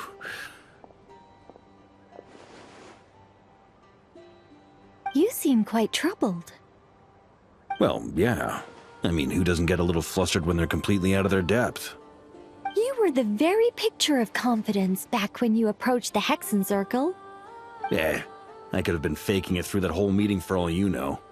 Who's to say I'm not just a ball of nerves in a charming and gregarious package? Oh gosh, really? I'm so sorry, I had no idea. Well, you're all the braver for it. Still, I was much more in my comfort zone than I am here. At least in Mondstadt, you can cry for help from a cliff top and actually stand a chance of summoning Barbados himself. Things have never looked bleaker than they do now. If we don't pull this off, Tevat's doomed, isn't it? Oh, you think so? Actually, yes. Yes, it probably is. It's a shame. Don't put too much pressure on yourself. Tevat has faced annihilation many times in the past, but it also gave us you, didn't it? Hey, don't give me that. It's not like I'm anyone special. I disagree. Every human born in this world is special. We angels have always believed that. In that case, this humble human being has a big favor to ask of you. I thought you might say that. I'm sure Alice, in her great wisdom, sent you here precisely to help us in this difficult time, yes? Well, that has less to do with her wisdom, and more to do with my power. Of course, of course. Well, The thing is, these elemental defenses we're about to build, I don't think it's a question of if they'll fail, but when. Durin's findings from his patrols make it clear that Dottore is constantly expanding his territory. First it was his lab, then the design bureau, and now this. It's not realistic to completely stop him encroaching on the rest of Nod-Krai. Rather, our goal should be to stall him for as long as possible. If Miss Sandrone's calculations are correct, well, they're the closest thing to certainty we have in this situation, so let's assume they are. Anyway, her calculations suggest that our best hope for victory lies in Miss Columbina's return. It's up to us to slow Dottore's advance and buy time for her to make a return. Are you asking me to help you with building the defenses? No. I'd like you to prepare for what comes next. When he eventually reaches us, we will have to fight him. You were an angel once and a mage now. I'm asking you to lend us your protection. Oh. Can I take it that you're triggering the terms you fought for during our three-way talks? Well, technically those terms were about protecting Mondstadt. But if you're happy to agree to the change in location, then yes, let's do that. You're cashing in on this much sooner than I'd imagined. Well, yeah. The way things are going, I might not get another chance. Very well. The mages have heard the knight's plea, and we will respond. To tell the truth, Alice and I had already discussed how we might help you all, so I didn't come empty-handed. I always like to be prepared.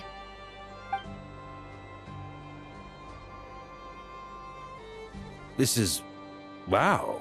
Yeah. This is great. Seriously, thank you. It's been many long years since I had a chance to dazzle humanity with a little divine intervention. To humbly serve as a reliable and responsible guide. Anyway, Knight of Boreas, please accept this gift in recognition of your great virtue. Go now. May the angel's blessing deliver you safely to your destination.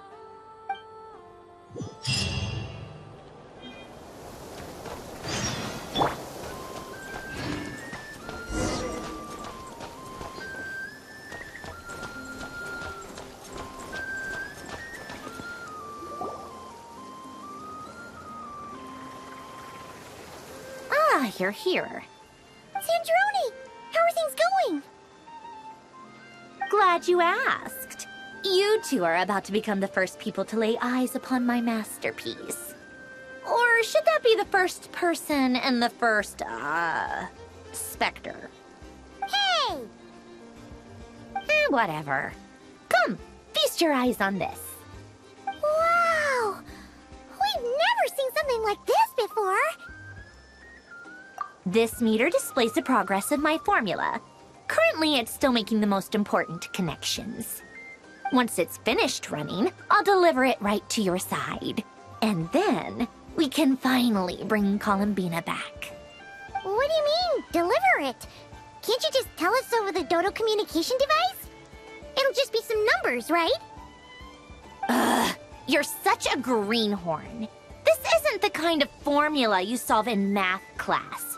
It's a highly complex algorithm capable of constructing a framework of rules.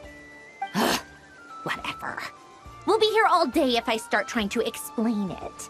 All you need to know is the formula must be completed before we can bring Columbina back. I'll share the data with you. Nicole's agreed to let me use her information channel, so we just need to use the Dodo communication device like so. And... there. Now you can check in on my progress. Wow! Look at that! You're amazing, Sandrone! About time you recognized my genius. Took you long enough. Anyway, that's all from me. You should check on the others if you have time. Make sure we don't have any weak links in the chain. That might sound harsh to you, but close supervision is a common practice in a Fatui. Not looking to catch anyone out. I just care about everything going smoothly. That's all. I'm kinda stuck here while the formula's running, so I need you to be my second pair of eyes in the meantime.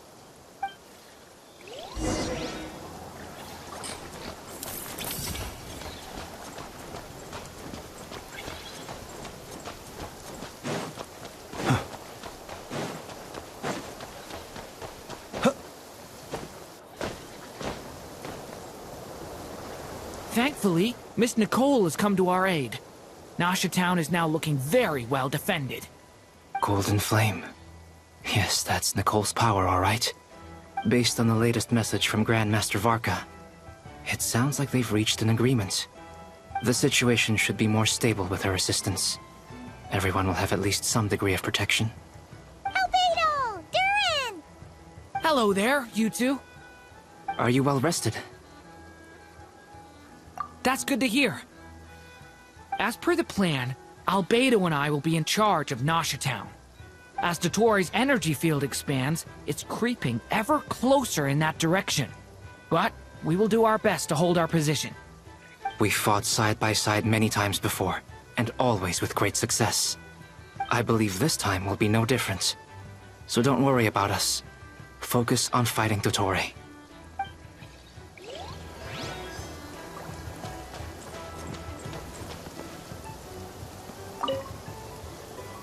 Traveler, Paimon, a pleasure to see you both. Friends! How's everything coming along? Fairly well, if I do say so myself. Personally, I am ready to confront Dottore head-on. Ooh, you sound much more serious than usual. To be honest, I am not usually fond of exercising my full strength. For one thing, it's hardly conducive to maintaining a low profile. Besides, I believe one should have the right to choose when to show their hand. I am conserving my strength until the moment of battle is upon us. Anything to boost our chances of victory. Seeing you get into the zone like this really puts Paimon at ease. Huh, Traveler? I consider it an honor to have your trust. Rest well. I look forward to seeing you both in your element during the battle.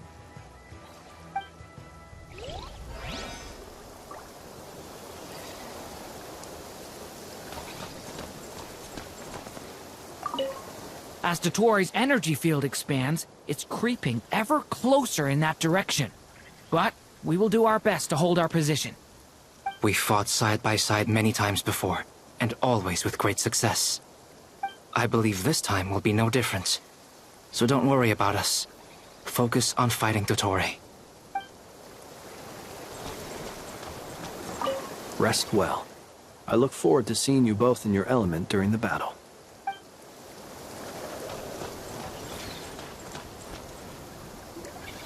Yes, Miss Moonchanter? What are you staring at? You always address me in the strangest ways. Lady Moonchanter 1 minute, Miss Moonchanter the next. Yes, and? Are either of those incorrect? Not as such. It's just that I simply call you Nefer nowadays. Uh-huh. That's my name. What's your point? The point is I don't add any honorifics or titles. Meaning what? That maybe we're on friendlier terms now than we used to be. Is that how you see it? And I thought I was the one with eye damage. Never! Wilma! Paimon, Traveler. Just swinging by to check in on you. How are things going? Did you manage to get some rest? Don't worry about me. I won't slow us down. And I give my all to ensure our victory. Ah, yes. Allow me to give you two a quick checkup. Hold on. You're both in good shape. You're welcome.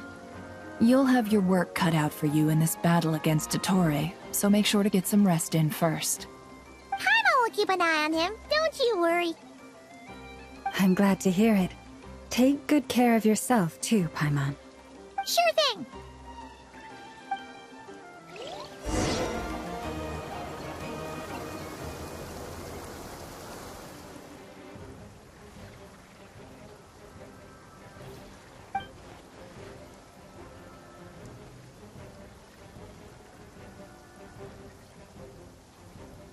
Here they come. That's quite a horde. As we expected. Get ready, everyone! Take your positions, and prepare to engage. Let's begin. I'm at the ready.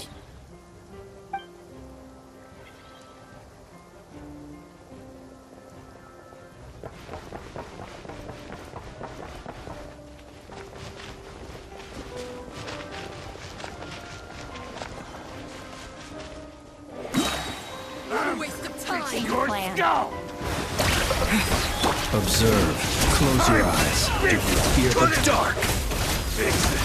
Observe. Close your eyes. Do you Another fear one. the dark? 5. Yeah. Observe. Be silent.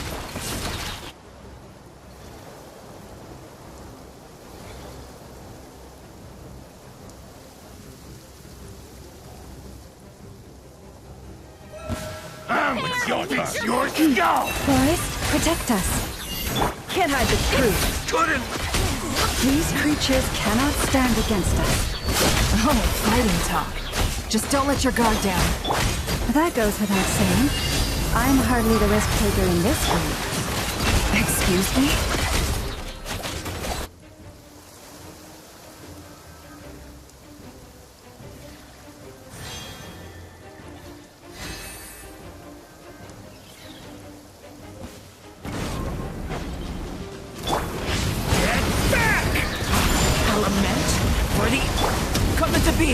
Feel this ancient power. Ha! Ha! Huh, that was easier than I thought. Naturally. What do you mean? Is it because as created beings go, we're of a higher level than them?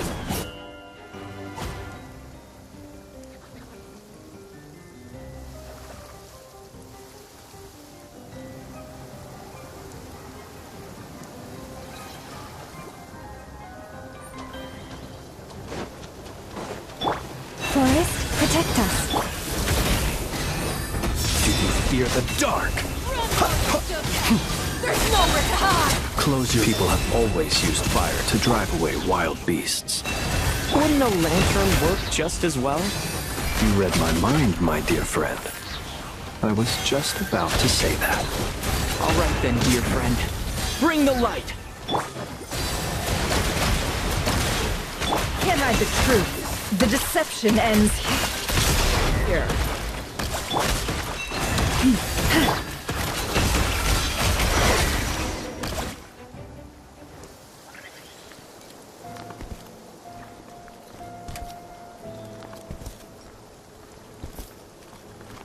You're looking well. I trust you've had a good couple of days. Dottore. It's actually a good thing, in my view. If the subjects of my experiment were to die prematurely, it would throw quite a wrench in the works. And so, I must thank you all for your resilience. We are no longer on the same level, but you are nonetheless worthy of my respect. A creator god should be merciful and gracious after all. And in any case, it is only right that before I end your lives, the world is informed of the arrival of their new god.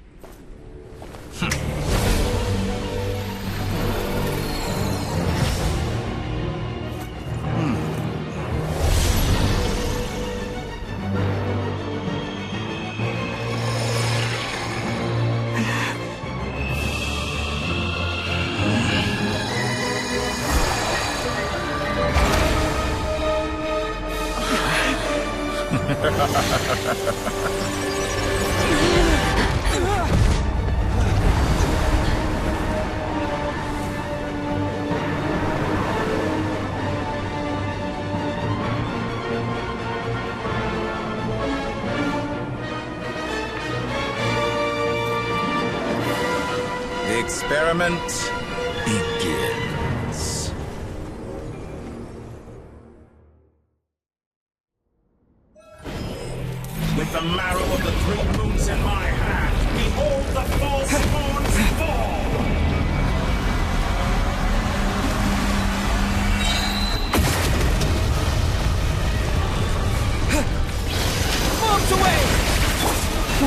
protect us. Try the frost moon ball. No more lies. That's more like it. Some results of value. Did you honestly think that would hit me? The mystery unravels. Reverse. Water jet! Can't hide the truth. Let's see what you're made of. Leave this place. Wipe out! For the everlasting forest. Observe to dust. Enter.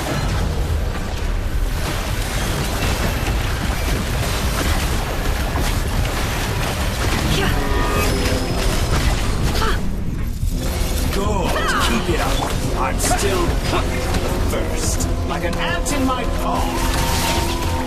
Steady now. Oh, I've been moved inside another space, and it's sealed off. Looking at the structure of it, it seems like Dottore intends to trap us here. There's no exit. Our endurance is about to be put to the test. Pathetic. Moon's remnant. Forest, protect us. It all falls into place. No more lies.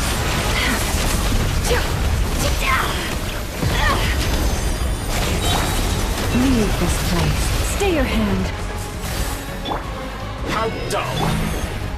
Water jet! Try the frost moon Can't ball. face me. It all adds up. Entropy bends to me.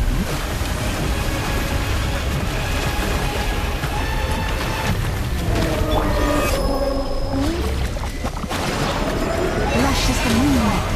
No more lies.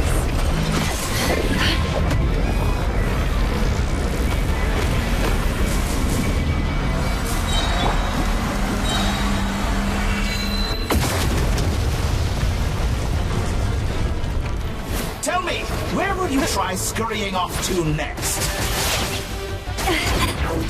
Looks like Dottore has opted for a divide and conquer strategy. But we will not allow him to triumph. Now, I shall pray for our victory.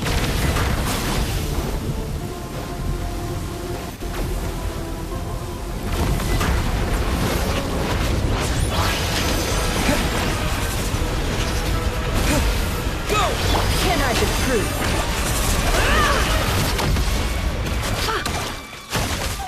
It all falls into place. Go! It all adds up. How dull. It all falls into place. You cannot face Water me. jet!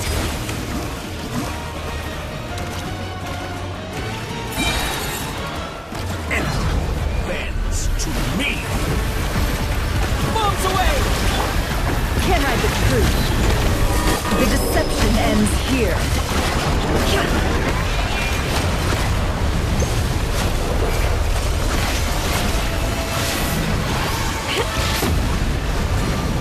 No more lies. Pathetic.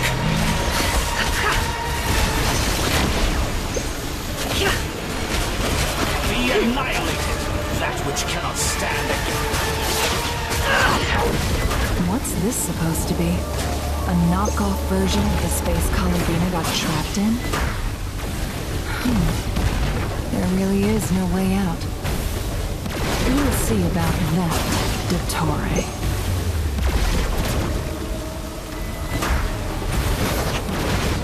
How dumb. My apologies. I had not intended to take your teammates from you. You have a choice. Obey and I... An excellent deal, if you ask me. Won't you consider that? Entropy. Go!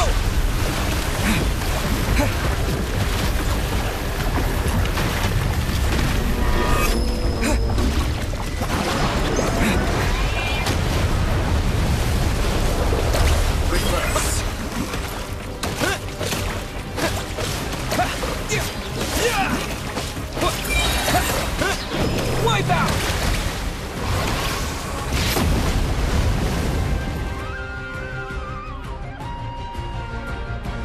I'm aware you've been working on some little tricks to surprise me with, but it appears that none of them have come to fruition. My guess would be that you're trying to bring Columbina back. But then, where is Sandrone? Or are you trying to buy time for her? I always found their friendship to be a curious phenomenon. Two highly incongruent personalities, and yet they share a deep connection. Speaking of Columbina, I once saw her as like a younger sister. We got along quite amicably while she was with the Fatui. But then one day she suddenly decided she would refuse to take part in any further experiments. To this day, I truly don't understand what I could have done to upset her so much.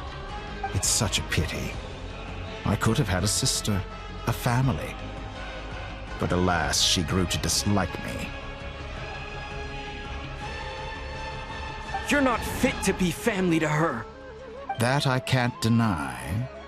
So many people, all obsessed with playing out the same tired old dramas. This world is rotten to the core. And then there's you. You had every opportunity to reach the right conclusion. The thought of killing you off like this? But I maintain that I approached you in good faith, so I will offer you another chance. Will you work with me? You have until I count to 10 to make your choice. 1, 2, 3. Not in a million years.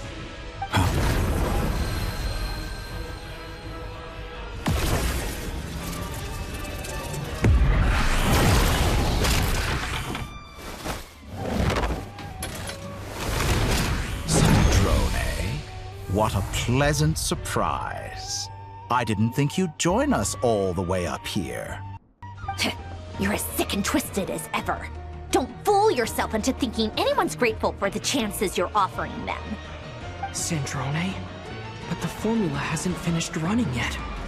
Funnily enough, I was just discussing a collaboration opportunity with the Traveler, and then I see you, who I must say is a good example of an opportunity gone to waste. Gone to waste? I said that everyone would get one chance, and you've used yours to march right back into the lion's den. So yes, it's an utterly wasted opportunity. And what makes you think I believe a word that comes out of your mouth? I was planning on disposing of your little formula after wrapping up more urgent business here. But since you've taken the trouble of serving it to me on a silver platter, I can simply bring it forward in the schedule.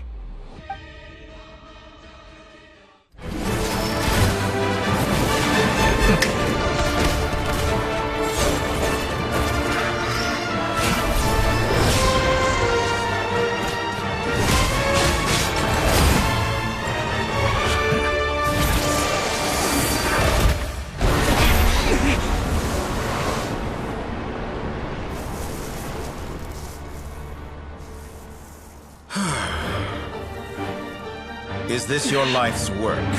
This piece of trash?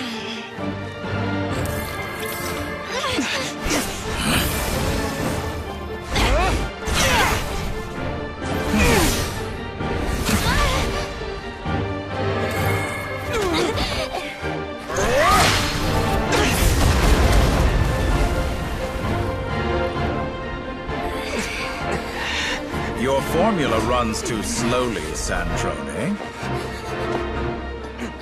You put your hope for success on others instead of fighting dirty.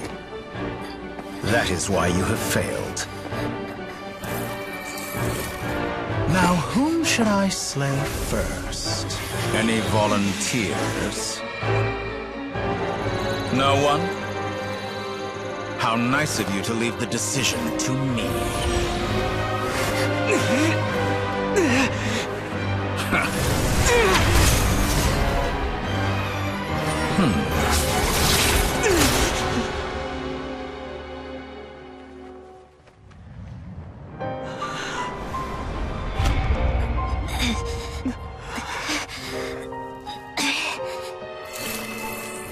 Oh, how unexpected. Sandrone, any last words for me, comrade?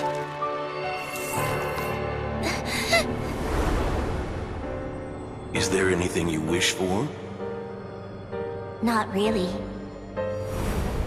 But I've always known what I don't want. Go to hell, Dottore.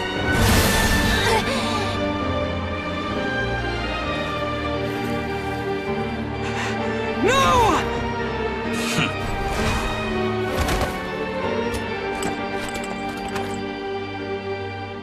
And now, you have failed.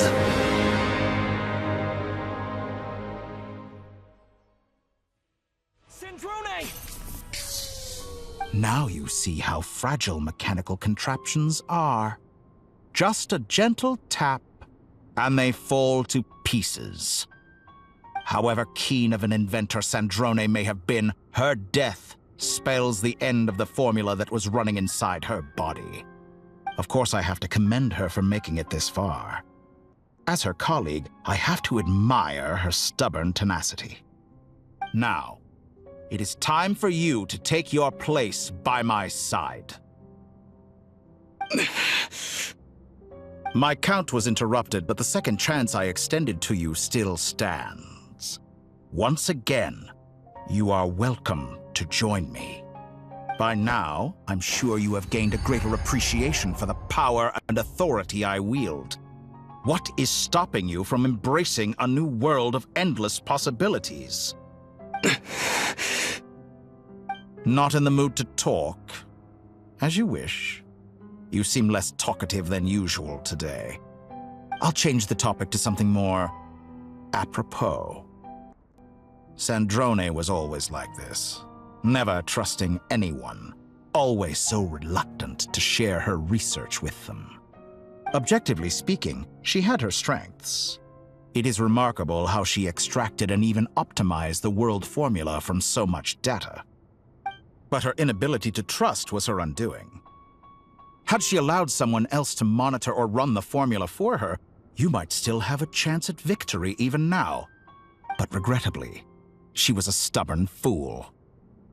As much as it pains me, she had to go. Dottore. Maybe this is news to you, but people can change. Columbina surprised you when she escaped. And I think Sandrone would surprise you too.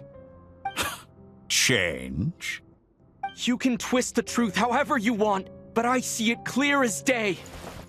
You're the one who can't trust other people. Is that how you see me? By this point, what can you hope to do about it?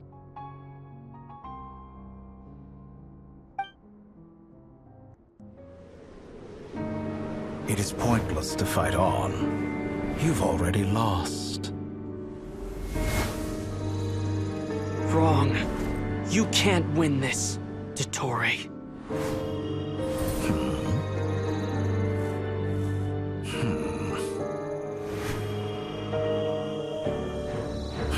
What?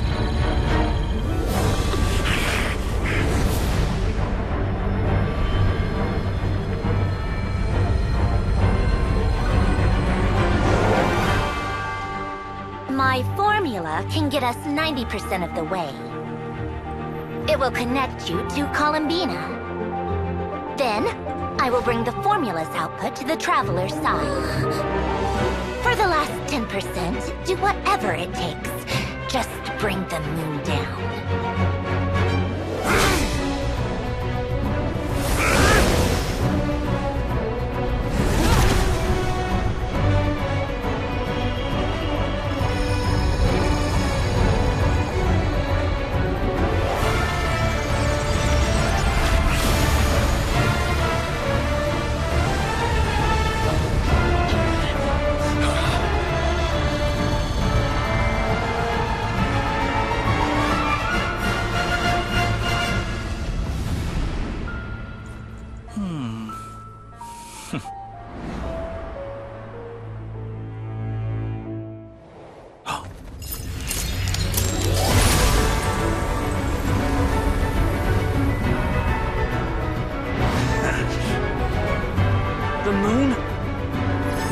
never be yours!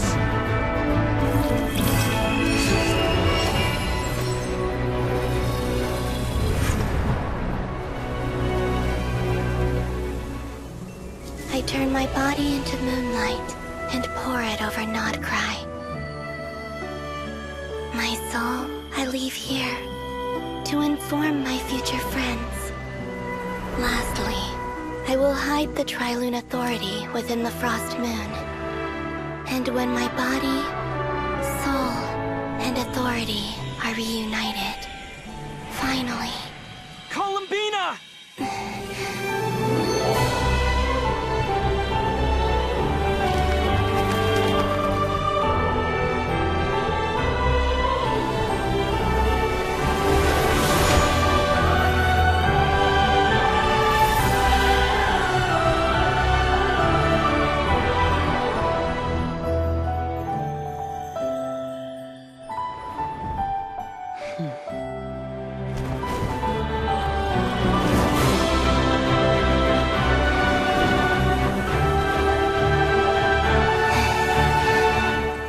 It's been too long.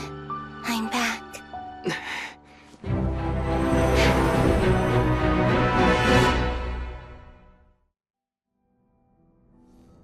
Stay focused on the battle, Traveler. What a touching reunion. Though I personally find myself repulsed by the sight of weaklings huddled together for war. Now, you're quite finished patting yourselves on the back. Show me how long you can struggle before you drown.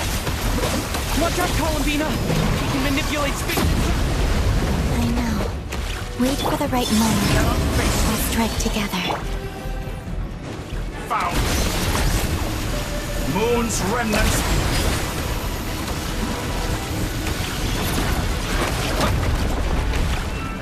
Pathetic.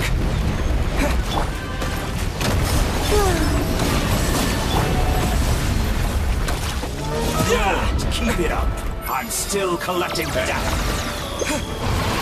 Go!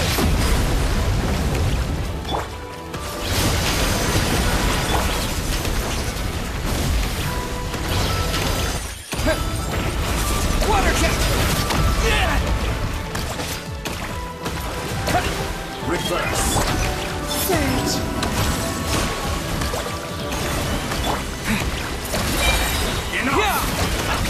First, like an ant in my palm.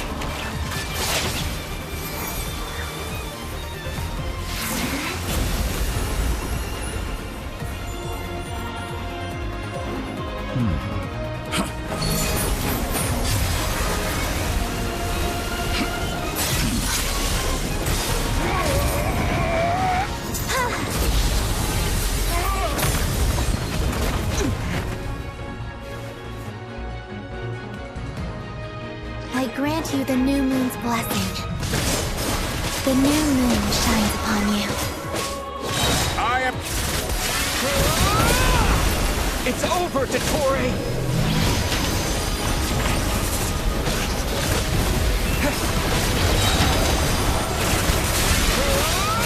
Time to pay for your heinous crimes! So close. I was so close. Future is not yours to command! Such rather wallow.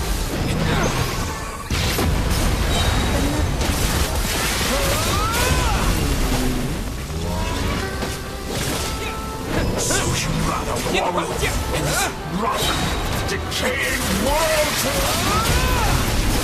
Everlasting as the moon.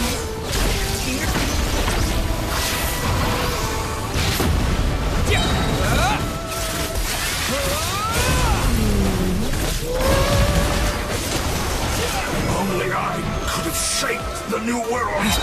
Only I.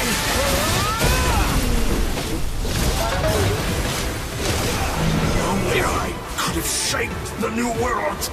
Only I.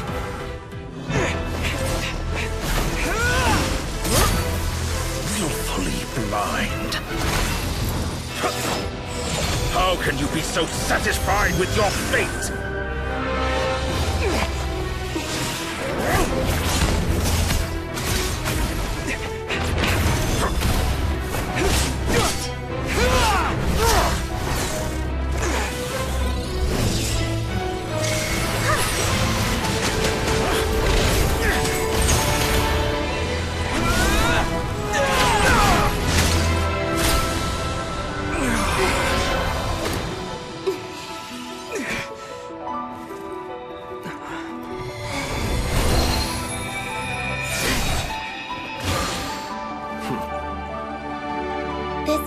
was never about fate.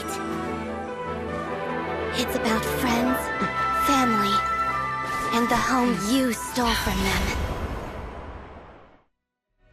So dull. Only the weak rely on each other for comfort. You shall see. Once I transcend fate, you will be nothing but honor for my grand experiment! That will never happen.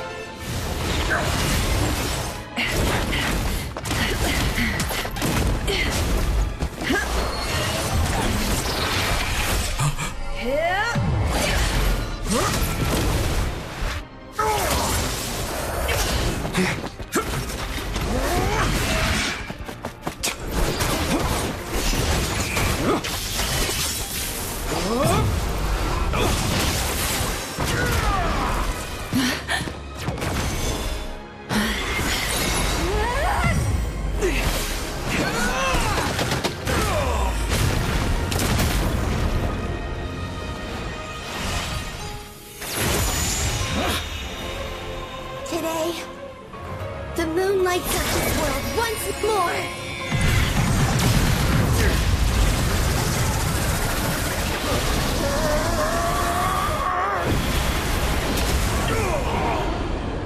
This loathsome world.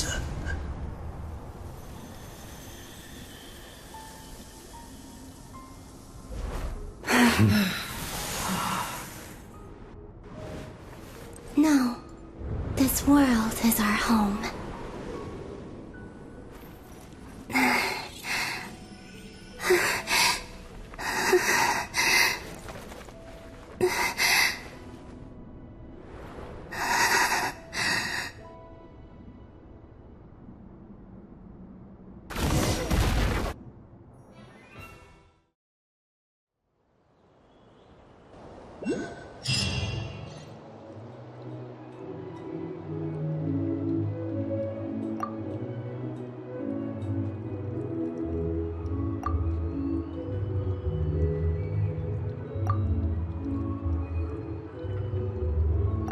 No, you're doing it wrong. The moon looks like this now. What are you drawing, children? The new moon, Mom. It looks different than before, doesn't it? Also... Can I go buy a sugar sculpture today? Please? Just one? All right. I suppose today is a special day after all. Almost like a festival. Extra, extra! Get the latest Nasha Express here! Post-disaster report! Nasha Town reborn beneath a new moon! The voyage begins today! The future looks bright thanks to the League.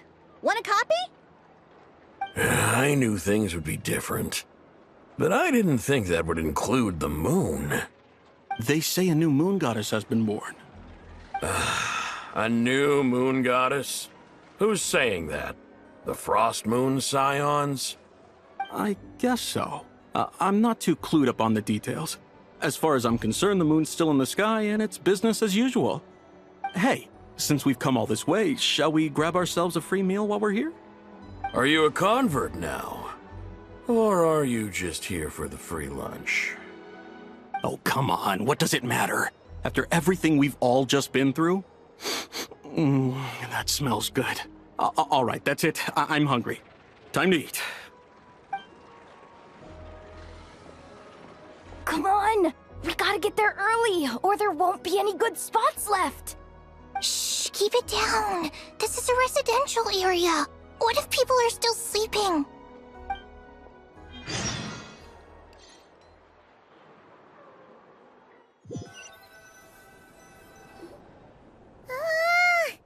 Why is it so noisy outside? It's okay. Paimon was pretty much awake anyway. It's been so long since we last had a chance to relax, huh? Feels like time is moving slower than usual. What about you? Did you rest well? Still winding down from everything that's happened? Or are you wondering how our friends are doing? Or is it about what Dottore said to you? Okay. if you say so. But don't push yourself, alright? Let Paimon know if you need to talk. What we just went through was a lot. It's totally normal if you need some time to get back in your groove. Luanatar disappeared after Columbina came back. Apparently, she was part of Columbina's soul or something. Still, Paimon kind of misses Luanatar somehow. But anyway, you did great. So did Paimon. We all worked our butts off to contain this disaster, and in the end, we made it. So, chin up, Traveler. You should be proud of yourself. Hey, don't poke fun. You should be glad that Paimon's growing as a person.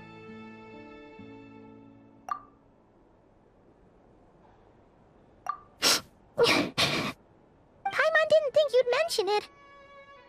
You have no idea how anxious Paimon was. She was worried sick about you. Well, if you really want to show Paimon you're sorry, you're gonna need to make it up to her. You better be ready to splash out on a lavish meal.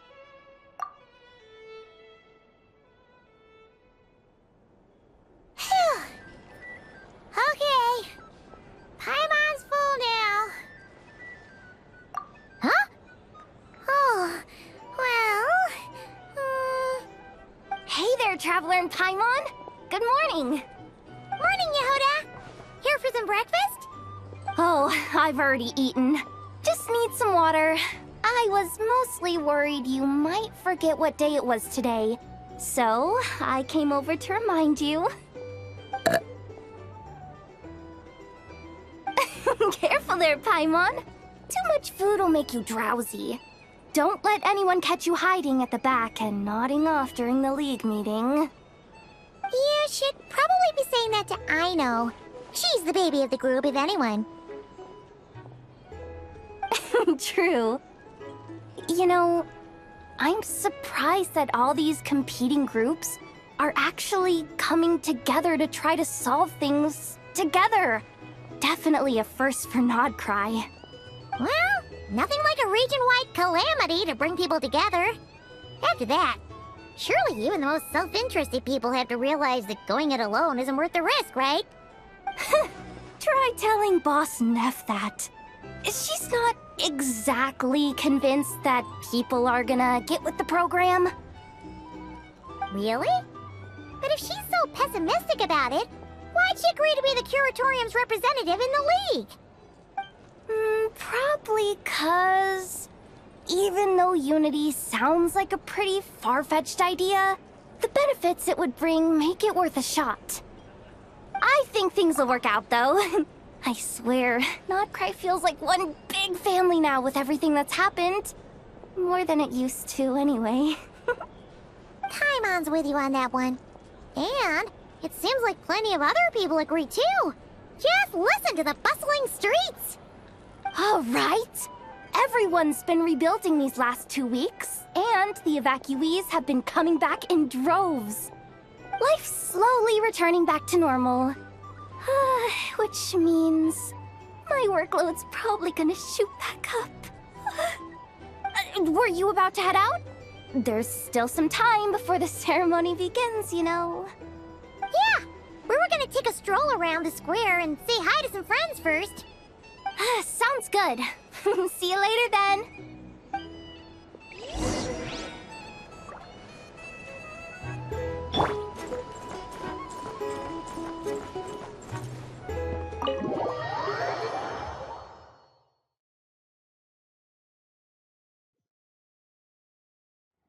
Please accept today's boon.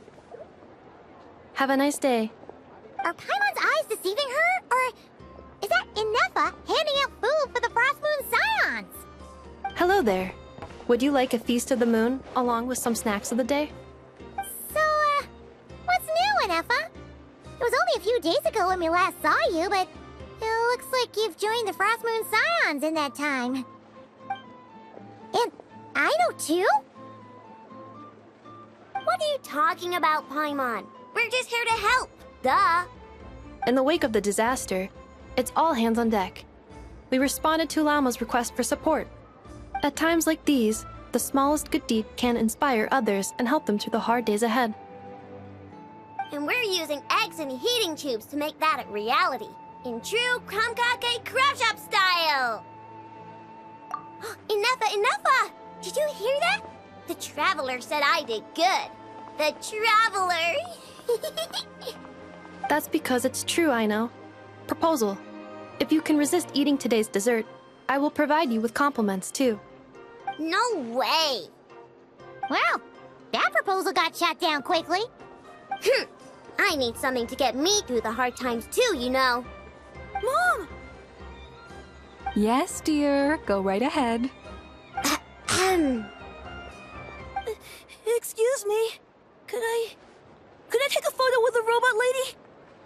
She helped us get safely out of Nod-Krai, and she helped us get back home too. She's the best. Of course she is! And since I'm the whiz kid who built her, that makes me even better than best, right? But you stole my snacks, though. Oops. Shall we move to the open space near the center?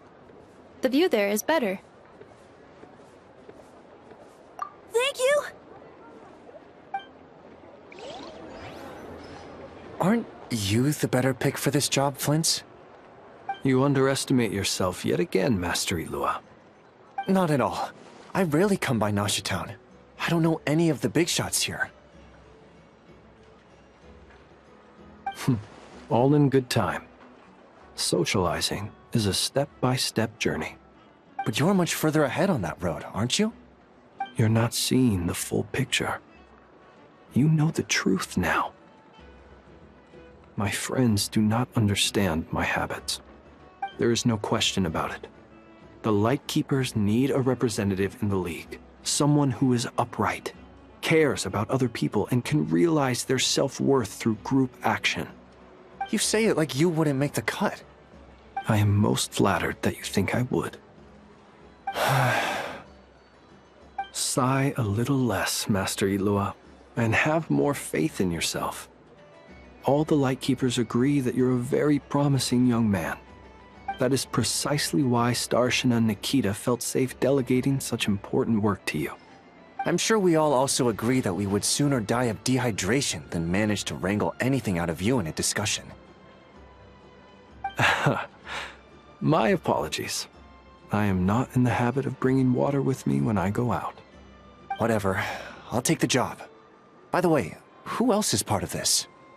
Oh, it's quite the who's who of Nod-Krai. There's the Moon Chanter of the Frostmoon Scions, the boss of the Curatorium of Secrets, a representative of the Voynich Guild, and even someone from the adorable Kromkake craft shop. I'm sure you will find speaking with them to be a genuine pleasure. If you say so. I've never done this work before, so I'm honestly a little scared of making mistakes. But I'll do it. Not only is it our duty as Lightkeepers, but because I want to make Nod-Krai a more welcoming place. An admirable attitude to take. The beacons are lit, Ilua.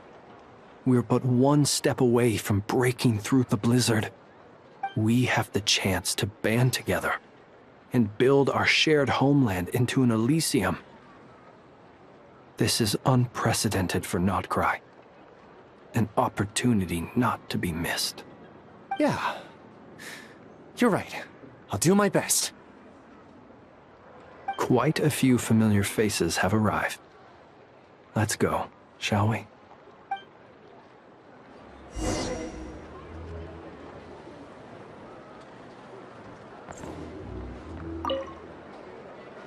You look so cool when you fly, Miss Robot, and when you use your spear, too! And even though you took my snacks, it's pretty cool that you can build stuff like this. You've got so many inventions. It's amazing! Also... Micah, we need to go now. 1 second! Please take this Feast of the Moon, as well as some snacks. Share them with your mother and your lovely family.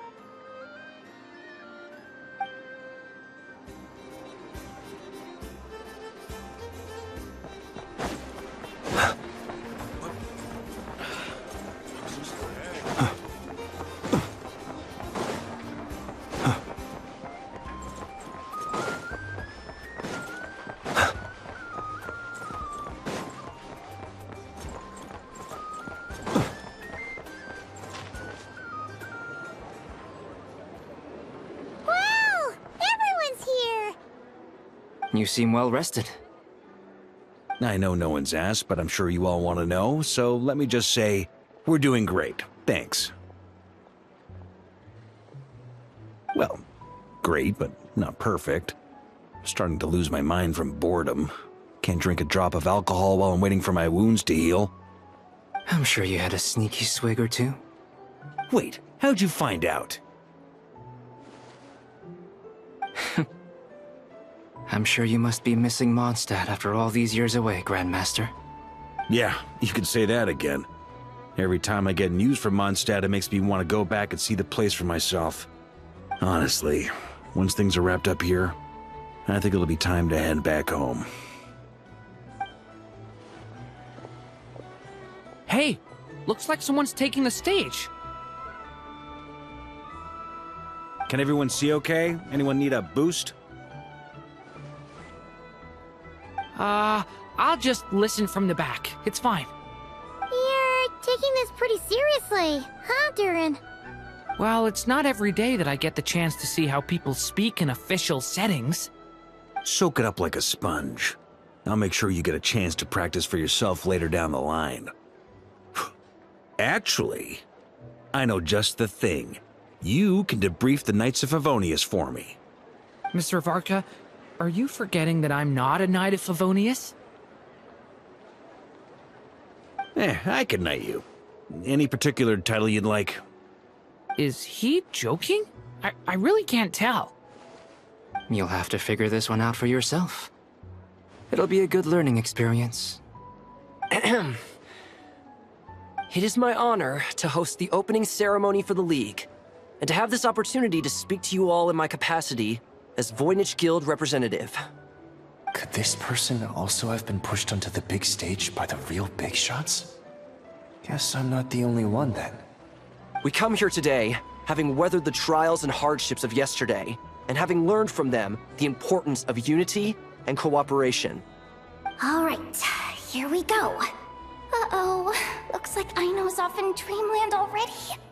Wait, Boss is looking kinda drowsy too. What's up with her? Come on, get this speech over with already. Nod-Krai is our home, the land we rely on for survival. And as we chart a course for the future, may we persevere through the storms ahead as we sail towards a new era of prosperity, freedom, and hope.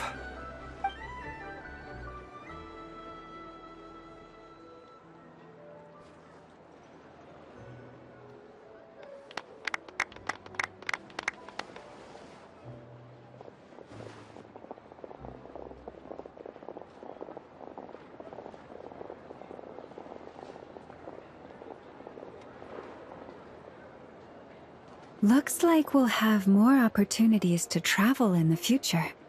I'm sure you'll cope, Lady Moonchanter, given how fleet of foot you are.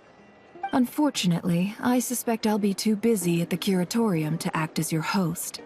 We have a busy schedule, not to mention an international network of contacts to manage. It'll be all right. I'll just check your schedule with Yehoda well in advance. And if she's not available, I can simply ask Ashru. You... So giving my employees extra workload isn't enough for you? You're really going to drag my cat into this too? I thought you'd approve. Aren't you forever increasing your employees' workloads? That's a bold statement. Are all the Frostmoon Scions feeling more audacious now that your moon goddess has returned? Columbina's return has brought joy to all who care about her. That includes both you and me. As for the Frostmoon Scions, we are learning how to thrive independently, without relying on the moon goddess. It is up to us to make our home a more livable place. Joining the League is one of the steps we are trying towards that end. I like the word try. It's nice and non-committal. You can opt out at any time and still say you tried. You don't see a bright future for the Frostmoon Scions? Or did you mean the League? I'm just not as optimistic as you. The Frost Moon Scions should count themselves lucky that they have a leader as stubborn and enterprising as you. But Nod-Krai's a big place, with all kinds of people. Most of them don't enjoy answering to a leader, or even listening to reason. Well, that's where you and your methods come in. Unless the Curatorium of Secrets is only here for appearances. For now, yes. And that won't change until this venture becomes worth my while. What would make it worth your while? Getting out more than I put in. Right now, I'd barely break even, but I'll grant that it's a good start for Nod-Krai. Then maybe it's worth a try. All right, you can stop now. Or do I have to join the Frost Moon Scions before you'll get off my back? You'd be very welcome to join us. Hey, you two! Congrats on all your hard work! What are you chatting about? Nefer was trying to dissuade me from adding to her employees' workload. Also, she's considering joining the Frost Moon Scions. Sorry, what? Your conversations are always the most interesting. Would you two care to join me for some tea before heading to your next destination?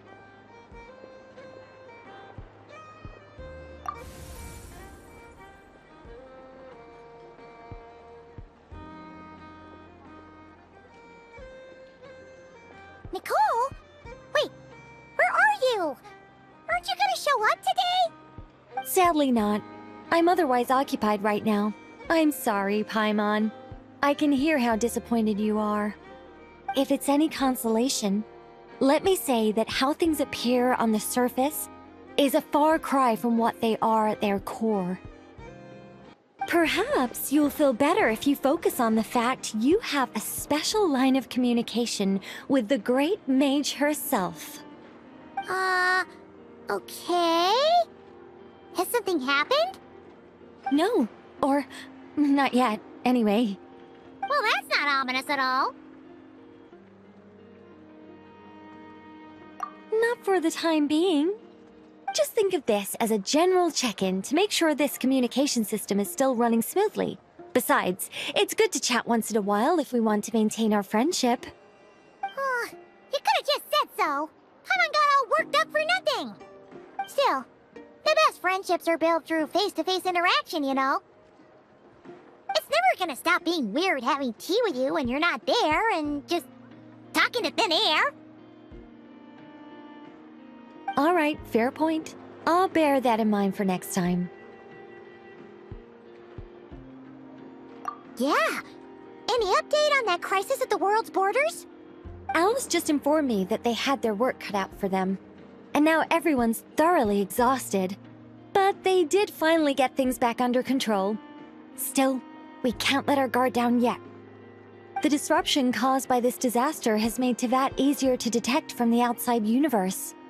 She plans to wait for things to stabilize, then reschedule her Mondstadt vacation plans. As for me, I agree with Hat Guy's perspective. This is a time when many new variables are emerging, and the situation is changing constantly. Plus, most of this change is for the worse. We have to remain vigilant and ensure that the embers of chaos are not rekindled. I did notice that the energy in Nod-Krai changed somewhat after the War of Funerary Flame, but since it was still aligned with the Light Realm, I never gave it a second thought. It looks like I'll have to examine the connections between phenomena I observe more closely in the future. Just doing my duty. It's more or less second nature by now. Of course. To give you the full picture, I'd have to start with the substance from which angels were formed. Never mind. Paimon's right. Showing off my knowledge would be much more satisfying in person. By the way, you did receive the gifts from the Hexen Circle, yes? I'm not trying to claim credit or anything, but my pride demands that I at least mention it. They're quite similar to the protective talisman that Alice gave Dory, but with some very special enhancements. Oh, so that's what kept our friends unsafe when Dottore trapped them. Indeed. We went to great lengths to make sure they were invisible to his eyes.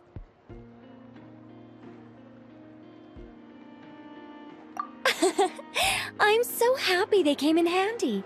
Still, not fishing for gratitude, by the way. I just want you to be aware that sometimes your friends may be protecting you in ways you cannot perceive. Anyway, I'll contact you if anything else crops up. If not, you know what they say, no news is good news. Oh, my angelic instincts are tingling. They say you should head to the docks next. Your friends are about to board their ship home.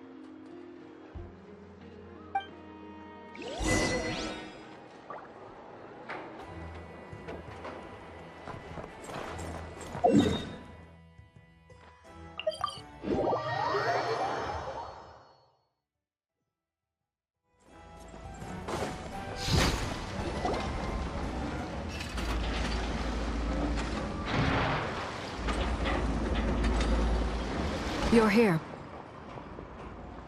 You're here too, Hat Guy! Are you heading back together? No. I'm bound for Sumeru, and she for Fontaine. We just happened to cross paths at the harbor. Everything seems fine. Sandrone may have an abominable temper, but she's always been very responsible with important calculations, and things entrusted to her by valued friends. You always speak as if you know us inside out, Mr. Hat Guy. Maybe I'm just a good judge of character. I certainly hope that's all there is to it. Regardless, you have been a significant help in this matter. For that, you have my gratitude.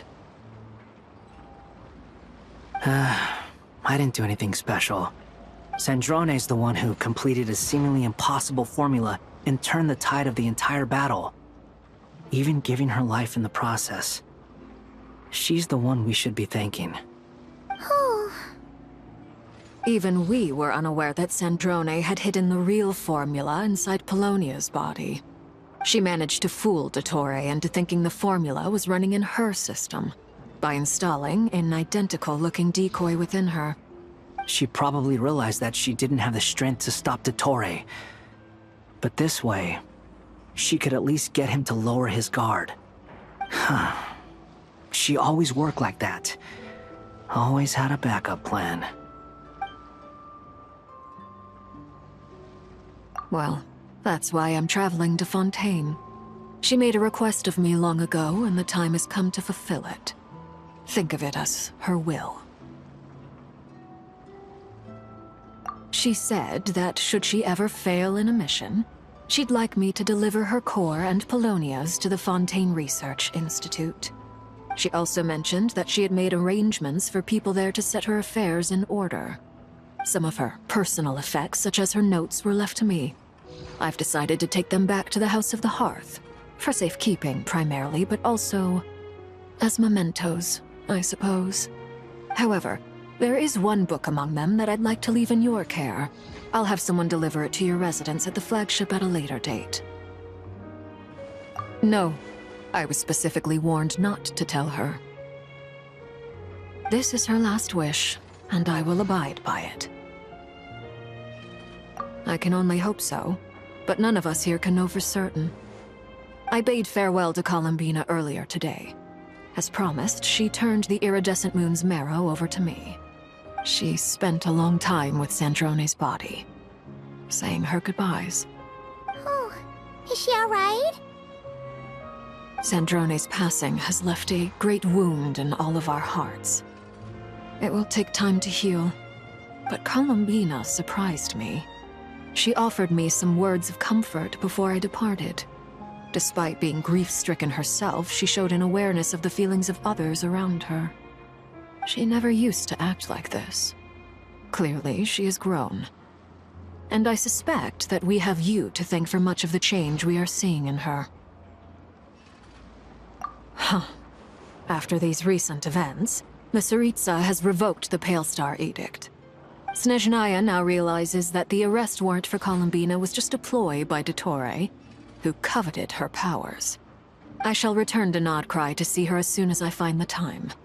I hope that from now on, she too will explore more of the world. Columbina Hyposelenia's journey is only beginning. My ship is here.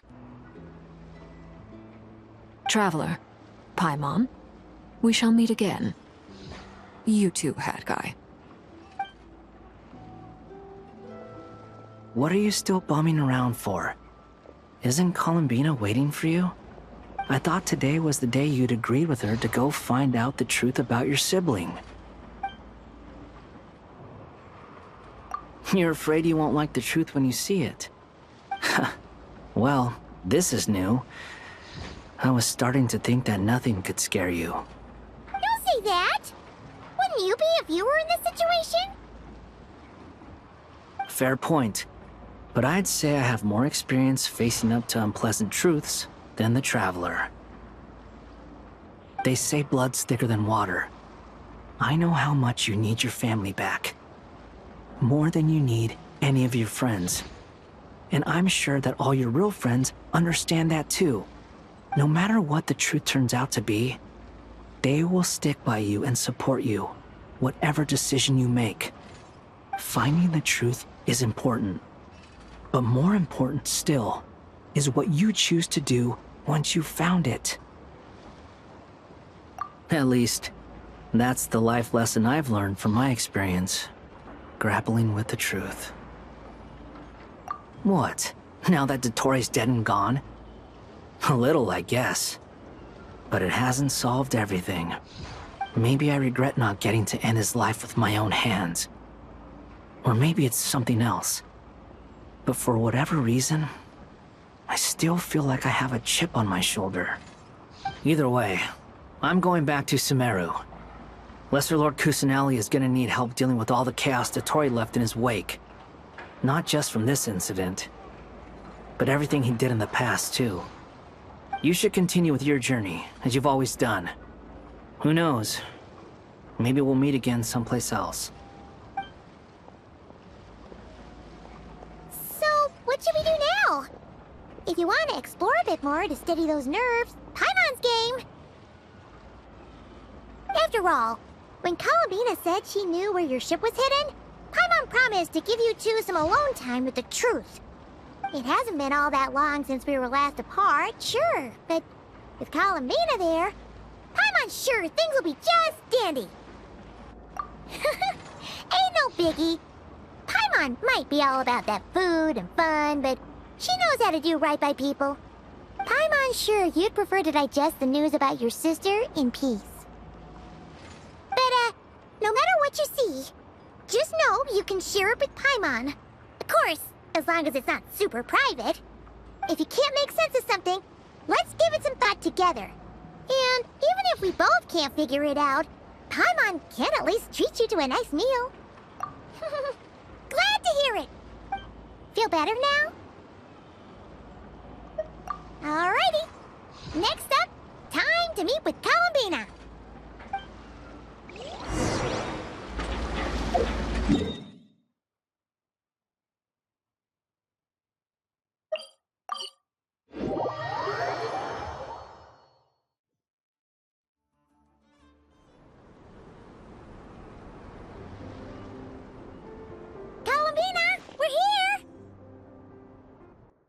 Believe we're meeting out here.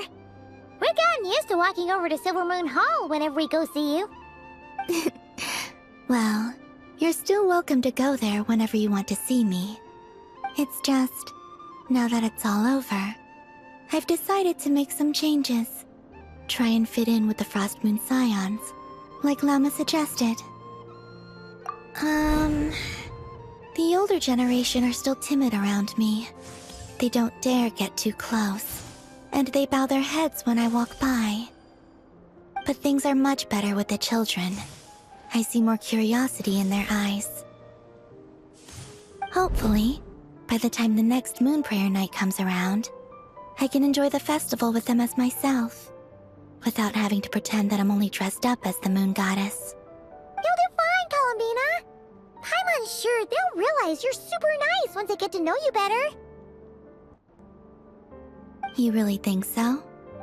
When we first met, you thought I was a little up in the clouds. Oh, we were just starting out then, come on! So Alma told you, huh?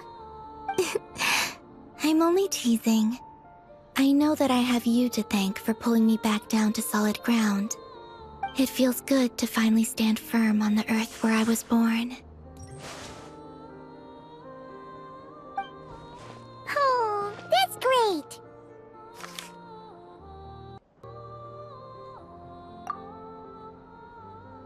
Thank you. I'll make sure not to lose it this time. Well then, are you ready? Lumine, what happened to our spaceship back then? Why did you leave? It's time to learn the truth at last. Ready as I'll ever be. Good. Then let me open the way for you.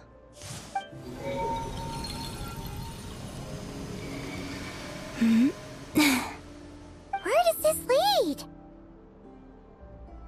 To our shared destination. Huh? Do you remember me telling you about my missing prologue back when we just met? I said that my story began on the moon. But while I was inside the moon's reflection, I realized that my prologue was really hidden in the future. I just had yet to discover it at that point. The story of the time before I was born was in fact the story of my distant future. It's truly fascinating. But when I obtained the Trilunar Authority and returned to our present reality, I sensed something I hadn't expected. Your prologue. So you mean... Yes, your spaceship. All this time, it has been hidden on the Frost Moon, which lay beyond the sky. The great ruler of the firmament. The heavenly principles. Wait, them? Why would they do that? I don't know. Perhaps your ship contains something that is incompatible with Teyvat. Or something that cannot be known. Oh, did I pick a bad time to say this? I know it must have been hard to work up the courage to do this. Maybe I should have waited until you were on the moon, with no chance to back out. That would have been kind of mean, you know.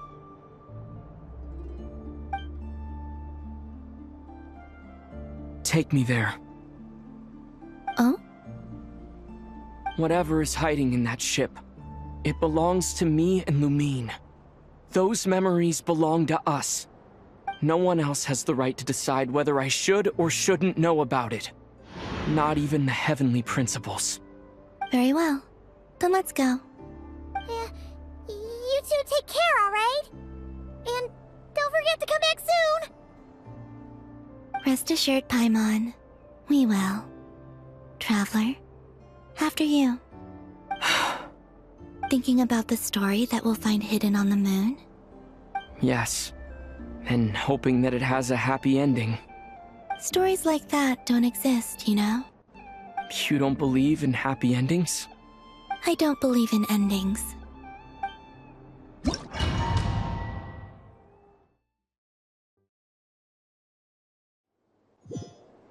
Where am I? This is the pathway I built between Teyvat and the Frost Moon. The moon is very far away from us, so it could be a long journey.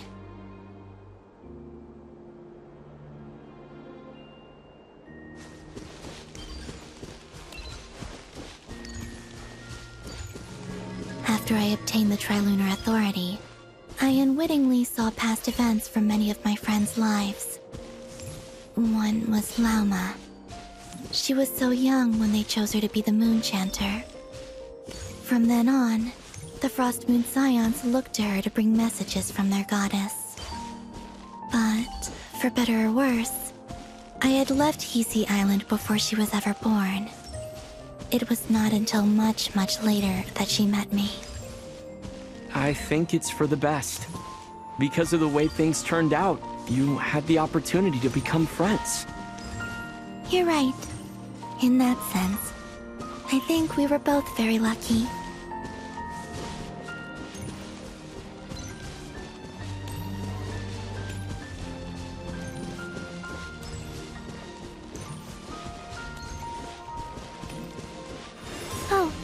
And about that mage, Nicole. I only recently learned that she has lived in Teyvat since the time of the Three Moon Sisters. The Moon Goddesses always had a good relationship with the angels. I suppose our friendship continues that tradition.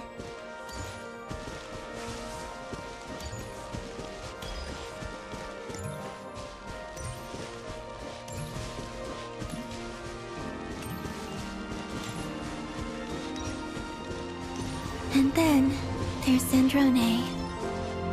I never knew that much about her, beyond the fact that she was created by someone called the Lord Artificer. She, too, suffered for a long time before joining the Fatui.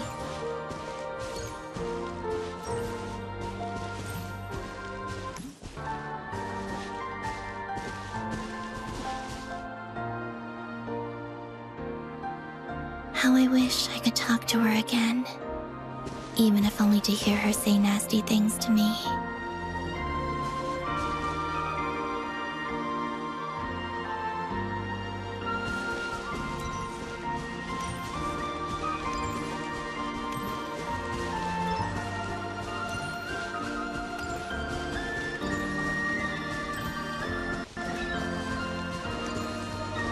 Also, I saw your siblings' story.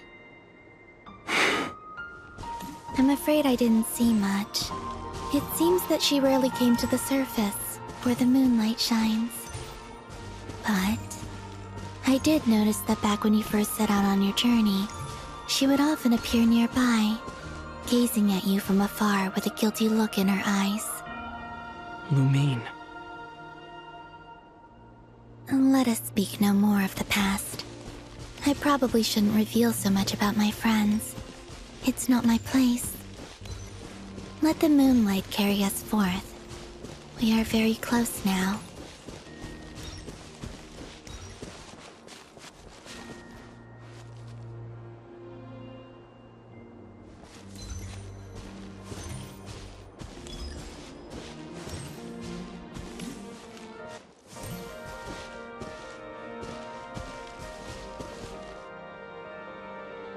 After this, I'd like to bring some kuhenki to the moon as well.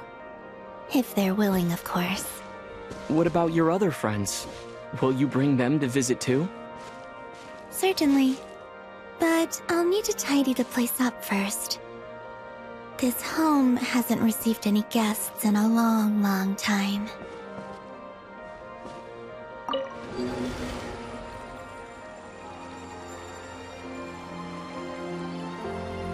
I remember writing something similar with you on Moon Prayer Night. I believe it was called... Dodoko's Whirligig. Yes, that was it. You asked me if I was afraid to return to the moon, and I said that I was. The idea that I had gained something precious, only to lose it so quickly. That frightened me. But I'm not afraid anymore. Besides, this time, we're traveling together.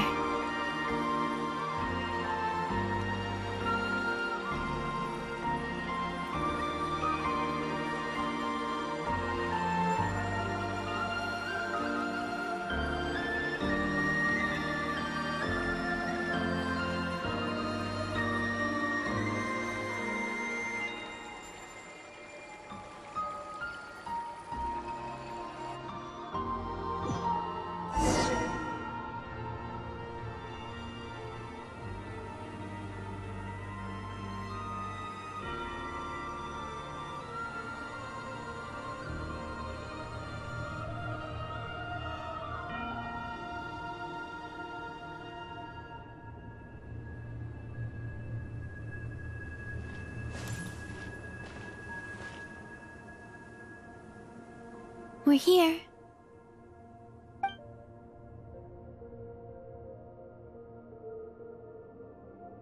Over there.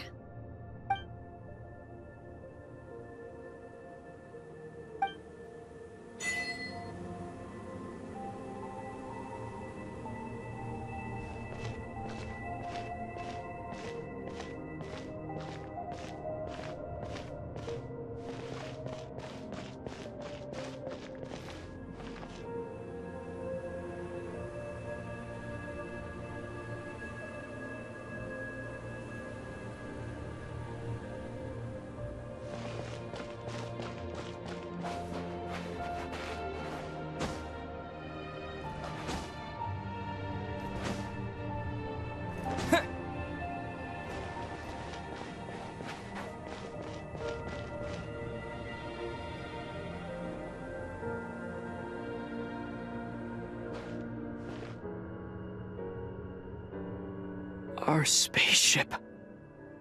It's huge. I suppose that the moon is the only place one could hide it.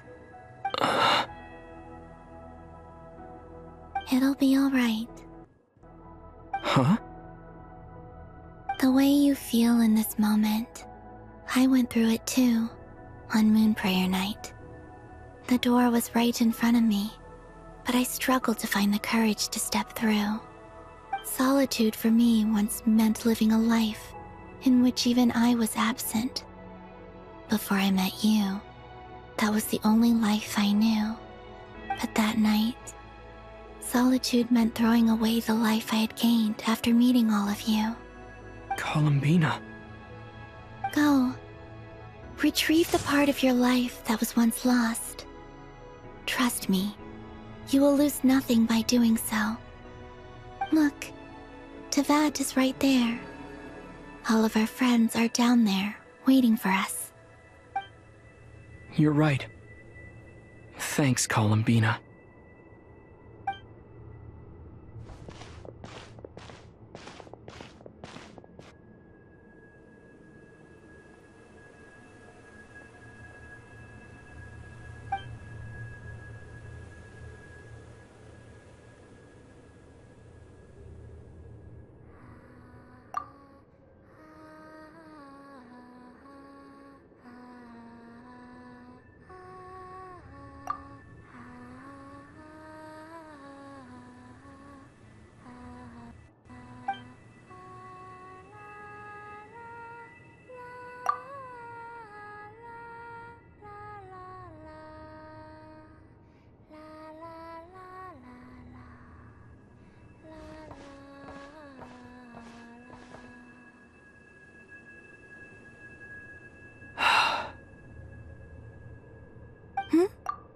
Finished?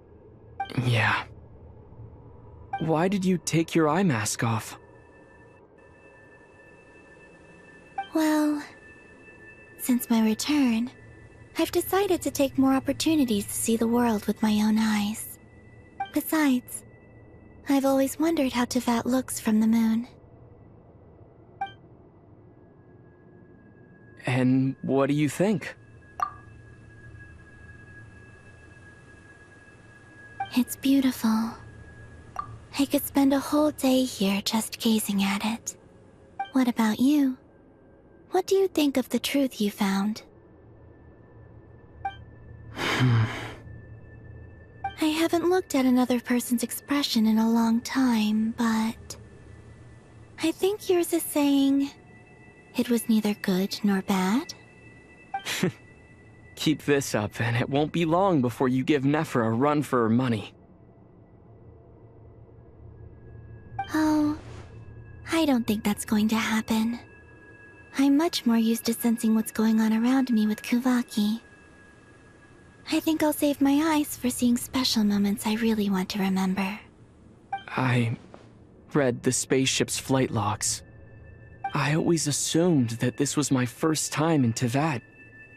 I thought that Lumine and I must have been hibernating in space for centuries on end. But the logs show that our spaceship flew over the skies of Teyvat once before. A long, long time ago. Flew over? So you didn't land? No, the ship barely came to a stop before flying on again. After that, it continued traveling through space for a long time. Some of the data is corrupted, but I suspect that it kept flying for thousands of years. It was only after that that the ship made a forced landing in Nod-Krai. When Lumine found me, she came from outside the ship. Could this mean that she left the ship long before I did? Maybe even during our first pass over Teyvat. Are you alright? Yes, I can feel that the truth is coming together, one small piece at a time. I remember Lumine telling me that when she first arrived in Khaenri'ah, she could not recall the past. So this might be something that even she doesn't know. Here, I made some space for you. Your mind must be racing, And this seems like the perfect place to relax and clear your head. Oh, wait, there's one more thing. What is it? Wait here a moment.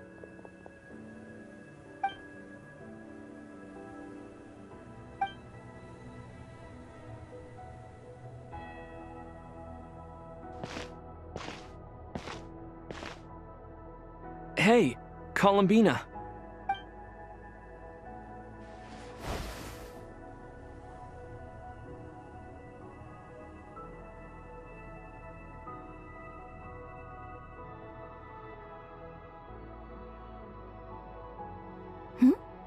Is that a new outfit? An old one, technically. It's been in a cabinet inside the ship this whole time. It's a matching pair with Lumine's. She always liked this set more. Huh. I don't think there's a huge difference. Really? Yes. It's still the same you. You're the same person, no matter what clothes you wear. Only Columbina would make an observation like that. Traveler, do you consider VIII your home? Home is wherever Lumine is. But then after all the time I've spent here, and everything I've been through, yes, I'd say it's my home. Would you change your answer if VIII changed appearance? I mean, if the truth about VIII turned out to be different than what you thought. I don't know, but I don't think so. The truth is not what matters most to me about VIII. When I was first born, I longed for a home. And when you get something before you're mature enough to understand the world, you just take it at face value. I thought that a home was a transaction. You give me what I want, and I'll do the same for you. But you and your friends taught me what a true home should look like. You never asked for anything, yet you gave so generously to me. That's because your friendship matters to us. It was worth it. In the past, I thought that my birth in Nod-Krai must have been a mistake. But after journeying to the distant past where the story began, I realized that it was I who chose Nod-Krai to be my future home. Now, I am glad that I made that choice. I'm sure your friends are just as glad. In fact, I intend to make the same choice today as I did back then. What do you mean? Well, I've given the Eternal Moon's Marrow to Lauma, and the Iridescent Moon's Marrow to Arlecchino. And now, I shall return my Kuvagi to Nod-Krai again, that it may continue to protect my chosen home. Wait, but what about your body? Oh, are you worried that I'll disappear again? I won't. Not this time. The Frost Moon has now entered the fall sky, and I am the Trilune Goddess. I am only returning to Nod-Krai the part of me that it needs. I am giving what I can, because my home is worth it. Oh, and I have something for you, too. For me? Yes. Come closer.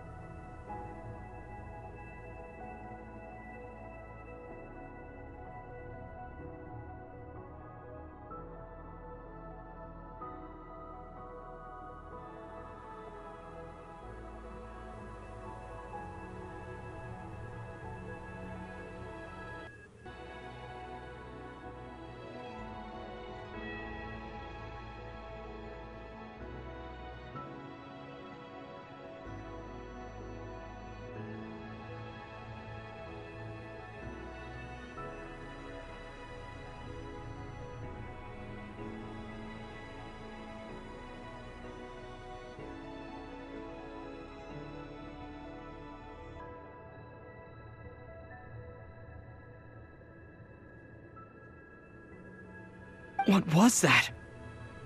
I lifted some of the restrictions this world placed on you.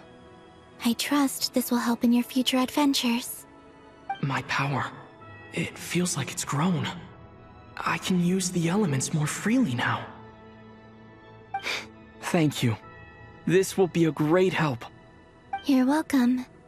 I see you as family, and after everything you've done for me, In fact, no. It's not because I owe you. It's because you're worth it. Here, this flower is for you.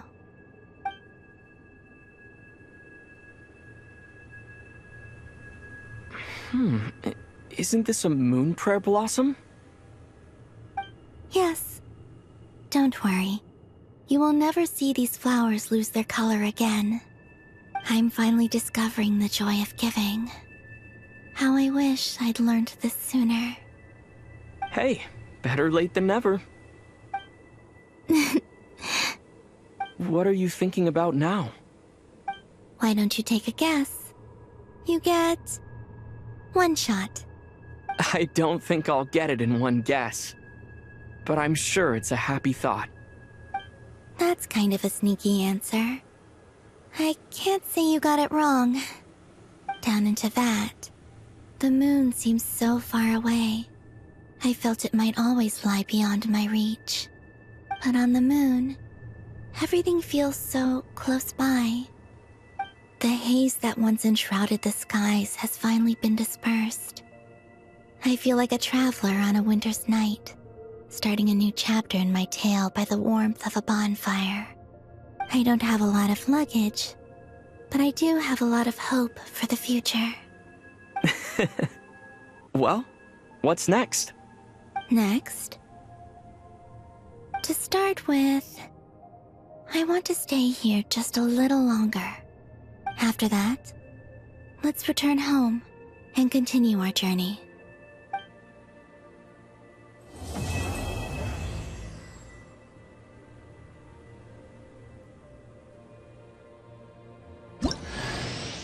These clothes bring back so many memories.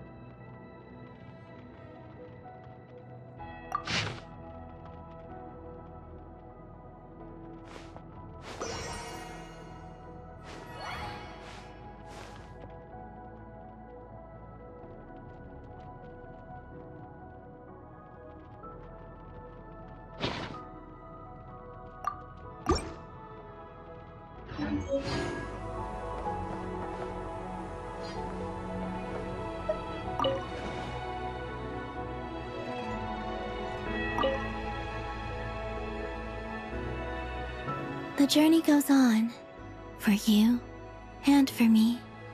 Like I said, this is not the end. I don't believe there has to be an ending. Oh, is that your next destination? Most people would probably tell you to pack some warm clothes. But I experience things differently than most people, so I can't know how cold it is. In fact, it is home to quite a wondrous heat source. I think they call it Kreshnik's torch. Every city in Snezhnaya is built around one of those. I sensed the energy it gave off as I was passing by on a railway train. It felt grand and distant. I also recommend the Korolievsky troupe in Snezhnograd. They give performances quite regularly, and entry was free for harbingers. I liked them a lot. Ice cold and sharp. Crystal clear in some ways, yet profoundly unfathomable in others. Like the thick layer of ice on top of a frozen lake. That's just the impression that Tsaritsa gives me. I was never able to glimpse what truly lies beneath that icy exterior. In fact, I don't think the people of Snezhnaya even know what kind of power their god wields. Maybe that's because the Tsaritsa herself has never acknowledged, nor accepted that power. There's Rerir, the Rooster, and the Jester. Between them, they control a lot of what happens in Snezhnaya, but I can never wrap my head around how exactly power is split between them. I just know they are each responsible for many specific domains. I noticed that the Rooster and Rerir often appear to get along on the surface, while working against each other in secret. And theirs is not a friendly rivalry. But I wasn't particularly interested, so I tended to keep my distance. Now that I think about it, the term Mistelton often seemed to come up in connection with Project Stuja. Once things settle down in Nod-Krai, I'd like to explore the world beyond Snezhnaya. You've told me so many stories about the other places you've been to, and all the friends you've made there. I'm curious to visit those nations and see them for myself. It would also help me learn more about the journey that has made you into the person you are today.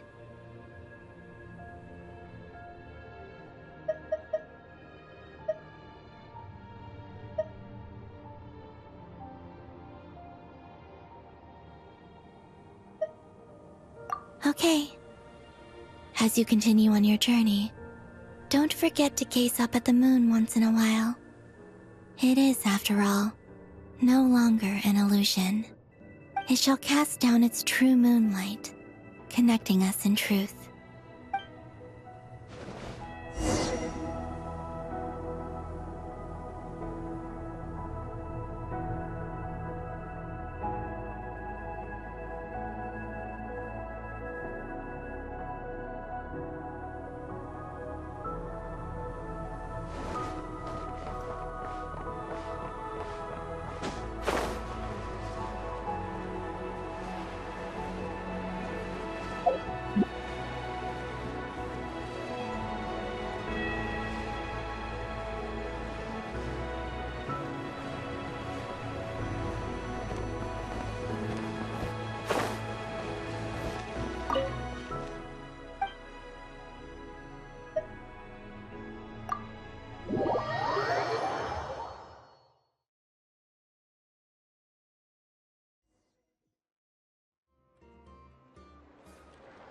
To Jean, Acting Grand Master of the Knights of Favonius.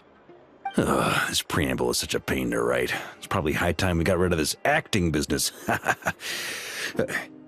I trust that Dern has updated you all on recent events.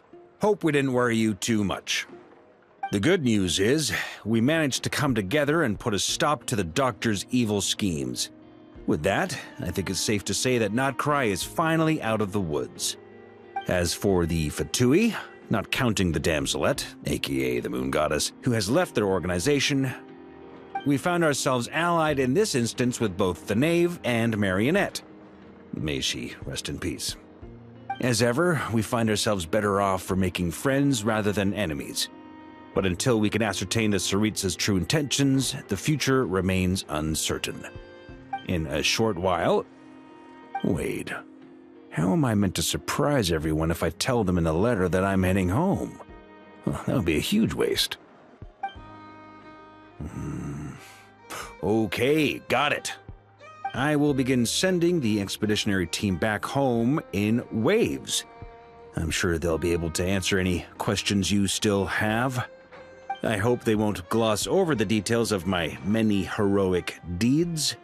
But if they do, I'm sure it'll be because they're just too exhausted from the long journey. I think of Mondstadt daily. Please give everyone my best regards. P.S. The honorary knight went above and beyond this time. Are there any other honors we can give him? I'll leave it with you. P.P.S. Please be extra nice to Klee for the foreseeable future. I cashed in on the last favor that the Hexen Circle owed us, so we need to earn some more goodwill. If there's any serious problems, feel free to stick me in solitary confinement when I get back. I'll do the time for her. Whew, And that, as they say, is all she wrote. End of an era. And with the moon shining down brighter than ever, I think everyone is going to sleep well tonight.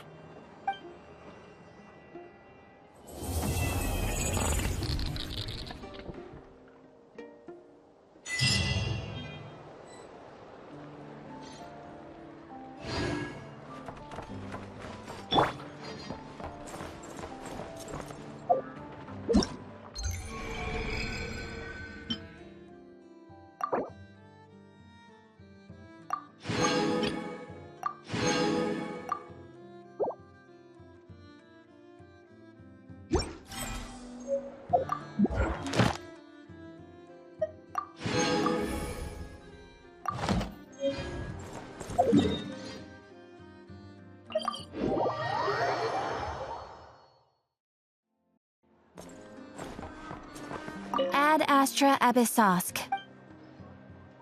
Thank you for completing today's commissions.